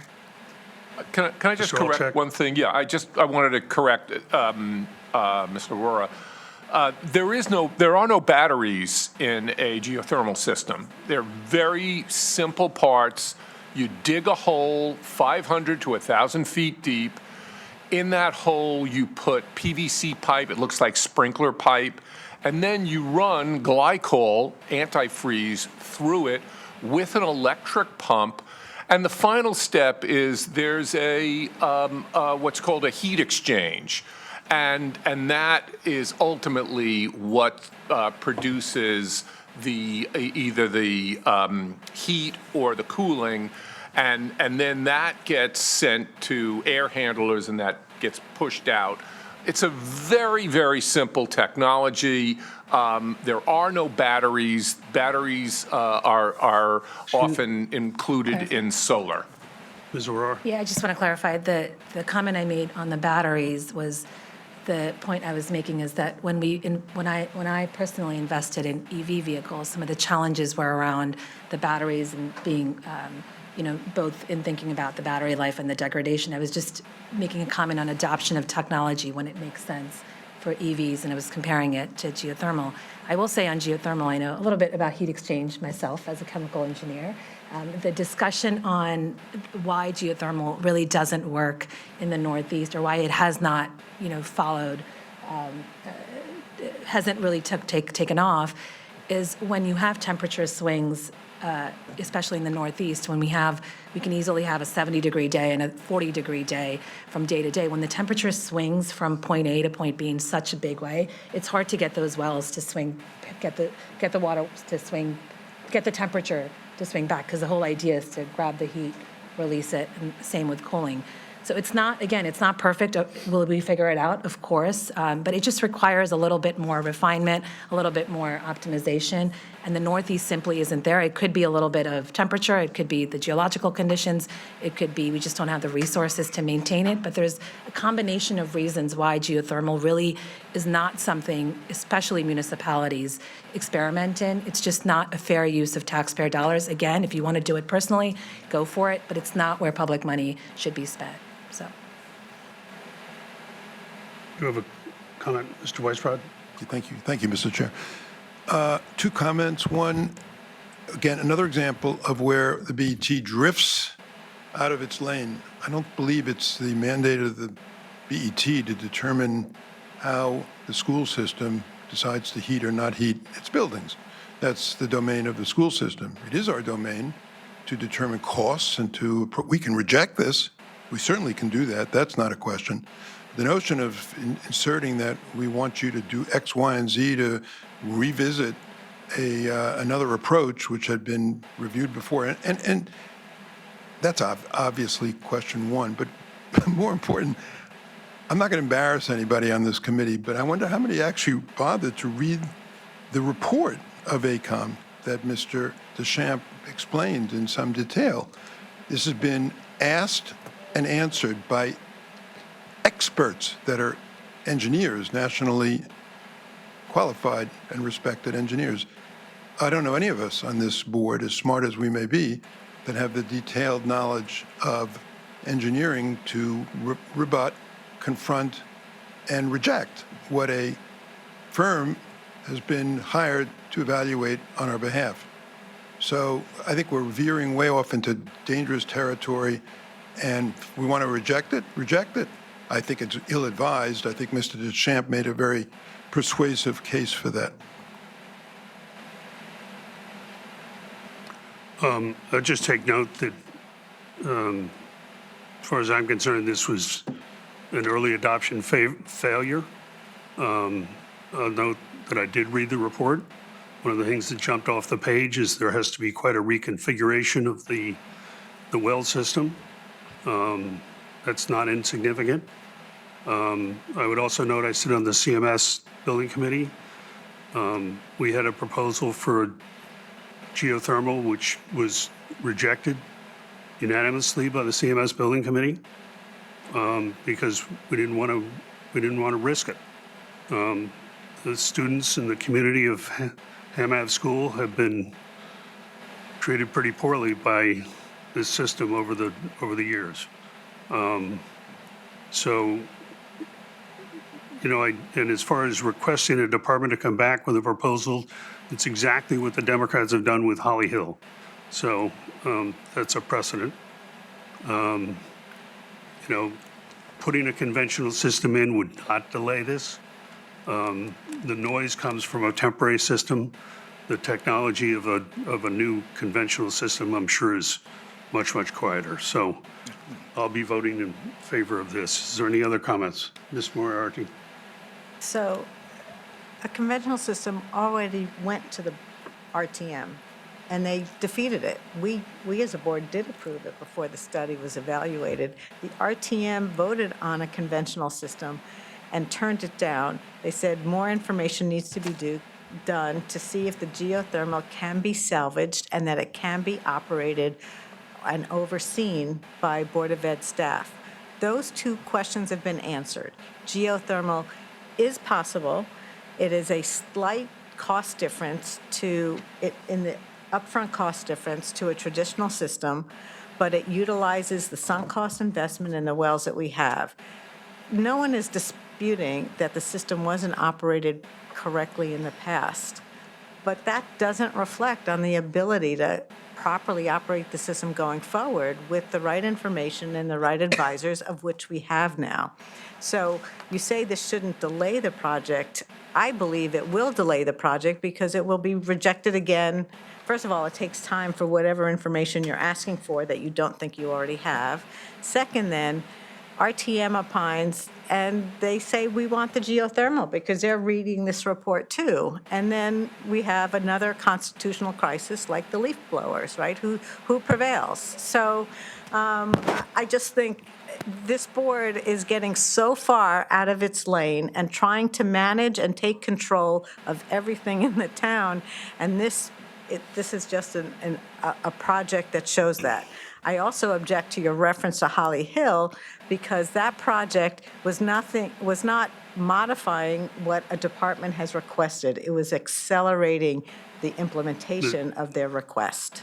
The statement was that we shouldn't request the Board of Ed to give us a sheet on a conventional system. You've asked for a sheet on Holly Hill. It's analogous. But I'll further comment that it was not just operational failure. It was design failure on the geothermal. I've read the report. I don't think we know that conventional systems have 100% success rate. We don't know that this modification of a failed design would have 100% success rate. Nobody in their right mind would assure us of that. It was maintenance failure. No, if you read the report, it was design failure also. Mr. Selps. I just want to echo something that my colleague Ms. Moriarty said. I mean, once again, what we're really doing is arguing about the merits, and we're arguing about the merits, and what this board is doing is expressing its policy view, which is in contravention both to a vote by the Board of Ed and to the RTM, and I think that's just wrong. I mean, I think that in concert with Ms. Moriarty, I think our job is to implement the decisions of this community.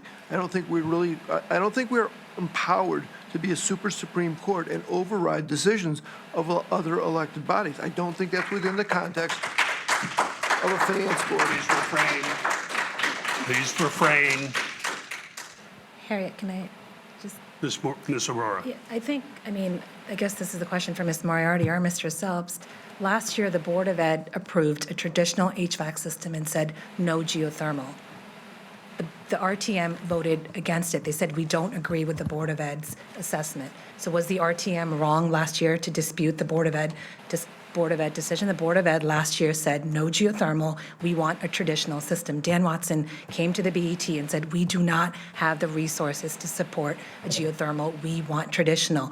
The BET said, okay, we provided the funds for the traditional. It went to the RTM. The RTM said, no, we want geothermal. So did the RTM have the superior authority to do it? No. Sometimes we use our seats to express our opinion, and the RTM had the right to do that, and as a BET, we have a right to do it. So I don't think this argument of using our seats when it's convenient, makes sense. So I think we're using it back and forth, but I think there is a sense in the BET, we do not want to fund geothermal. It's a technology that we are not ready to get behind. So if we want to keep going in circles, we have to wait until the individuals on the boards change or the RTM changes, but it's not happening. So you started off asking a question, if I may respond. The RTM action was not saying we want geothermal. The RTM action said we don't have all the information. You didn't do a study of the geothermal to know what went wrong, how to correct it, and can we operate it. And you came with just one system which hadn't been fully designed, so nobody even could have confidence in the $3.7 million approval. I'll say my vote was wrong last year when I did that, when I passed it forward. That being said, the RTM did the right thing, in my view, to say, we need all the facts here. This report, then they spent 9 months, 10 months doing the report, doing the thorough analysis. So, revisionist history doesn't help us. We're here now, we have additional information, we have new information, we have support from the GPS facility staff, from the outside experts, and the Board of Education on a proposal on a system to move forward and get this problem addressed. And this board wants to go backwards? Ms. Tarkenton. So I'm going to read from the memo that Dan Watson sent to Dr. Tony Jones on November 13th, 2023. November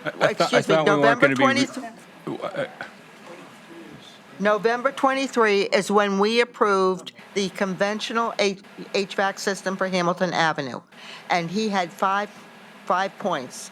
He said, "I have been asked to document my opinion on the use of geothermal technology to provide heating and cooling in our facilities. I do not support the installation of geothermal for the following reasons. One, as we have learned from the Hamilton Avenue School project, geothermal is a fairly new technology and installations are not a common occurrence at schools. Two, geothermal systems are not easy to properly maintain and operate.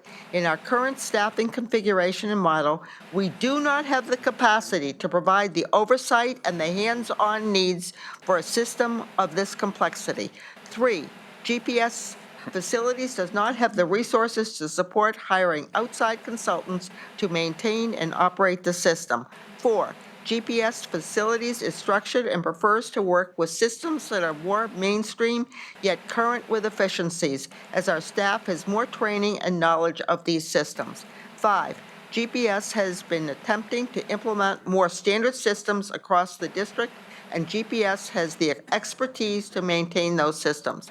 GPS Facilities supports a townwide initiative to develop a consistent approach to facility management and the integration of newer technologies that have major financial impact.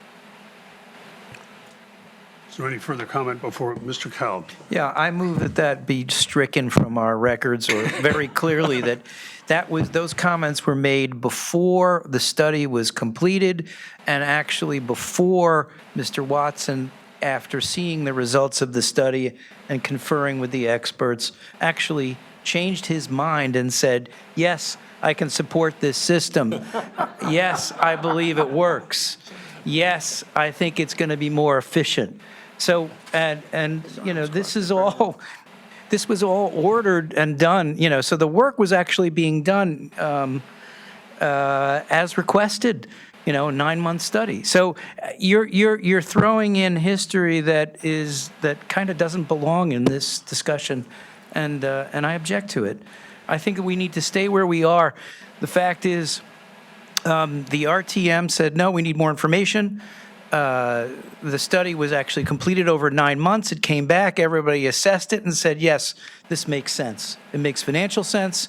It also makes sense in terms of providing energy for the community. So, I'm sorry, but I think that the decision now should be not whether we need another study. The decision should be now about whether we are approving the geothermal system, or at least moving forward to solve this problem. Mr. Deschamps. Yeah, I mean, I don't want to repeat what my colleague, Mr. Kalb, said, because it was really well articulated, but I mean, to read back from a 2023 email exchange, and we're sitting here in 2025 with all this new information, including an engineering report. I gave my report to everybody and to the public. There's new information, and it was commissioned by Dan Watson, who Ms. Tarkington just quoted. He's the one who commissioned the engineering report. He did it, and I will give him great credit for that, actually. It's not an easy thing to do, He came forward and said, look, he said what Ms. Tarkington read, and he said, look, let's take another look at it. So did Mr. Brannion, who's new to the schools. Fresh look. Give him a lot of credit as well. Not an easy thing to do. Asked EMAC to join in the discussions. Guess what that is? Town working together, trying to solve the problem, figure out how do we solve this issue that's been vexing us for some time. Nobody, EMAC, I said myself a few times already, including Mr. Watson for sure, or Mr. Brannion, went into it thinking that geothermal option would be the best result. We didn't know that. But what do? You go in with an open mind. You do the work. You use the experts. You hire outside engineers.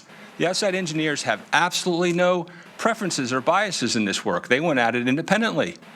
They came back and issued a 26-page report. As I mentioned, that report was delivered to this body, as I mentioned. No questions were asked by anybody here except by Ms. Tarkington, who did ask the superintendent of schools twice in an email exchange to produce a CIP sheet for the fossil fuel system. And both times, Superintendent Jones refused to do it. Why? Because she said the work was already done. The analysis presented, and it was robust, thorough, and complete. Ms. Tarkington said, I didn't mean to add additional burden to your day. And here we are today doing exactly the same thing, asking for a CIP sheet that the Greenwich Public Schools, the superintendent, the Board of Education, and the public do not want, because a few people on this board want a fossil fuel system. It's clear. They don't think we should be supporting geothermal with public funds, as was stated. That's a personal opinion. I respect personal opinions, but that's not the board of this body. That's not our responsibility on this, at this body to put personal preferences to supersede expertise, to supersede other governmental bodies who have done their work. The RTM did not reject the proposal because they wanted a geothermal system, as was mentioned. I was on the RTM then. They rejected it because the process was incomplete. The geothermal system was not priced. And frankly, some of my colleagues that wasn't here at the time did not do an adequate job to make sure that both systems were compared side by side, which is exactly what we asked AECOM to do in the report. Both of those systems were evaluated, as should have been done years ago, side by side. Again, I give Ms. Moriarty credit for saying we should have done that. That's how you do things. You don't come in with personal preferences and biases. Again, you use the research, you do the data analysis, you look at outside vendors, and you make sure the work is being done completely. And that's what we have here now. Let's fund this project and get it done.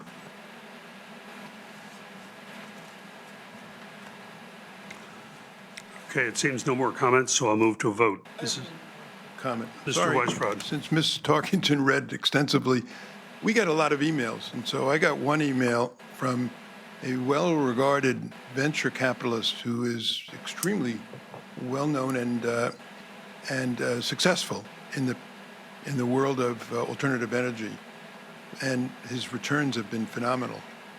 And it's a long email. I'm going to give you very, very short, very short. But he says, and I think it's useful, he said, despite what some detractors would have you believe, geothermal technology is a well-proven and efficient solution used extensively in Connecticut and across the country. According to Water Furnace, a major manufacturer of geothermal systems, over 1 million geothermal heat pumps are used in U.S. residential, commercial, and government buildings today. Hardly an unproven technology. And then the part that interested me the most is, over a 25-year life cycle, a revamped geothermal system is estimated to save GPS $158,000 in energy costs as compared to a gas-fired system, while requiring far less maintenance. According to AECOM's analysis, the estimated annual energy savings by using geothermal are approximately 13% per annum over the course of 25 years. This AECOM comparison used relatively flat natural gas pricing. Given the significant volatility seen in gas pricing in recent years, it is entirely possible that GPS will realize even greater cost savings by sticking with geothermal. The volatility of natural gas pricing has also resulted in unpredictable energy costs for GPS and the town. Geothermal largely negates this volatility and price risk going forward, and there's much more. Thank you. All right, I'm going to move to a vote on the motion to reduce by $1,246,000 and to condition the remaining $4 million. Mr. Alchek, No, I vote against that. Mr. DeChamps, No. Ms. Aurora, Yes. Mr. Selps, No. Ms. Vasiliotis, Yes. I'm a yes. Ms. Tarkington, Yes. Ms. Moriarty, No. Mr. Weisbrod, No. Ms. Jansen, Yes. Mr. Kalb, No. Mr. Alfano. Yes. It's a 6-6, which I will make a 7-6, so the motion succeeds. Okay, Joan, what's next? Board of Education, HVAC district network closets, $50,000. Board of Education, HVAC Greenwich High School, $100,000. Board of Education, Julian Curtis renovation, $2,606,000. Board of Education, plumbing and electrical, $500,000. Board of Education, Riverside renovation, $2 million. Ms. Tarkington? Yes. This is for the BOE Schools, Riverside School renovation, account code 680, a condition, $1,400,000 of $2 million. Also, account code 680, change fiscal year 27 cost to $41,516,000 per the Greenwich Public Schools. Is there a second? So I'm listed as a seconder, and it's the right thing to do, but after the last vote, I'm not so sure I want to keep doing the Second. right thing. So I'll take Mr. Alfano as a second. So, the condition is subject to release by the Board of Estimate and Taxation of $1,400,000 upon municipal improvement approval of its plan by Planning and Zoning and expiration of the related 30-day appeal period. And this is recommended out of the Budget Committee, where there was support, and also the amount reduction was one documented by the Greenwich Public Schools for fiscal year 27 as being the number, and that we've received it in two documents from the superintendent, Dr. Jones. Further discussion? Okay, we'll move to a roll call vote on the condition of 1.4 million of the current year appropriation of 2 million and a change to the fiscal 27 cost of 41,516. Mr. Alfano? Yes. Mr. Kalb? Yes. Ms. Jansen? Yes. Mr. Weisbrod? Yes. Ms. Moriarty? Yes. Ms. Tarkington? Yes. I'm a yes. Ms. Vasiliotis? Yes. Mr. Selps? Yes. Ms. Aurora? Yes. Mr. Deschamps? Yes. Mr. Olczek? Yes. And Mr. Kalb? Let's make it unanimous. I'll vote yes. Terrific. Hurrah. Okay, next, Joan. Board of Education, roofs, 2 million. Board of Education, windows and doors, 325,000. Board of Education, Western Middle School field lights, 75,000. Board of Education, Hamilton Avenue parking garage and deck, 2 million.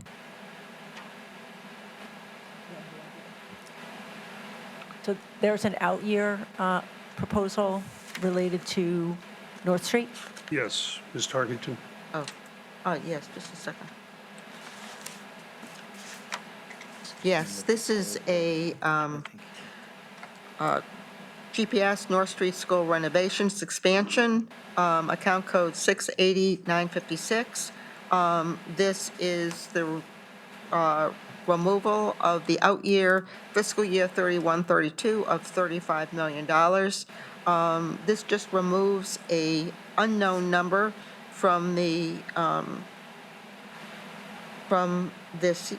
from our plan, but leaves all the money for the next steps in this project, which are budgeted in for the feasibility and development, MI, and so forth, remains in the budget. It's just an unknown number that was put in here of $35 million have a second? in fiscal year 32. Second. Okay, it's been moved by Ms. Tarkington, seconded by Mr. Alfano to remove $35 million from fiscal 31-32, and noted that the other funds for steps to get to a good estimate remain in the budget. Discussion. Ms. Moriarty? Just going to reiterate the point we've made on several of these things. It does not allow for proper capital financing planning if you don't know what is facing the town. I don't agree with this motion. Yeah, I'm going to. Mr. Weisbrod? No, I'm just going to briefly expand upon that to make sure everybody understands that by taking this $35 million out, it makes the capital plan look rosy. that we have no problems and that we're going to comply with all of the debt policy limits, but which haven't been reviewed in 5 years because we don't have a debt policy committee in place on the BET. But nevertheless, we will make it all look fine and dandy when in fact we know that this project is coming along as so many others that we've discussed. So it fudges the books. It is a misrepresentation of the future capital needs of the community, and I'm very much opposed to that. I think one thing we should do as a BET is manage the finances of the town. That is our role. So please, let's do it. Ms. Tarkenton? I just want to, repeat that the $100,000 remains in fiscal year, I believe 29, so way out, and that the $2 million to develop the plan, $2 million in fiscal year 30 remains in the capital plan. So it's not eliminating the project, it's just allowing it to develop within the next 5 years for a period thereafter to be based on that information. Ms. Moriarty? Do want to highlight that you didn't support the $1.2 million for developing the Hamel Rink A&E funding. You didn't support putting that into the budget. So we have a pretty inconsistent way of dealing with things, which tells me there's a message here about Hamel Rink. Ms. Tarkenton? Ms. Morrow, would you prefer that I take out the $100,000 and the $2 million for North Street planning, which I don't agree with, but I would listen to you if that's what you're suggesting. Okay. Anybody else? Sorry. Yeah, Mr. Kalb? Yes, thank you, Mr. Chair. Again, just good capital planning. I think we should keep these numbers in the books. It doesn't affect our budget now, but we do know that this is coming. And as my colleague, Mr. Deschamps, has mentioned, even in the private sector, the only reason we take something out of our future capital plan is because we don't intend to do it. If we do intend to do it and it is coming, you want to have it reflected as best as you can. That's the way you plan for the future. So I don't think we should be taking this out.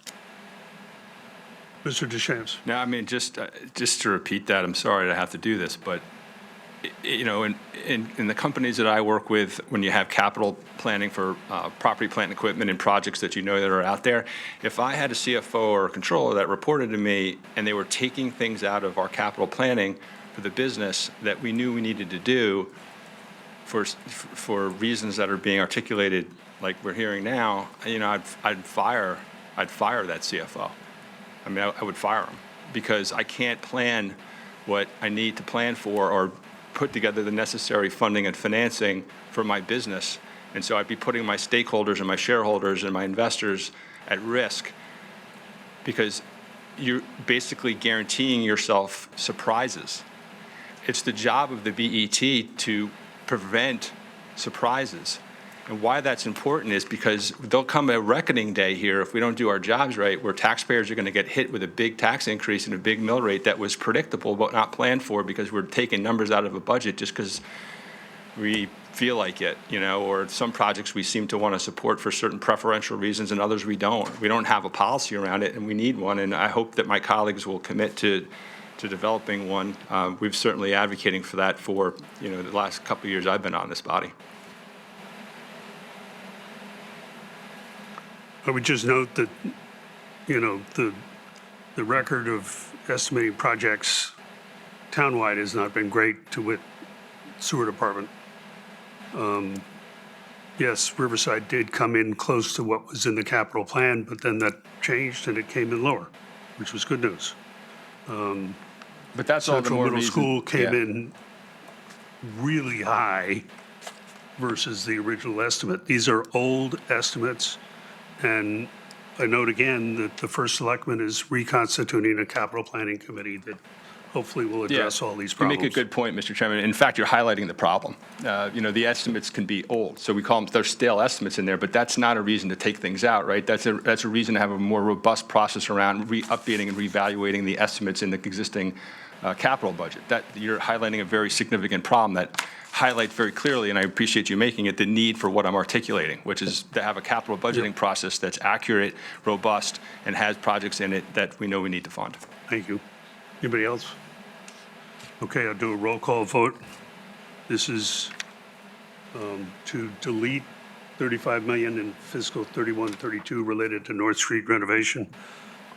Mr. Olczak?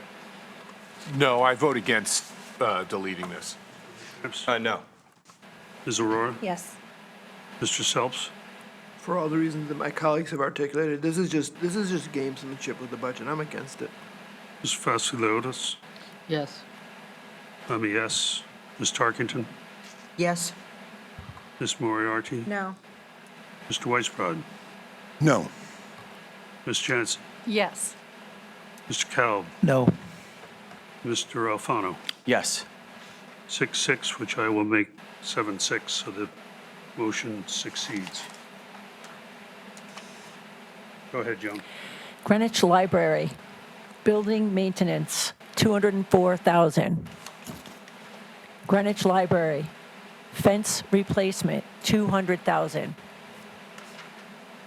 Greenwich Library, HVAC equipment, $120,000.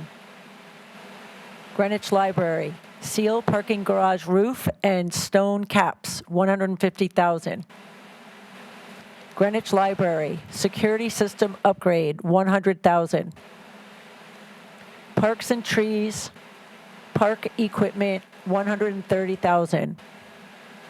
Parks and trees, leaf blowers, $265,000. Mr. Alfano?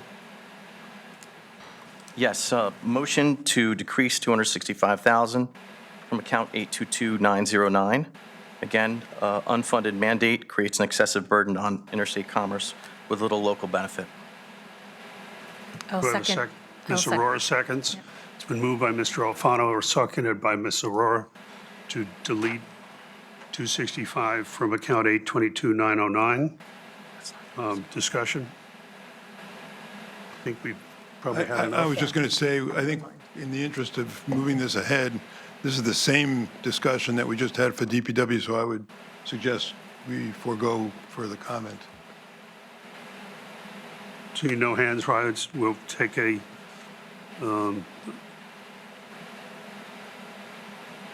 vote. Sorry, I'm just making a note here. Mr. Alfano? Yes. Mr. Kalb? Absolutely no. Yes. Mr. Weisbrod? No. Ms. Moriarty? No. Yes. I'm a yes. Ms. Vasiliotis? Yes. Mr. Selps? No.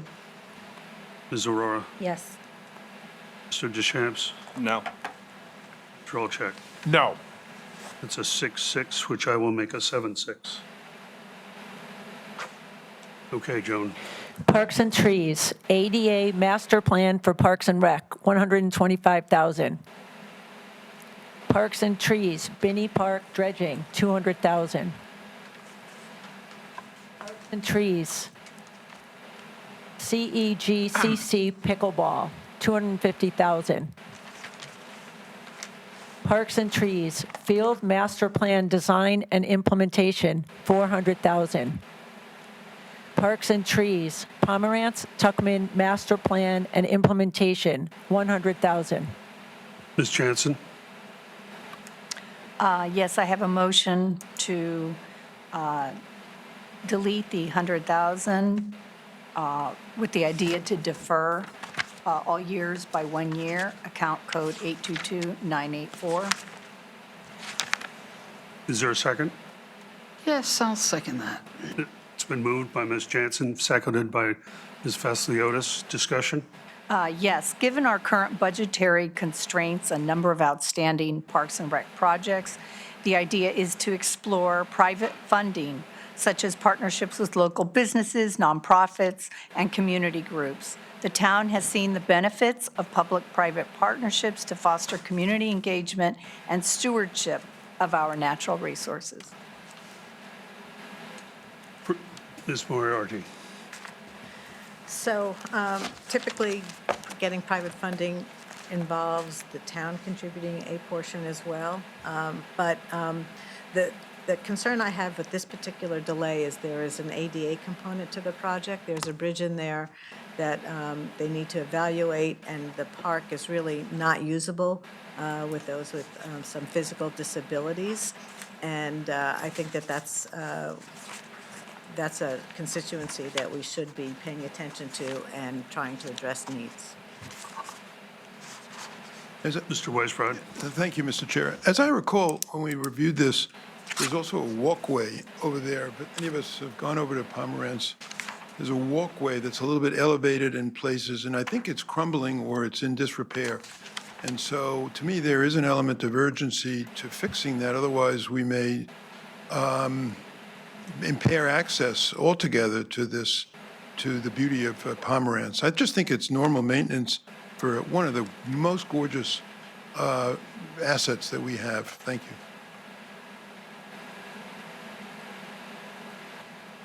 I don't see anybody else, so we'll move to a vote on, to defer all years of the Pomerantz projects by 1 year. Mr. Alfano? Yes. Mr. Kalb? No.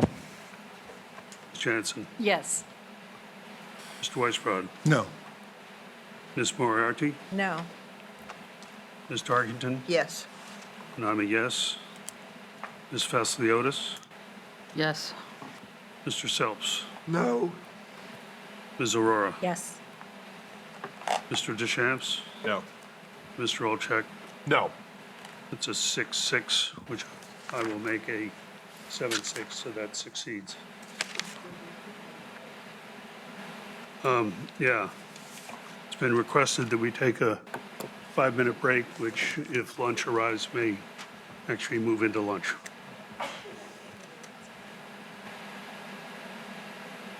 No, For the benefit of the public, do you want, Mr. Chairman, do you want to just clarify what we're talking about in terms of a break here? Or were you suggesting we have a lunch, a longer period? I or- expect that lunch is going to arrive by 12:30.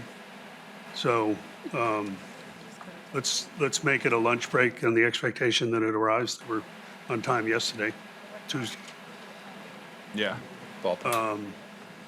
There's only one more, Joan was saying, on the Capitol, Yeah, maybe, right. So the parking wayfinding. what?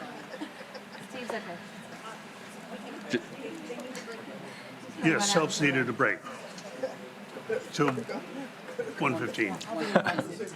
We're sympathetic. We'll try for 1. We'll try to get back here by 1.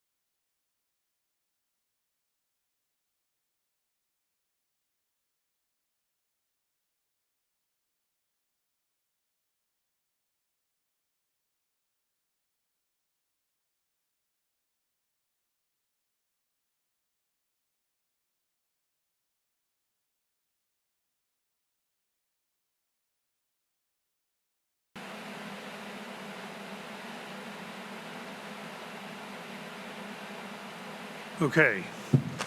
We're resuming at 1:47. My apologies to the public. We had some work to do, which I will get a little more specific later on. So we're still on some capital items. And if, Joan, you would start where you left off. Marine beaches, landcraft upgrade and improvement, $50,000. Marine beaches, repower ferry boats, $150,000. Marine beaches, dock and pier replacements, $140,000. Marine harbors and boat facilities, ADA changes, engineering, project Byram, $600,000. Marine harbors and boat facilities, Arch Street dredging, engineering and testing, $150,000. Marine harbors and boat facilities, dredge, Greenwich Point, Cove, Channel, $1.5 million. Debt, bond, and ban acquisition and interest costs, $1,361,000. So so that's the end of the general fund, is that correct? Yes. Right, but Roland, do you want to read out that total, just so everyone has it? Can you use, I didn't hear you. $4,647,000. $4,647,000? Yes. Samantha, could you take that mic over to Joan? Because the one she's using may well die anyway. Why don't you keep the new one that hasn't been used? Joan, keep the one in your hand because it hasn't been used. It probably won't die. I like that one, though.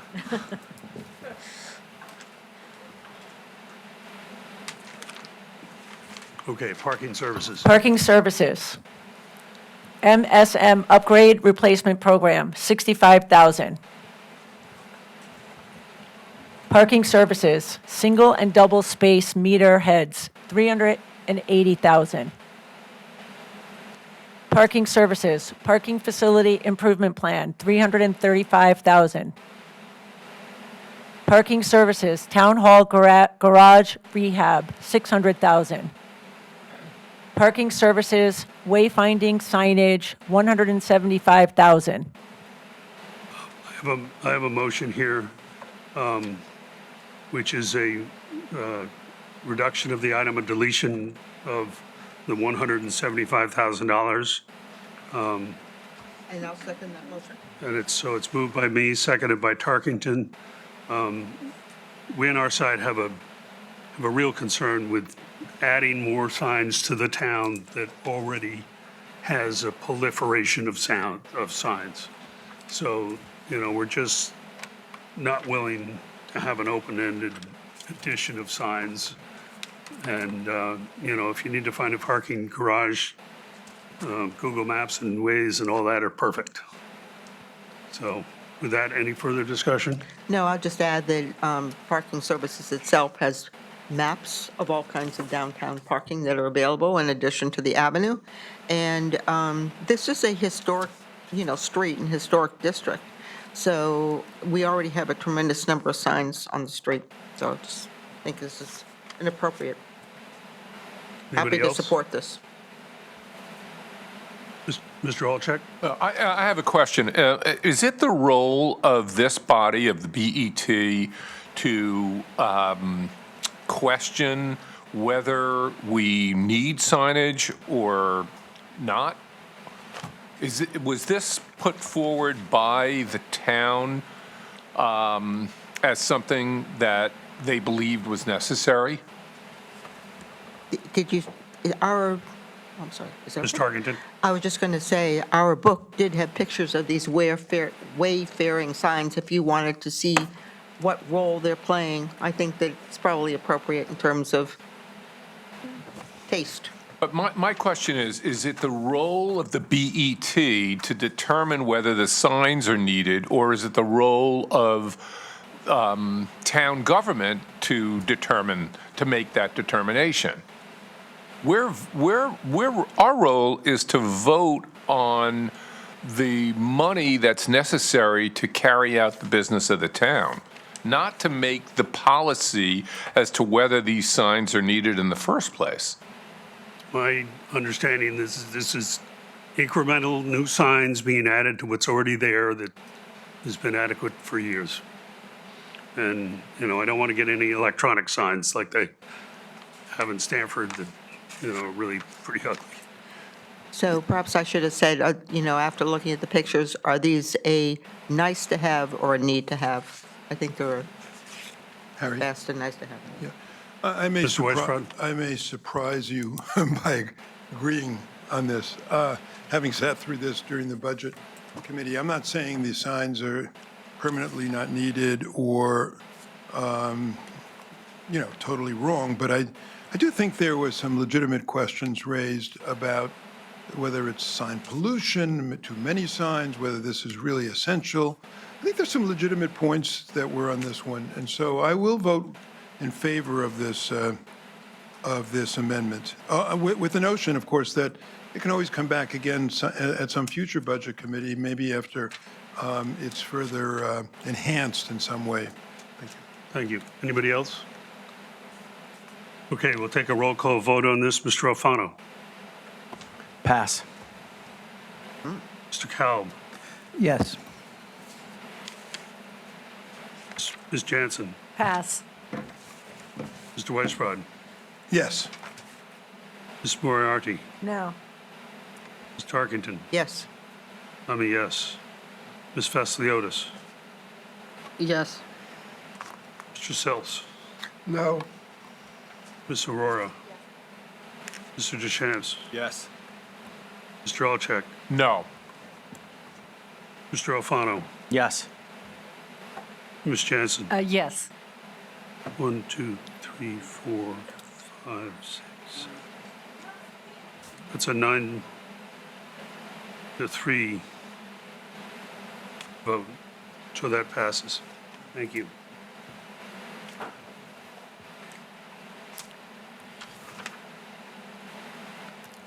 Nathaniel Witherall, exterior wood trim repair, $188,000. Nathaniel Witherall, roof replacement program, $225,000. Nathaniel Witherall, slate roof repair, $25,000. Nathaniel Witherall, cafe vent hood and fire suppression system, $37,000. Sewer division, Ford 550 truck, $125,000. Sewer division, sewer maintenance, $450,000. Sewer division, Coscob pump station, $750,000. Sewer division, Grass Island wastewater treatment plant asset management, $9,550,000. Yeah. This is, Where is it? I don't see it. this didn't make it into the book. Are you going to make a motion? Yeah. I don't know how it didn't make it into the book. Those I have things a that- motion here. We get to the capital plan.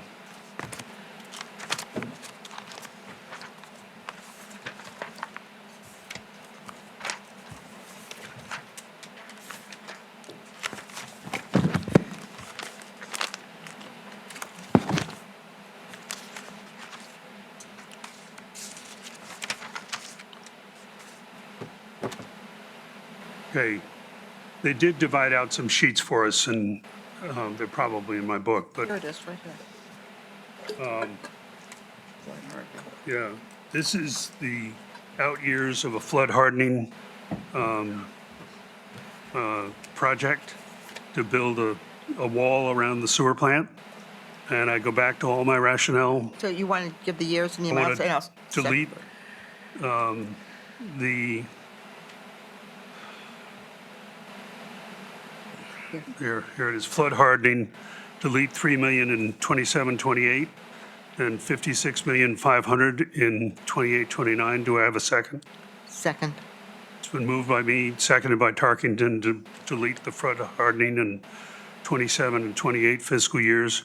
This is the same rationale I had for the resiliency, our discussion about seawater rise, our discussion about the Sandy, where the water rise was the same as 38. The plant was not affected by Sandy. I've had conversations with the former commissioner about that.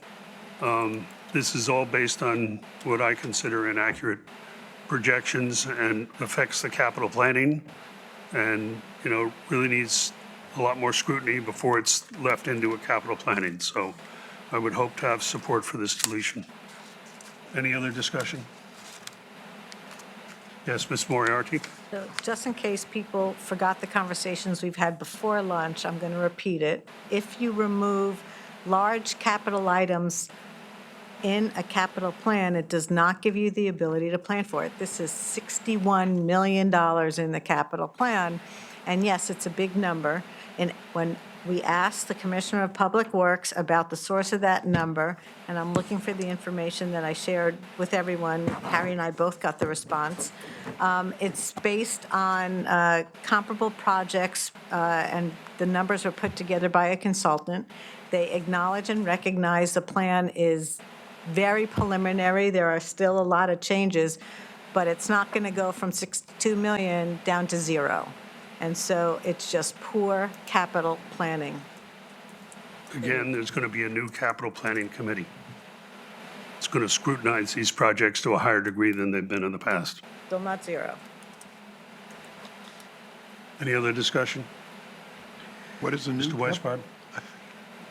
The new capital planning committee? The first selectman is forming a new capital planning committee. Said that before on this body. Any other discussion? Okay, I'll call for a roll call vote.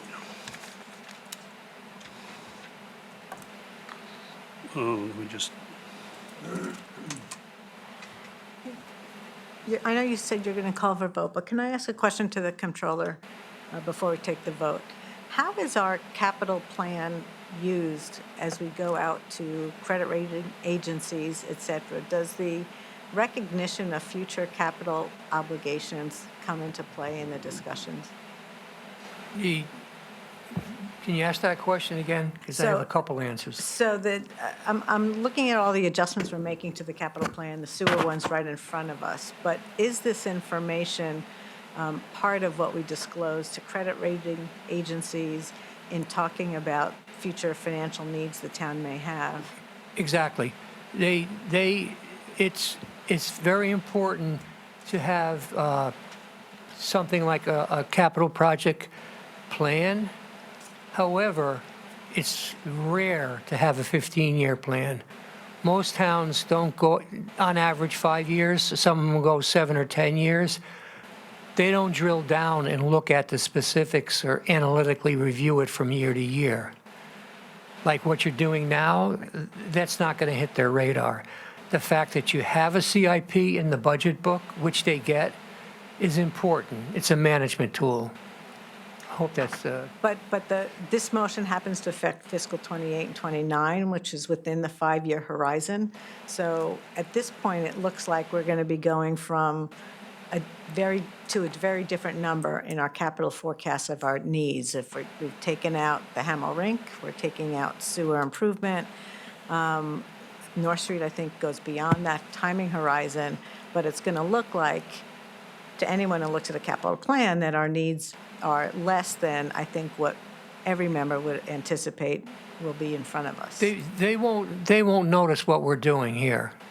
What they do is they traditionally ask the questions, what's on the short horizon as far as capital projects?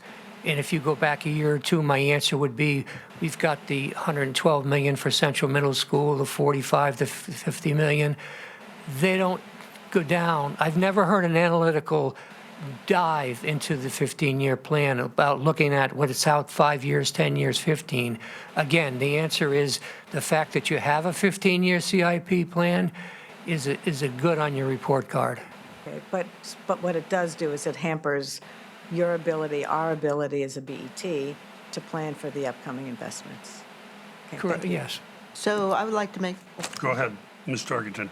so I would just like to add that this is the sewer improvement fund, and one of the things that we've talked about is that we need to address how we charge for the sewer maintenance and sewer improvement funds. So hopefully, those issues will be looked at by the time we get to a project like this. Also, this is a complicated project because, I'm aware of someone who did do something like this, hoping to preserve their property from flooding, and instead what happened was the water got inside and couldn't escape. So this is quite complicated. I'd be surprised, given the very many complicated projects that they have, that they'd be attempting this one as soon as these years anyway. And hopefully they'll do a lot of due diligence on them. Mr. Kalb.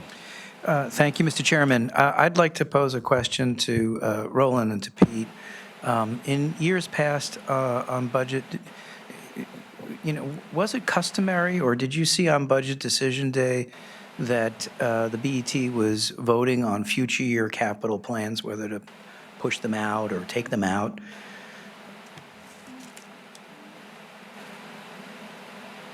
Probably not.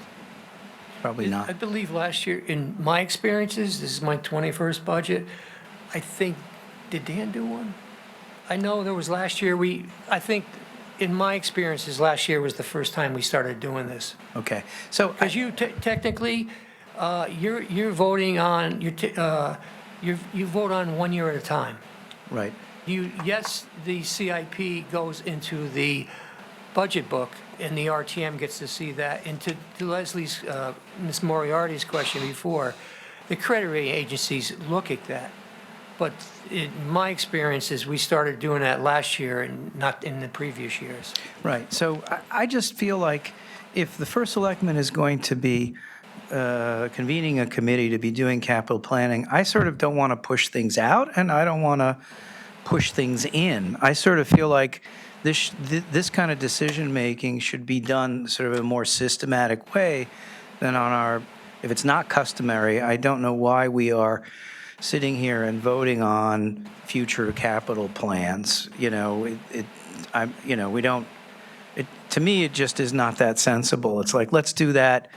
It's a very important issue. Let's do that in the right way, whether we're adding or pushing out or removing. Let's do that in a better process. So that's kind of my view. And it sounds like you're saying it wasn't customary in the past anyway. Yeah. And also, after you get done here and the RTM votes and everything, you're going to restart the process all over again. And to go to the previous conversations about the rink, you might have brand-new numbers, and you might see the rink in there at 22 million, 26 million, whatever it is. So the 15-year plan gets refined every year. It becomes more accurate as far as what's currently in there. And then I know Ms. Tarkington always questions capital projects that weren't in there previously that all of a sudden they appear. So after you're done today and the RTM gets a shot at it, the CIP is going to be re-looked at, re-examined and refined each year as you go along. So some of these that are being either pushed out or zeroed out, chances are they're going to reappear when you're sitting here a year from now. All right, thank you. Oh, I'm sorry, we finished? Okay, Ms. Tarkington. So I just say further to Pete's comment and Roland's earlier, never have we seen so many additional projects coming onto this capital plan without prior scrutiny. So, in the past, there has been a capital improvement plan committee that would scrutinize all these projects, and so there was more input into the capital plan not just that of the departments themselves. So, I think it's a balance, of how it's done. Thank you. Yeah, Mr. Holchek.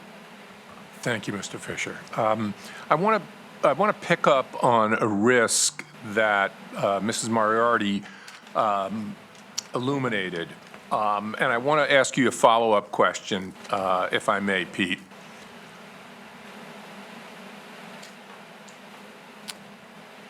I want to ask you a follow-up question, if I may. So I've had extensive work with the rating agencies. I've done extensive, I've been involved in many municipal ratings, and it seems to me that if you don't disclose future capital projects in the next 5 years, I'm not talking about 15 years, then are you misleading the rating agencies? And I've heard you on the rating calls, in fact, state the projects that have already been approved, but not necessarily are under consideration. So are we misleading the rating agencies by not pointing out that we've got these projects that are going to be coming up in the next 5 years that we're going to need to pay, whether it's with a capital tax levy, whether it's bonding? That seems to me to be something that we need to disclose. Am I off base?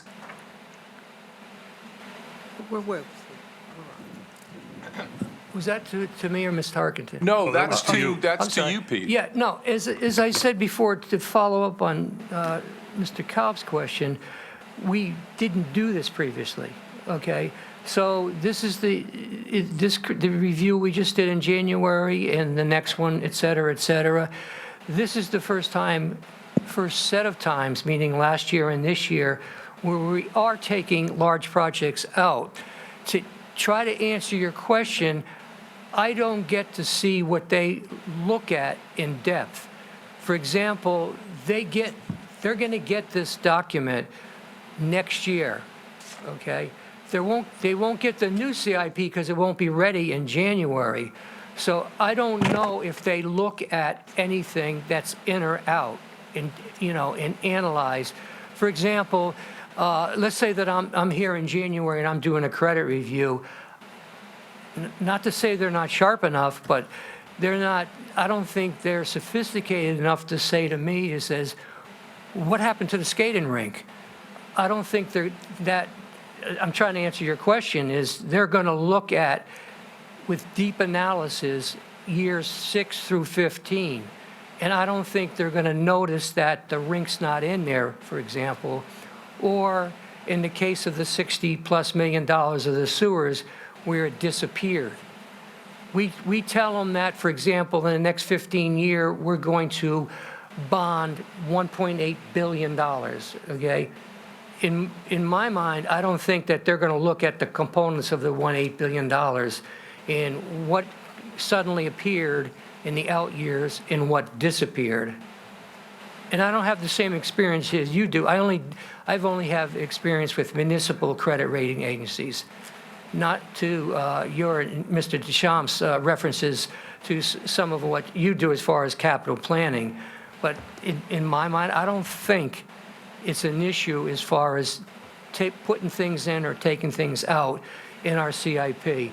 They're more, the document that's more crucial than the budget in the 15 is the ACFR, the Annual Comprehensive Financial Report.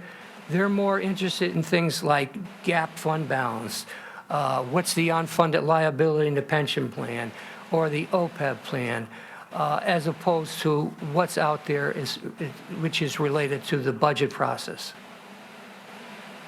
Well, let me just follow up. We have a requirement to be forthright and be accurate in our description of what our capital expenditures are going to be. to the best of our knowledge. We, an expense may be 61 million, maybe 62 million, maybe 65 million, but Taking a vote. we have a requirement to disclose future expenditures. And so I challenge you. I've worked with the rating agencies. Ask the rating agencies if they want that information, and I think they will tell you that, yes, that's exactly what they want to see, what our expenditures are going to be for the next 5 years for major projects. Yeah, just to follow up, and I agree, except for the 5-year piece. What they've traditionally asked me is what's going to appear in the bond issues in the next couple of years. So I have no experience in them going beyond 2 or 3 years. Definitely not years 6 through 15. And if you do recall, the biggest project that the town ever experienced, the Central Middle School, if you looked at the CIP 3 or 4 years ago, it was like 10 years out. And when it suddenly appeared, no one whether it's Moody's or S&P said to me, whoa, where did that come from? And we didn't see that. Again, they don't look at, in my mind, they don't look at anything past 5 years. And I wasn't suggesting they did. Yeah. Ms. Vasiliotis? Well, and let's get real. These are placeholder numbers. I mean, look, MISA started at what, 17 million, and then by the time we finished, it was 51. Or whatever it is, 46, 51. Including environmental. I mean, so again, these aren't real numbers anyway. We could put $1 as a placeholder there, just to say that, yes, we are going to be anticipating doing something, but we don't know what the value is. Mr. Weisbrod? Yeah, no, we've been through this a few times, but I have to sort of say, this is cooking the books. There's no other way to put it, in my view. I mean, it's, we're going to do a skating rink. Excuse me.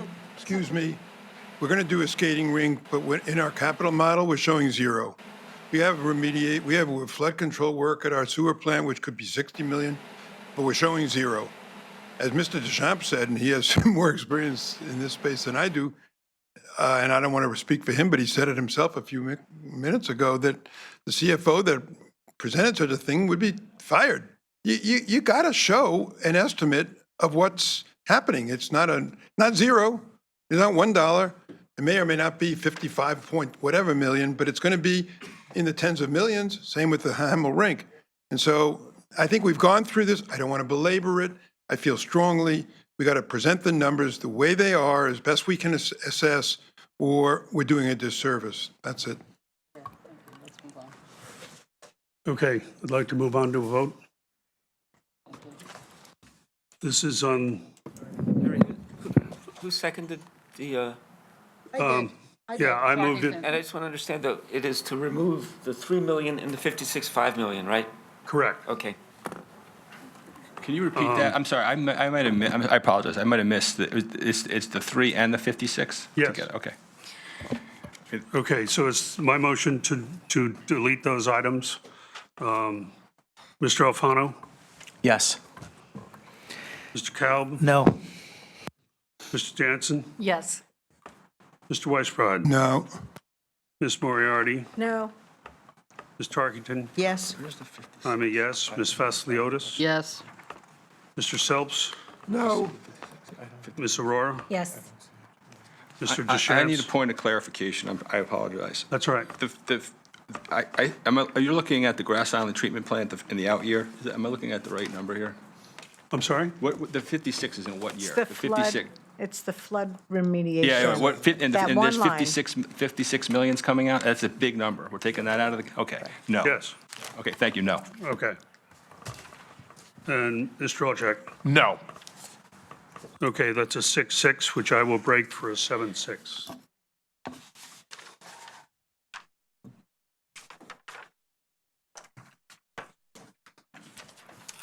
Okay, next. Sewer maintenance, pump station rehabilitation, $500,000.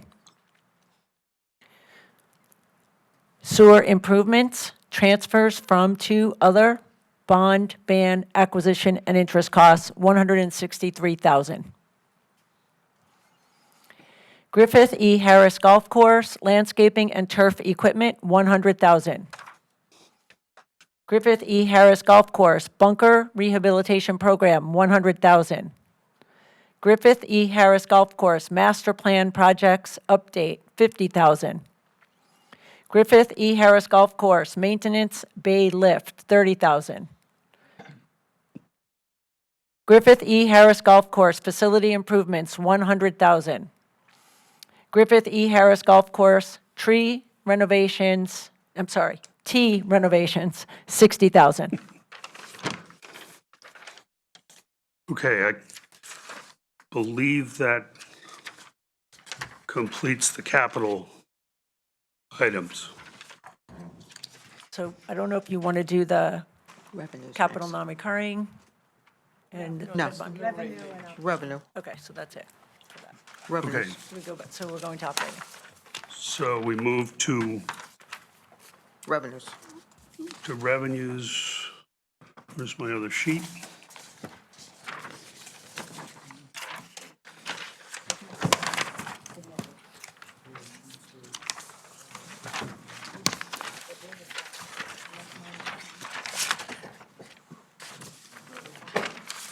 I'm missing a sheet. Wait a second, did you just, oh. So, Roland, I think that maybe Roland can help us with this. Maybe we don't have the sheet for revenues, but it's only, there are two areas, right, Roland, that we need to do in terms of changing the grand list numbers? Do we need to modify those? No. No, but we're increasing the grand list, we're not, Well, just, that's a function of the mill rate calculation. the grand list itself? Yeah, it goes in Yeah, budget that's, it's just going to schedule. flow into the mill rate calculation. Okay, so we've accepted the larger grand list without any amendments to it? I don't think you have a choice. Yeah, I mean, When it is the what it assessor is. signs off on it, that's the So number. can you just give us our new grand list number then? I don't think we've been given that number as such. Please? I'm sorry.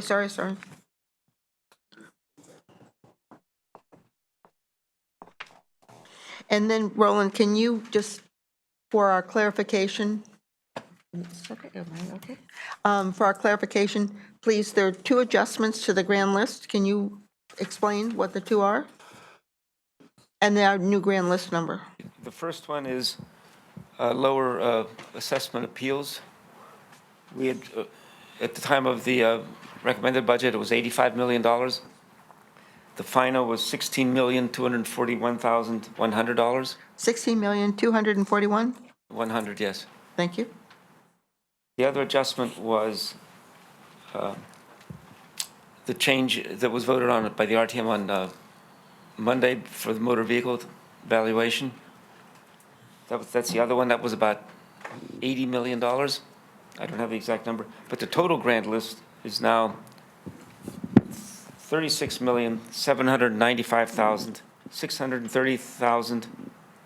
$36,795,630,362. I'm sorry, could you just please repeat that last number for me? Yeah, 36 billion, Right. 795,630,362. Thank you very much, Roland. Thank you, Roland. Since the last time we looked at this, last time I have, it was 36,726, now it's 36,795, right? Yeah, good, thanks. Is that a result of the motor vehicle change? That's the change. Okay, thank you. And the BAA, both of them. That's why I thought it would be good to go over these numbers. Yeah. That sounds low. We started off with 36,726, is that right? That's right. So we added 80 for the motor vehicle change from the 113 down to the 34. And we added 80. You know, I'm going to a different chart, so can you hold off just for 1 second, Leslie? And, because I want to just go through those at the same time.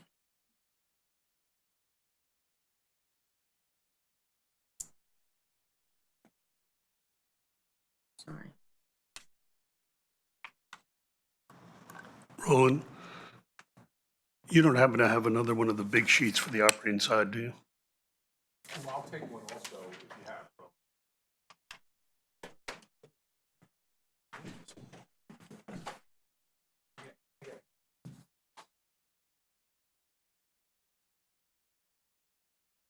Thanks. Oh, yeah, sure. Oh, I was the only one to fess up. Now I come cheap. Thank you, sir. It's the latest operating.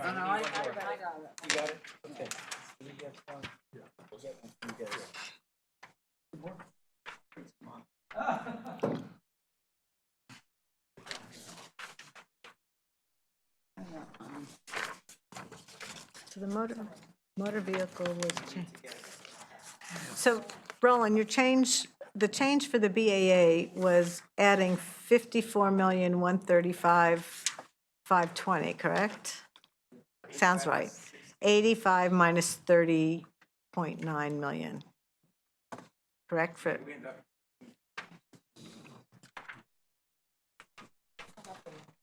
We ended, oh, so that's not the right number. So they reduced, tell me the number again, they reduced 16 million, 241, say that again? You're not in the mic, so I can't hear you. 16,241,100 100. is what the BAA reduced. We had estimated 85 million. Yes.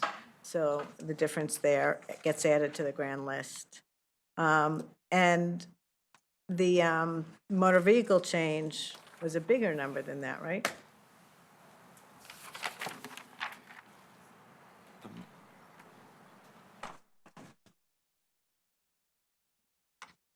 Shit.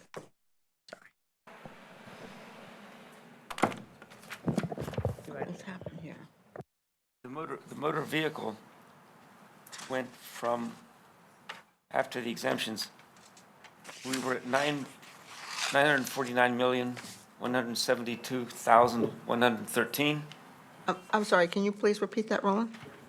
We were I- at 949,172,113.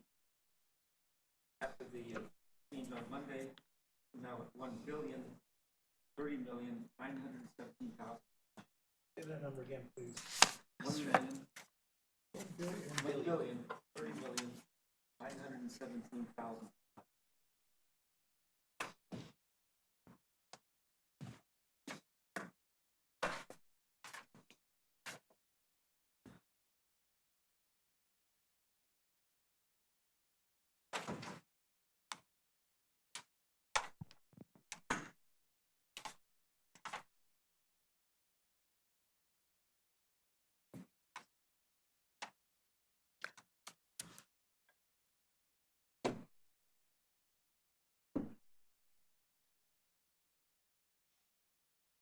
So that means we increase the grand list. The total of those two numbers is 150,450,887. And the grand list was 36,726,871,472, and you add those two numbers, You know, I'm sorry, but it's 36,877. Is that so, what you said, Roland? Okay. I'm sorry, what, can you just, I hate to do this, Roland. I'm going to send it all to Lawrence. Yeah, let's not. Yeah, but, yeah, we're This is ahead of critical. ourselves. It is, but it's when we're calculating the No, tax rate is but critical. we should know, we're in revenues and we should understand what these changes are. But they changed the tax revenue. We're not, we have to first change operating expenses if we're changing No, I know, anything. but we need to know exactly what the grand list is. But the number you had said, it was 36,795, and we're calculating now it's 36,877. 36,877, Yeah. 36,877, and then, 322, 349. what is it? 322, 349.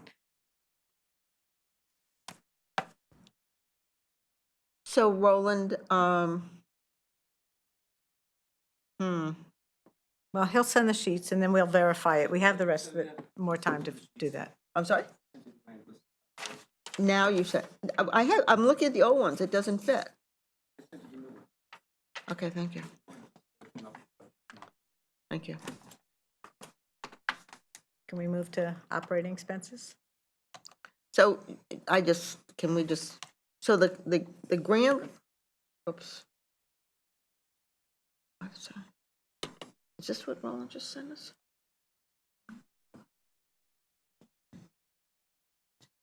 No. I really want to understand where we are. I think this is very important.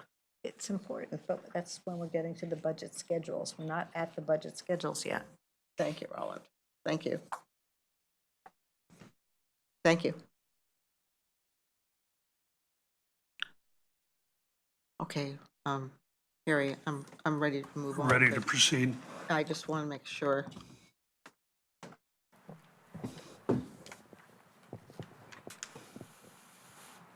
Okay. Yes, thank you very much. Okay. And thank you, Roland, too. So we're going to move on to operating general government. If you would start reading, please, Joan. So are we going to go by category? So we'll just General say, government. or do you want to go line by line? I think we need to go line by line. Okay. So general government, 101, representative town meeting, proposed budget, 65,250. Point of order, just because our amendment packet has two different proposed amendments affecting multiple lines, starting with general government, RTM, let me ask the chair, how are we going to handle those two amendments, townwide reductions? First of all, the first one is being withdrawn. It's withdrawn. Yes. And I spoke to Roland, and he said that this should go into fixed charges, and then he could allocate. But Roland, you might want to explain it.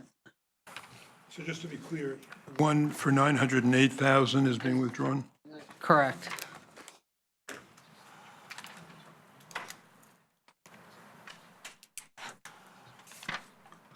Roland, do you want to clarify that? Yeah, what I said was if you accept that. Can you just use the mic? Sorry. Is it dead? No, the mic died. I'm killing him. But if you accept that, the adjustment, if you accept that in total, we could put it into the fixed charge line, which we've used in the past apparently, but there's a line set up. And I would simply allocate that back then. So to follow up with the chair, we expect to discuss almost every line on that particular one, but you would like to do that at the end? I'm sorry, I didn't quite understand the question. So there's information. The reason that our caucus wanted to recess on Tuesday in the morning was to be able to understand the impact of the proposed cuts in here, which is a 1 to 2 to 3% cut across the board, essentially, in most of the town departments, and there's an impact on services. So when the question is, how do you want to handle that? You want to handle that when we get to fixed charges. That motion will be made, and then we will spend whatever considerable amount of time it takes to review every line item? No, I don't think it was our intention to go by those line by line. It's a single reduction to the fixed charges to be allocated later. Is that All right, correct, well, Karen? just so you know, the discussion will be line by line. Okay. I think Thank that's you. just informational guidance. So, The point, yes, Mr. I don't know, Westphal. I don't know how it can be guidance, aren't we? There's no ability of different different units to exchange the numbers among themselves, right? So if you have 11,000, for example, down for the Office of Selectmen, he can't reduce that and give money to, or, to one of the other departments. That's not how it works, right? That's right. So you got to go through it line by line. Otherwise, you're not really making the cut. Am I wrong? We're working off Roland's guidance. Roland? I just, Linda, if you discuss that one item in the aggregate, and you say, okay, we agree with all of these reductions, if we agree with the methodology or whatever, if you vote on that as a one, I would go back and just make the adjustments then. Let's say we don't do that. There is an agreement. Let's say we don't do that, there's not agreement on a blanket reduction, general government, then at that time, we're going back to modify each individual Yes. line item. And I don't know that, I don't know how you get agreement. In other words, what would the procedure be if you wanted to get such agreement? You can't do a vote to do that. I mean, the charter doesn't allow us to put in an aggregate number and then let it be allocated after the fact. I don't think that's within our authority. May I just ask Roland a question? Roland, have we done that in the past? I thought we had, which is why We you have had done that. suggested it. We have done that in the past to a smaller degree. Okay. I just wanted to Okay. clarify that Roland was using past precedent for this recommendation. Okay. May I comment for a moment? Mr. Cowell. Chairman? Thank you, sir. So, Mr. Chairman, respectfully, these cuts will, to all the various departments, will have implications for staff or services. And I think that we need to discuss what the implications are before we sort of make a blanket assessment. Because without sort of knowing what would potentially be on the table in terms of cuts in staffing or service or whatever else to accommodate this, we're kind of operating blindly. And I think we need to know what's on the table. We have to know exactly what the implications are before we can make a fulsome sort of decision here. Let's move on. Yeah, I was going to say, let's move on. Now, do we feel that we have to go line by line in general government, or Yes. can we just do it? No, I think it's a good idea to do it line by line. We're approving this budget. Okay, so starting with general government. Representative Town Meeting, $65,250. Ethics. Can I make one comment? And I think that we're going to have to deal with this in one motion, but just so the public understands, there's an amendment here that's touching almost every operating department's line item, just one. Not the schools, that's a separate motion. But, so while these amounts are being read out, they are subject to modification because of an amendment that's coming later. Right. Ethics, $12,300. Historical District Commission, $10,000. Emergency Operations, $161,733. Department 105, Office of the First Selectman, $1,082,460. Department 106, Purchasing Department, $460,079. Department 107, Administrative Services Center, $376,673. Department 109, Human Resources, $3,393,938. Department 111, Probate Court, $42,600. Department 120, Registrar of Voters, $681,819. Department 130, Finance Administration, $2,795,990. Department 134, Information Technology, $5,274,510. Department 135, Assessor, $1,398,673. Department 136, Board of Assessment Appeals, $43,600. Department 139, Tax Collector. Hold on a sec. Sorry. There's a motion here, I Oh. believe, Ms. Moriarty. Yes, the motion here is to increase that budget by $5,300. Is there a second? I second that motion. This motion reflects that next year is a revaluation year, and the number of challenges and appeals that they get significantly jump from other years, so that they will need additional clerical support and additional supplies totaling $5,300.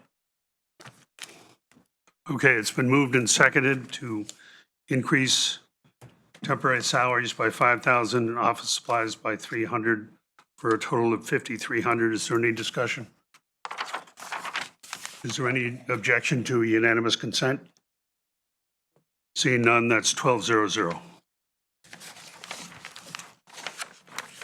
Tax collector, Department 139, 502,258. Department 140, law, 3,343,866.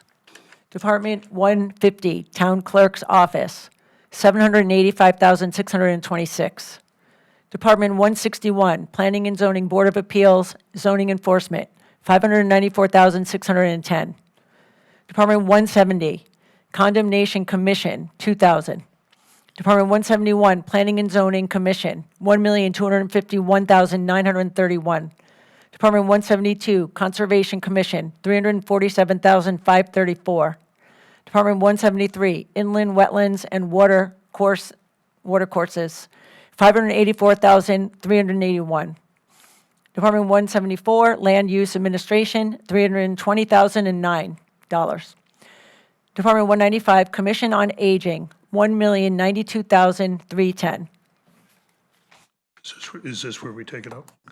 Total general government? So, or we take it up later? Your cut, Fixed charges, later on. later on, okay. I'm sorry. You might just total that. Total general government, before the one adjustment, 24,624,151, plus 5,300. Okay, continuing, fire. Fire, Department 201, administration, 2,330,746. Department 202, fire training, 844,925. Department 204, office of the fire marshal, 869,973. Department 205, firefighting force, 14,260,849. Department 206, fire apparatus and equipment, 80,000. Department 207, fire department buildings, 275,000. Department 208, fire department volunteers, 741,000. Total fire, 19,402,493. Police department, Department 211, administration, 1,022,323. Department 212, dispatch, townwide communications, 2,716,962. Department 213, general services, 3,503,311. Department 216, criminal investigation, 4,625,842. Department 217, uniform patrol, 15,224,393. Total police department, 27,092,832. Public Works, Department 301, administration, 886,680. Department 302, engineering division, 1,576,933. Department 312, highway, streets, and bridges, 7,743,228. Department 315, highway, board of ed maintenance, 323,100. Department 321, waste disposal division, 7,277,714. Department 345, building construction and maintenance, 5,579,561. Department 351, building inspection division, 1,927,289. Total public works, 25,314,505. Vehicle maintenance, Department 380, fleet department, 3,473,592. Health department, Department 401, Administration, $557,946. Department 405, Environmental Health, $818,389. Department 410, Special Clinical Services, $298,917. Department 415, Family Health, $670,129. Department 425, Laboratory, $391,780. Total Health, $2,737,181. 161. Sorry, 161. I was almost perfect. So close. External entities, Department 440, GEMS, TAG, GADC, Museum, and Channel 79. Okay. So we have We have motions here. we have here Leslie Tarkington, please. conditions. So our first condition, external entities, is for TAG, account number 440-57221, and this is a condition of $154,000 of $308,000. Have a second? I'll second. So this is a condition subject to release by the Board of Estimate and Taxation upon receipt and acceptance by the BET of a written mid-year report update from TAG on its operations and financial performance. Any discussion? Seeing none, any objection to unanimous consent? Seeing none, this is adopted 12-0-0. Ms. Tarkington again. Yes, I have another amendment, external entities, GEMS, 400 and, Department 440-57225, in the amount of $2,437,412 of its budget of $4,874,824. I'll second. So again, this is a condition subject to release by the Board of Estimate and Taxation upon receipt and acceptance by the BET of a written mid-year report update from GEMS on its operations and financial performance. Any discussion? Seeing none, any objection to unanimous consent? Seeing none, this is adopted 12-0-0. Thank you. That would take us to Human Mr. Chair, Services. I did not read that amount. Should I just say the amount, the Oh, total? sure, that's fine. $6,293,374. Thank you. Human Services. Human Services. Department 501, Administration, $1,595,744. I believe we've got a, So Ms. It's in Moriarty? here for the there was a 502. motion that I prepared in the case that the request from the department to reduce a .71 part-time was being made. I don't believe that motion's being made, so I will not make my motion. Okay. So that's withdrawn? Withdrawn. Well, it Not wasn't made. made, so. Okay. Okay, continuing on in Human Services. Department 502, Adult and Family Services, $2,052,813. Department 509, Aging Services, Homemaker Services, $659,982. Total Human Services, $4,308,539. Board of Education, Department 600, Administration, $7,066,961. Okay, I think we'll pause here for an amendment. Who's making this amendment? Yes, I'm just going to move that the account code for GPS 600 to 675 be reduced by an amount of $4,048,621. Is there a second? Second. Mr. Alfano seconds. Ms. Faciliotis moves. Discussion. Yes, for decades, Greenwich schools have provided excellent education and has graduated more than 100,000 students who attended the schools to the most elite colleges and universities in America. I was the beneficiary of this education. It was done by focusing on teachers and the classroom and ignoring everything else. So here are some truths about Greenwich Public Schools. First, enrollment has declined and it is not coming back. Kindergarten through grade 12 enrollment has dropped from the stable 20-year trend and has not recovered over the last 6 years. That drop is 480 students. If you compare 2019 to 2024-25, the enrollment was 8,843 versus 8,354 today. And these numbers are what I report from the Greenwich Public Schools annual enrollment reports that are certified to the Connecticut State Department of Education by the superintendent. So K through 12 has dropped by 480 students, and after 5 years has not recovered. Now, I know that it will be argued that there was an anomaly drop in 2024-25 because the state allowed enrollment from January to September, requiring kids to be 5 years old. But there'll be an anomaly increase in kindergarten enrollment in 26, so the two events essentially wash out. My second point, since 2019, classroom teachers and pure academic staff has increased from 1,010 to 1,030 employees. GPS has reduced core academic classroom teachers, as BOE policy has required fewer elementary classrooms without changes to classroom size. But meanwhile, the Greenwich Public Schools has dramatically increased the number of special academic resources by 45 positions.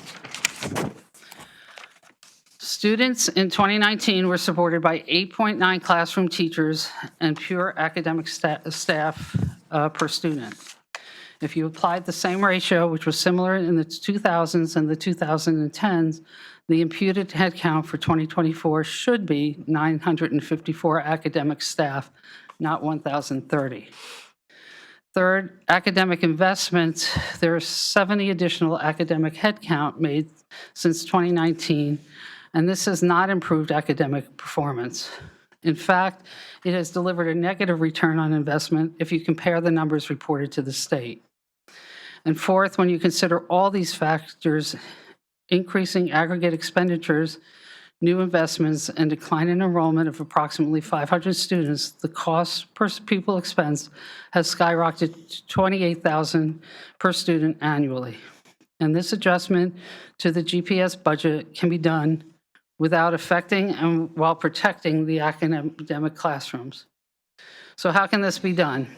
Adjusting headcounts to 2019 levels, and this is not to the levels that it should be, which is 954, will provide more teachers than 2025 enrollment now needs, and that level will save between 2 and 2.7 million based on the GEA contract pay schedule and current teacher population. The HR committee of this BET has consistently discussed teacher absenteeism with the HR director of the BOE. By having the Greenwich Public Schools HR and the superintendent managing teacher absenteeism, which is nearly double the state average per the State Department of Education EdSite data, which are, again, the numbers reported and certified to the state by Greenwich Public Schools. Just by doing that, the district would recover 9,292 substitute teacher payments at about 150 days, and managing absenteeism below 13.3, it's currently 22.5, of 100 days contracted could achieve a savings of $2 million or more.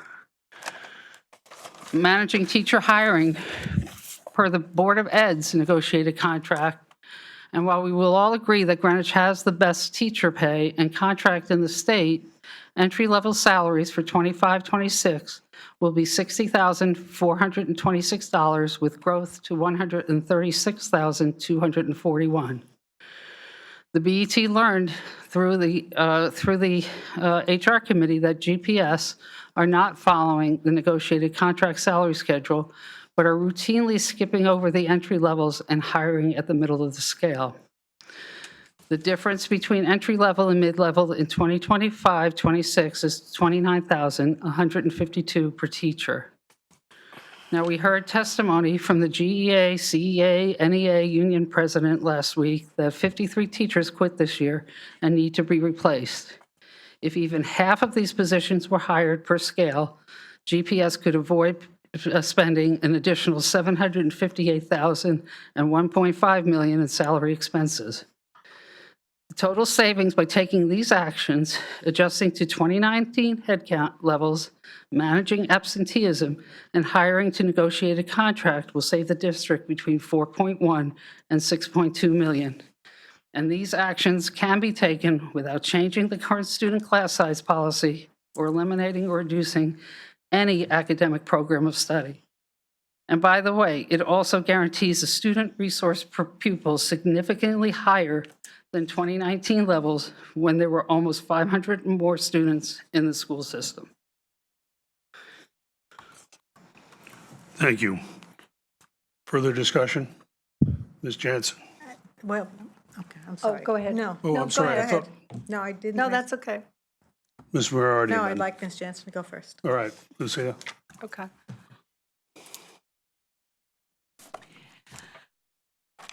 For years, those of us who closely analyze the school budget have been frustrated that parents, residents, and taxpayers remain unaware of the true cost of Greenwich Public Schools. It was evident to see at the recent BET public hearing.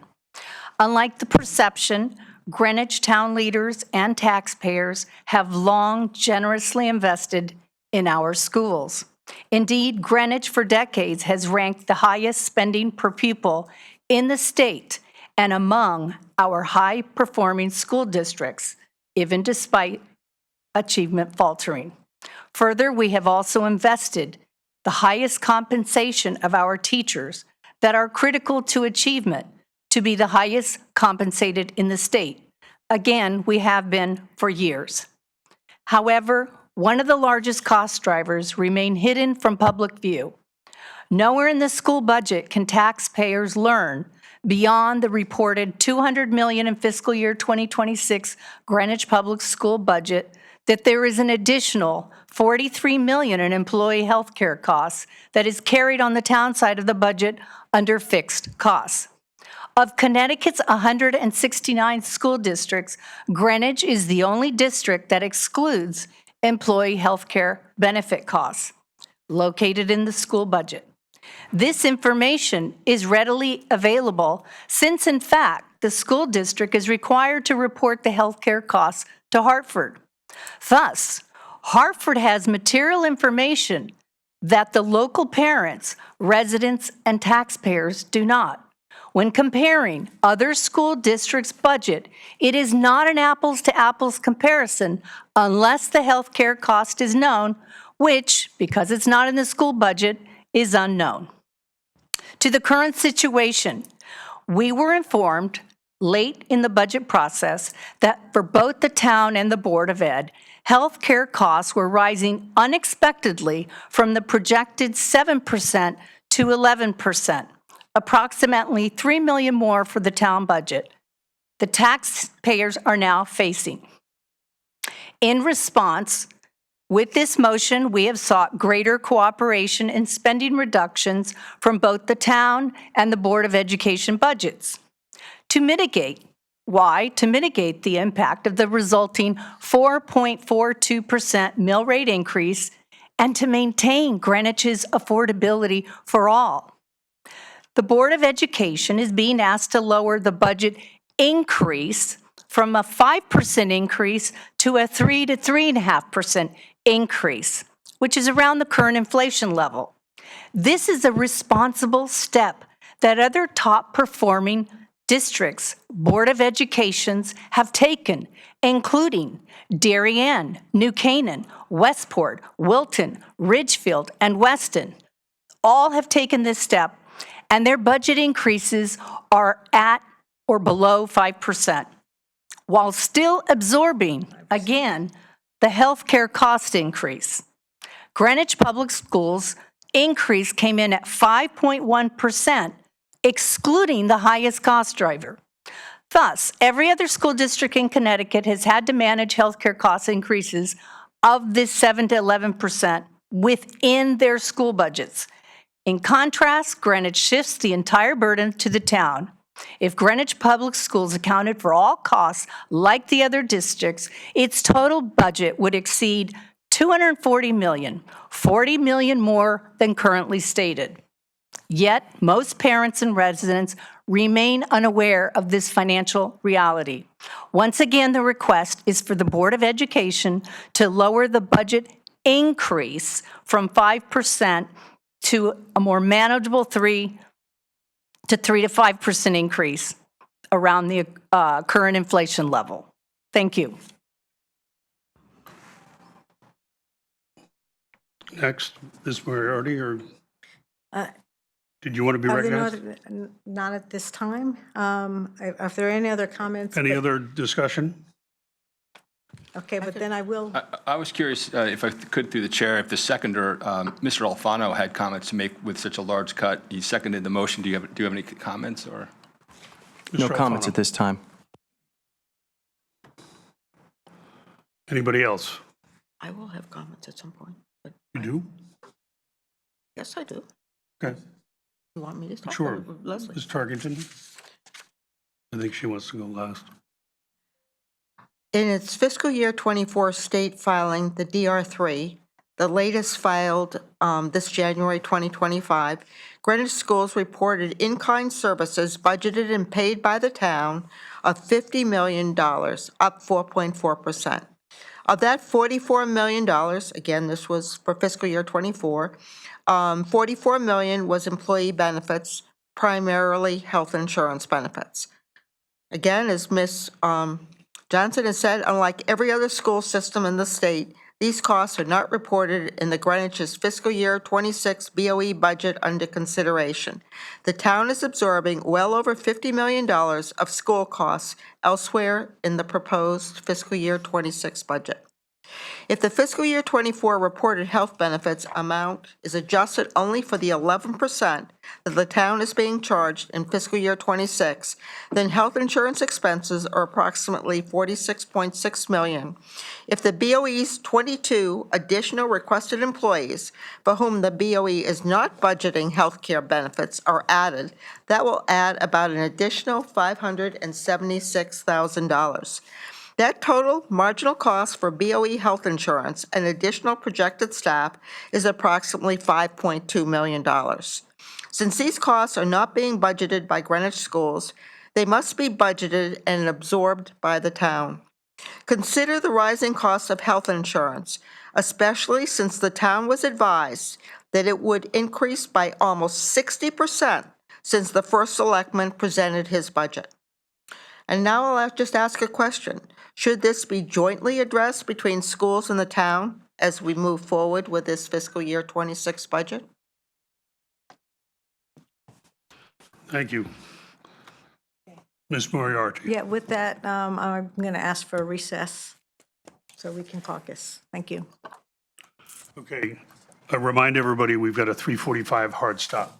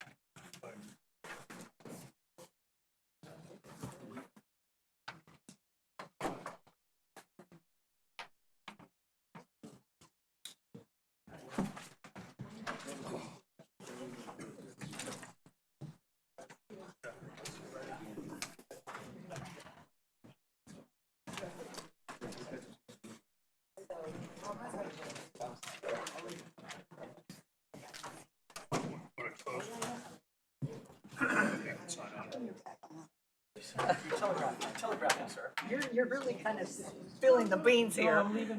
Oh, sure you are. I think, sure you are, Scott. You just exposed yourself. They're packing up. I can't leave you. Are you packing up? No, I will. You don't trust them. You don't trust her. Guys All right. are like a hawk. Well, I can't help but notice that you're really leaving.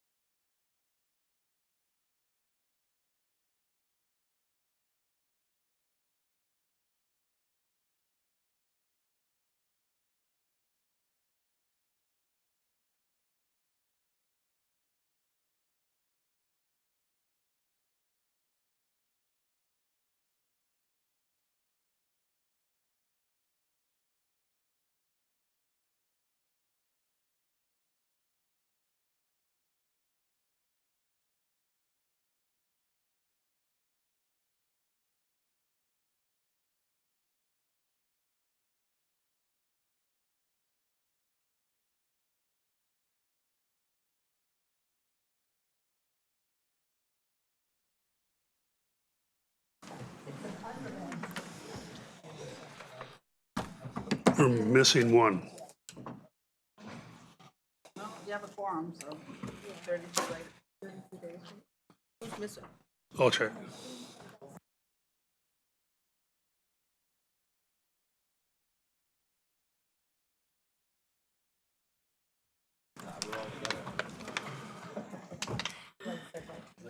Okay, we're back at 3:34 with a hard stop in 11 minutes, thereabouts. Ms. Moriarty? Yes, we'd like, because of the importance of this decision and the need to really make sure all the facts are on the table, I think the conversation is more than 11 minutes. And so we would like to adjourn the meeting and start again at 8 a.m. tomorrow. Okay, from our side, we were ready to vote before this break. We were ready to vote now. It's similar to Tuesday morning when we were ready to get started. This information's been on the table for quite some time and was actually derived and published in the press from people calculating it off the budget guidelines. So,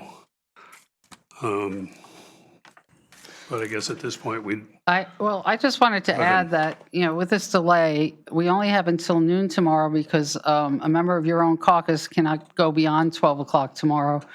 Next week is totally out because members of your caucus are traveling. The following week is a big holy week for a lot of people, and time is limited or non-existent for some people, which leaves us the following week. And there is a real possibility that we may not be able to meet in time for the RTM to get the package. I just think that this is a very big risk.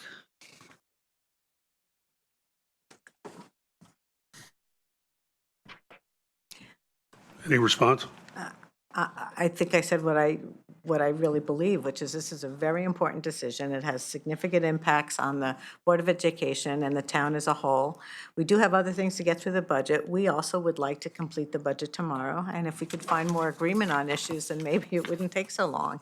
But this is too important to start and then have to stop in 5 minutes, and so it's best just to do it tomorrow. Well, again, you adjourned at 10 after or 15 after 3, or even before that, I'm sorry. So, there was time to at least start the conversation. I'm understanding, I'm getting text saying that a message has gone out to all parents for tomorrow morning. So I take this for what it is, a delay tactic, and I don't really appreciate it. I resent that. It's not a delay tactic. Had you really wanted to discuss this issue, you had brought it up during the Budget Committee when we met 2 months ago. If you bring it up 2 days before and you expect us to ram some nonsense through, Restraint, please. Excuse me, but many of the components of this have been brought up in committee meetings and in other places, so this is not a surprise to you.